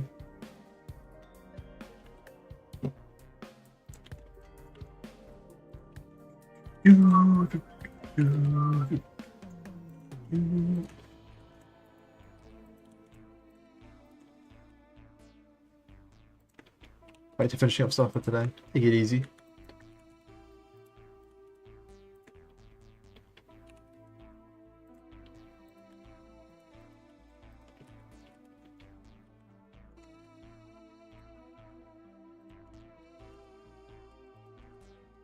What headsets are we using? We both have Valve indexes.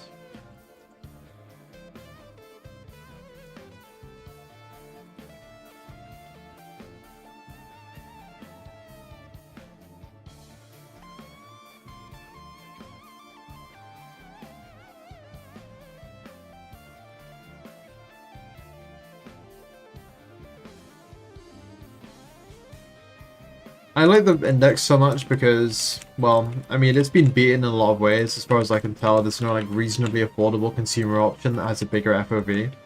Like, the FOV on that thing is really nice for the price point. Like a second-hand index won't set you back an unbelievable amount. It's obviously not cheap, but it's not ridiculous. And the FOV of like 115 degrees is really nice. Recently joined on the Patreon. Oh yeah, I saw. Welcome, welcome. Thank you for signing up to support the project. We actually noticed you because we noticed that you put maybe I should say that, but we noticed that you went above and beyond. I'll put it that way, and we were very grateful that you support us so much.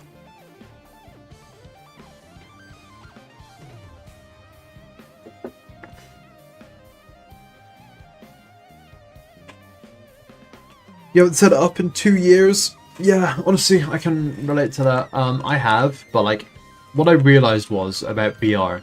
I realized, unless you're gonna go higher, but I'll take it easy. You already went up like more than double, so take it easy. But yeah, what was I gonna say? I was gonna say yeah. So what I realized about VR was, and I realized this pretty quickly, was that unless I set myself up VR in a way that makes it easy for me to play, buying this headset is gonna be a waste of money, and I'm never actually gonna play on the damn thing. So I actually went to a lot of work. I like, you know, zipped my lighthouses into the wall. I set up like a charging station for the controllers and everything. And because I did all this work and I set up the VR to be like flicky switches, like I have like 3 switches and I flick them and the VR's ready. And I can just pick it up and play. And I went to all that work and I play it probably at most twice a month. But if I didn't do that, I imagine I would legitimately never play it. Because it's just so much hassle to set everything up normally. So I can completely relate to you on that. You have the PS2, PSVR 2 and AVP. Let me look up the AVP, I actually don't know that one. Oh, Apple Vision Pro. Of course. Can you play PC games on an Apple Vision Pro? I imagine maybe you can't, or maybe you can. I don't really know.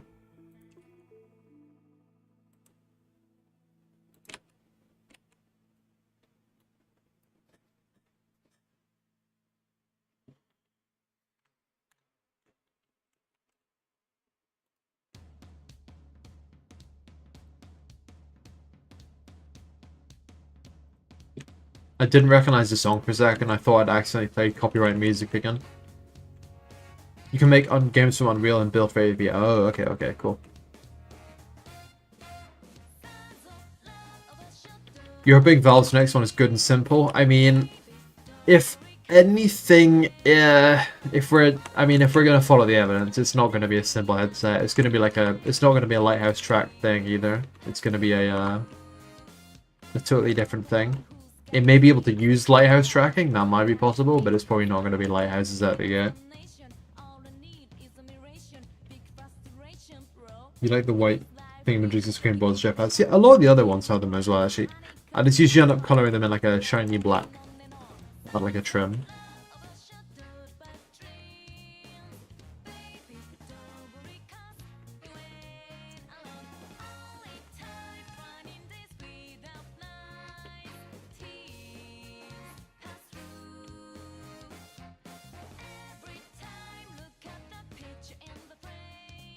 Let me think for a second here. Yeah.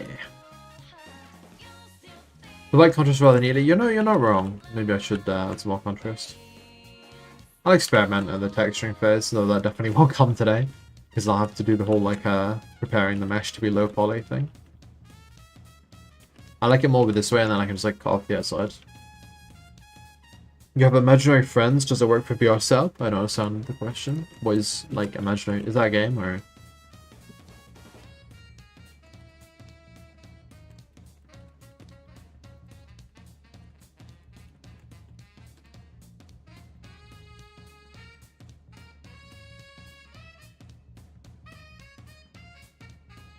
You just randomly found the account here on YouTube the other day from one of the shorts, and then watched a 5-hour video where you did the hexagon shields.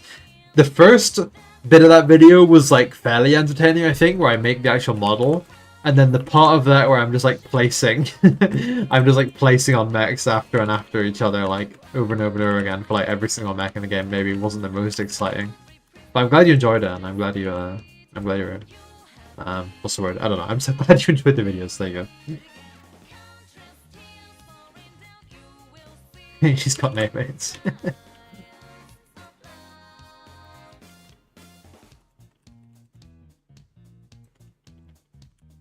It's a little bit here. I don't know why I've got this like kind of, it's like kinked, like a garden hose or something. I've never had this happen before, so I don't know how to fix it yet. Let's see what I can do.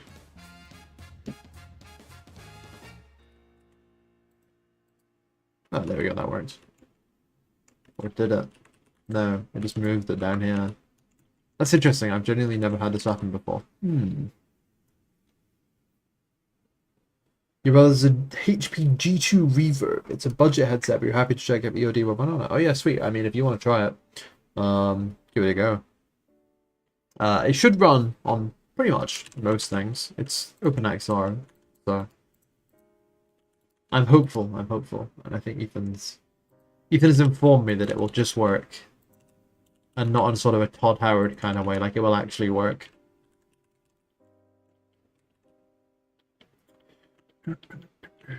I'm starting to feel like, for one, a little bit tired, and two, like this stream may come to an end soon-ish. So I'm getting this cockpit roughly to where I wanted it to be, which is like close to a high poly model. It's not finished yet, it doesn't have enough details yet, but like, that's easily done. But I know what the design is, right? There's no question marks about the design anymore. It's just about like going through the process now and getting it actually finished. So I'll probably just do a few more details, plug away at it for like 20-30 more minutes, and then close this stream down for today. And then I will go and look for some developer chocolate.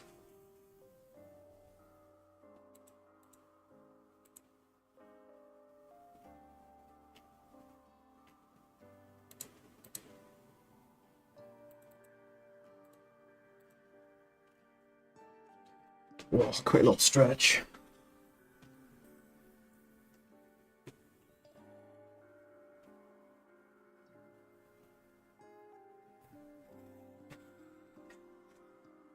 Budget, and it's 4 figures. Whoa, that's 4 figures in like dollars or like pounds or like zloty or what?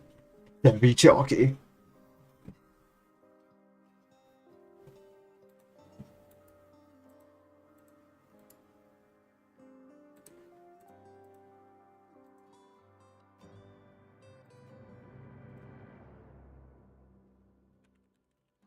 Yeah, it's okay, okay, yeah. Triple figures starting with 2 or 3 in GBPs. Yeah, I mean, that is like kind of the budget end of headsets. I'd say, let me just like eBay check real quick. How much a Quest 2 will set you back second hand.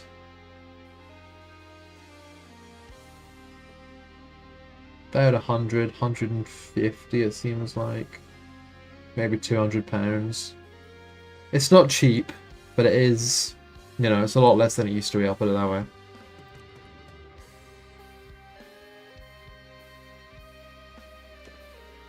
The budget came from somebody who spent money on VR chat avatars? What do you mean the budget? Oh, he told you the budget, or? I don't understand.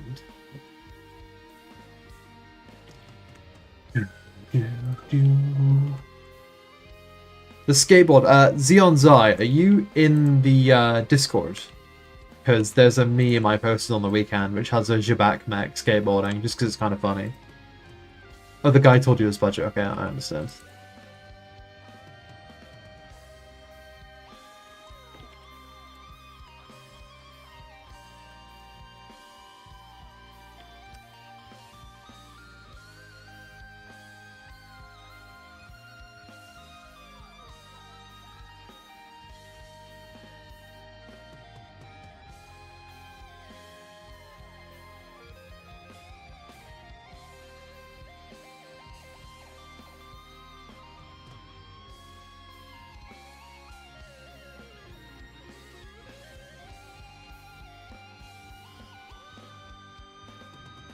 The Q2 has a 7 up price? Yeah, I mean, it probably does. Yeah.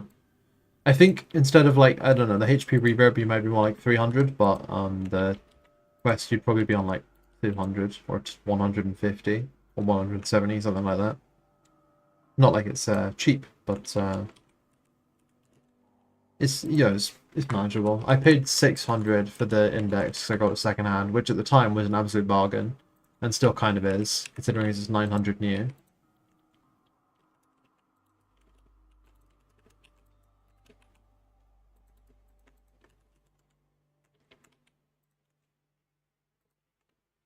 That was a lot of years ago now I've been running that headset.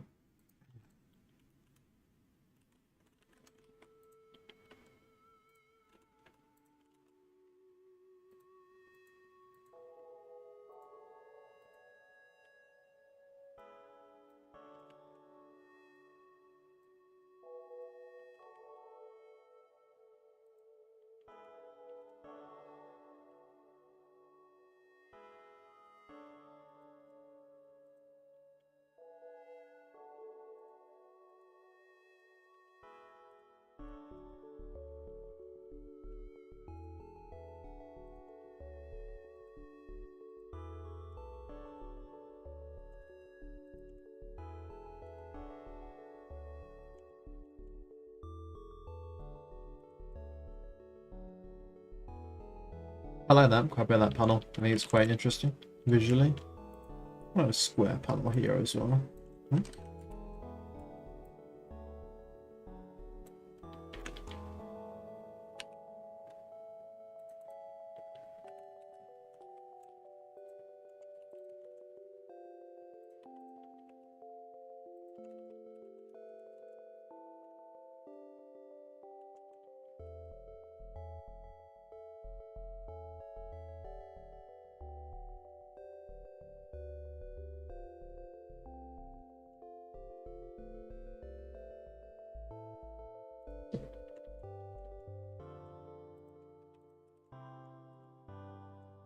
Yeah, what could I do with this sort of shape? Let me think.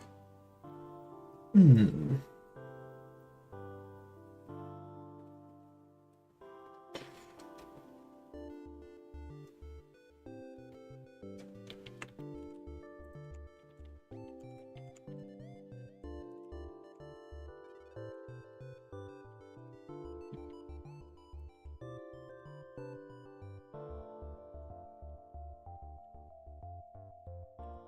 If I did this, if I cut up a bit like this, and here, and then hit this with a bevel, split it up like that. Bring it in and then pull it down like that. That's a no. Well, I mean, maybe it was like less severe. This needs to be like a plan though. No. I think it was totally. It's like it should. It looks like it should flow into something else, but there's nothing there for it to flow into.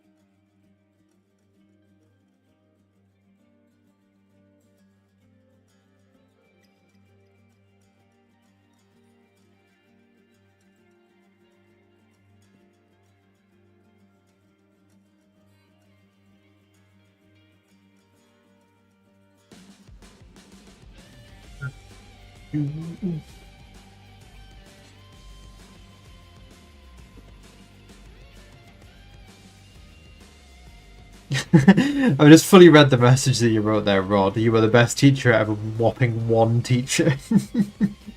A truly impressive feat, worthy of a grand bounty.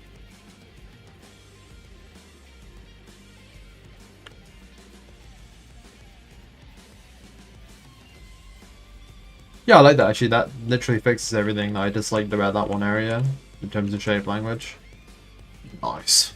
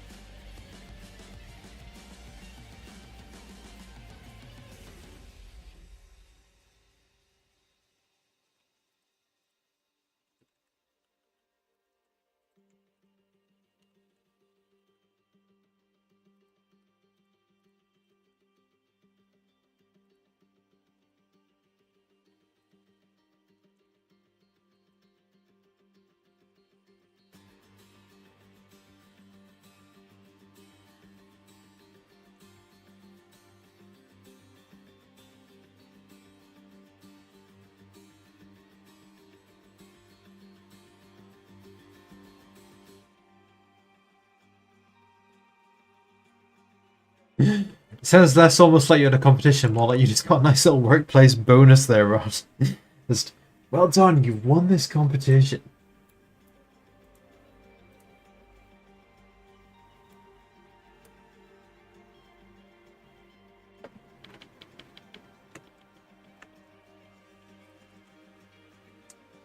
You know what? If someone turned up to me, I wouldn't complain. A free headset's a free headset. I feel like when VR headsets had the boom, like a lot of people were like randomly like giving them away as like prizes and stuff. Because they were just in like the right price range for like an organization to purchase and give away. And they were exciting enough as part of a new thing to be like, to make it like a credible thing, you know what I mean? Like, we're a credible organization because we're giving away VR headsets.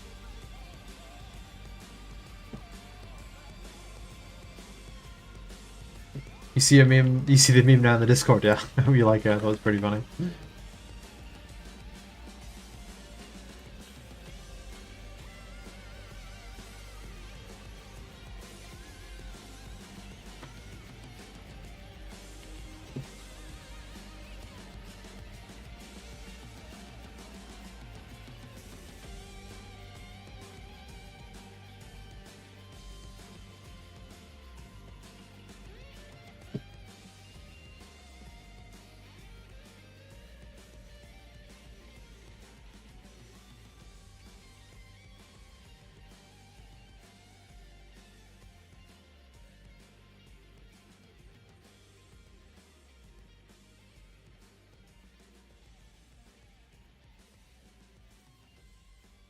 I think that skateboard would have to be made of something much stronger than titanium.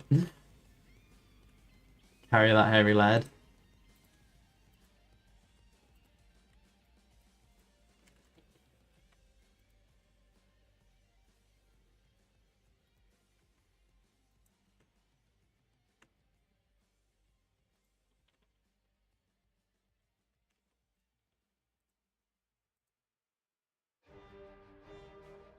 Oh, what thunder jump scare.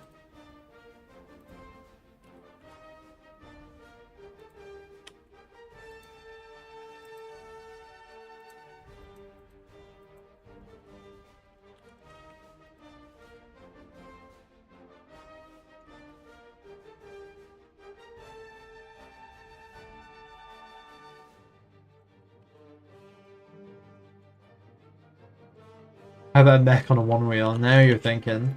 Didn't the one wheels go like crazy or something and like get out of control? And have the people like flying like down the streets in them? It's definitely some like meme potential there. Like a mech totally out of control just zipping down the street.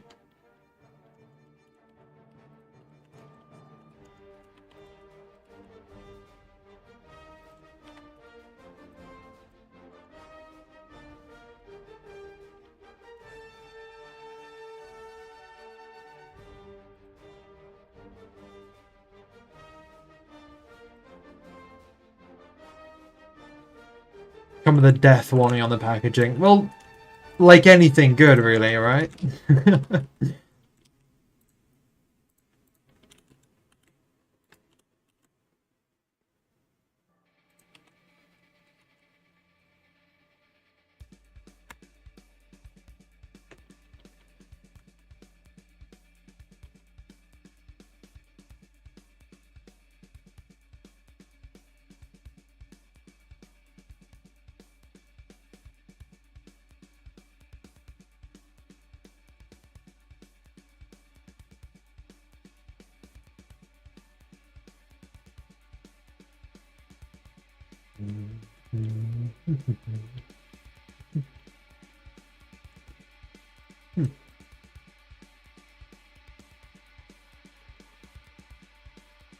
Warning, no boiling vessel on the TVL box.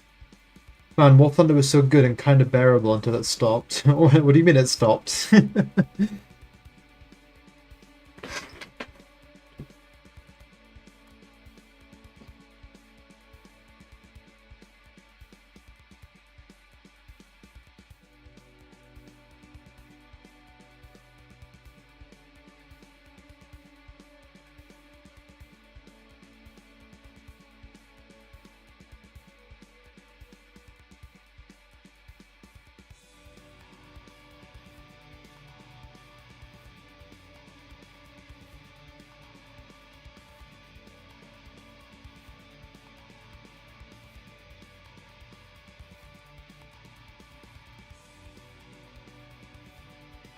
The firmware power creep buggy uplifts ridiculous. Oh, okay.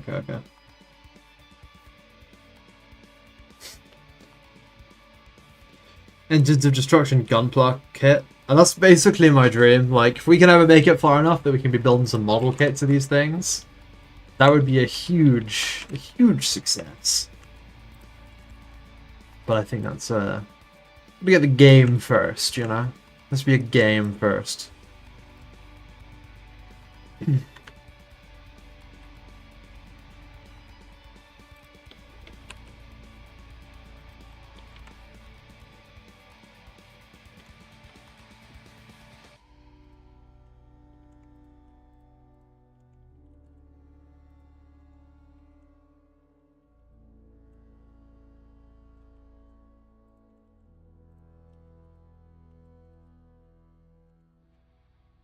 Let's be a game first. Meet my patrons, everyone. Where's the game, Rem? Where's the game? Give me the game. All of it. From start to finish. Game. You've gamed all you can game. It's in the game. It's in...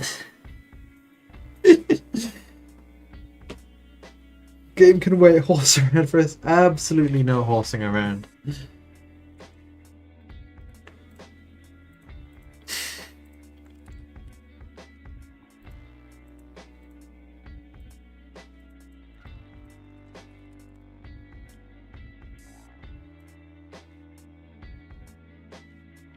Is the game in Zurich?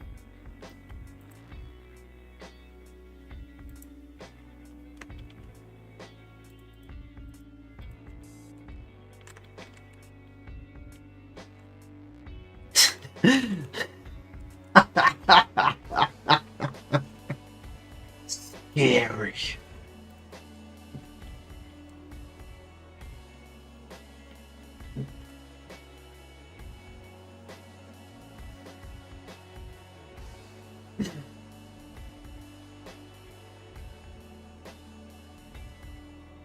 Alright, well I very can't deal with this anymore, so I think we can call this. I think we can call this a day for this stream. I think it's a pretty decent little cockpit situation here. I'll tidy up a bit more off stream, do some off stream mining. Pretty pleased with this overall. It's been a fun stream, to be honest. Probably my most distracted I've ever been on a stream, shit posting around. But hey, it doesn't hurt now and again. So I'm gonna call it, because I'm hungry and I'm getting a bit delirious. I start to, I can't even speak normally anymore when I start doing voices, like just dumb voices. That's when you know it's time to end. Alright. Goodbye, everybody. And I'll see you around in the Discord and on the next stream. And I don't know what the next stream will be, but I'm sure it'll happen. The Spirit Fuzz Higgins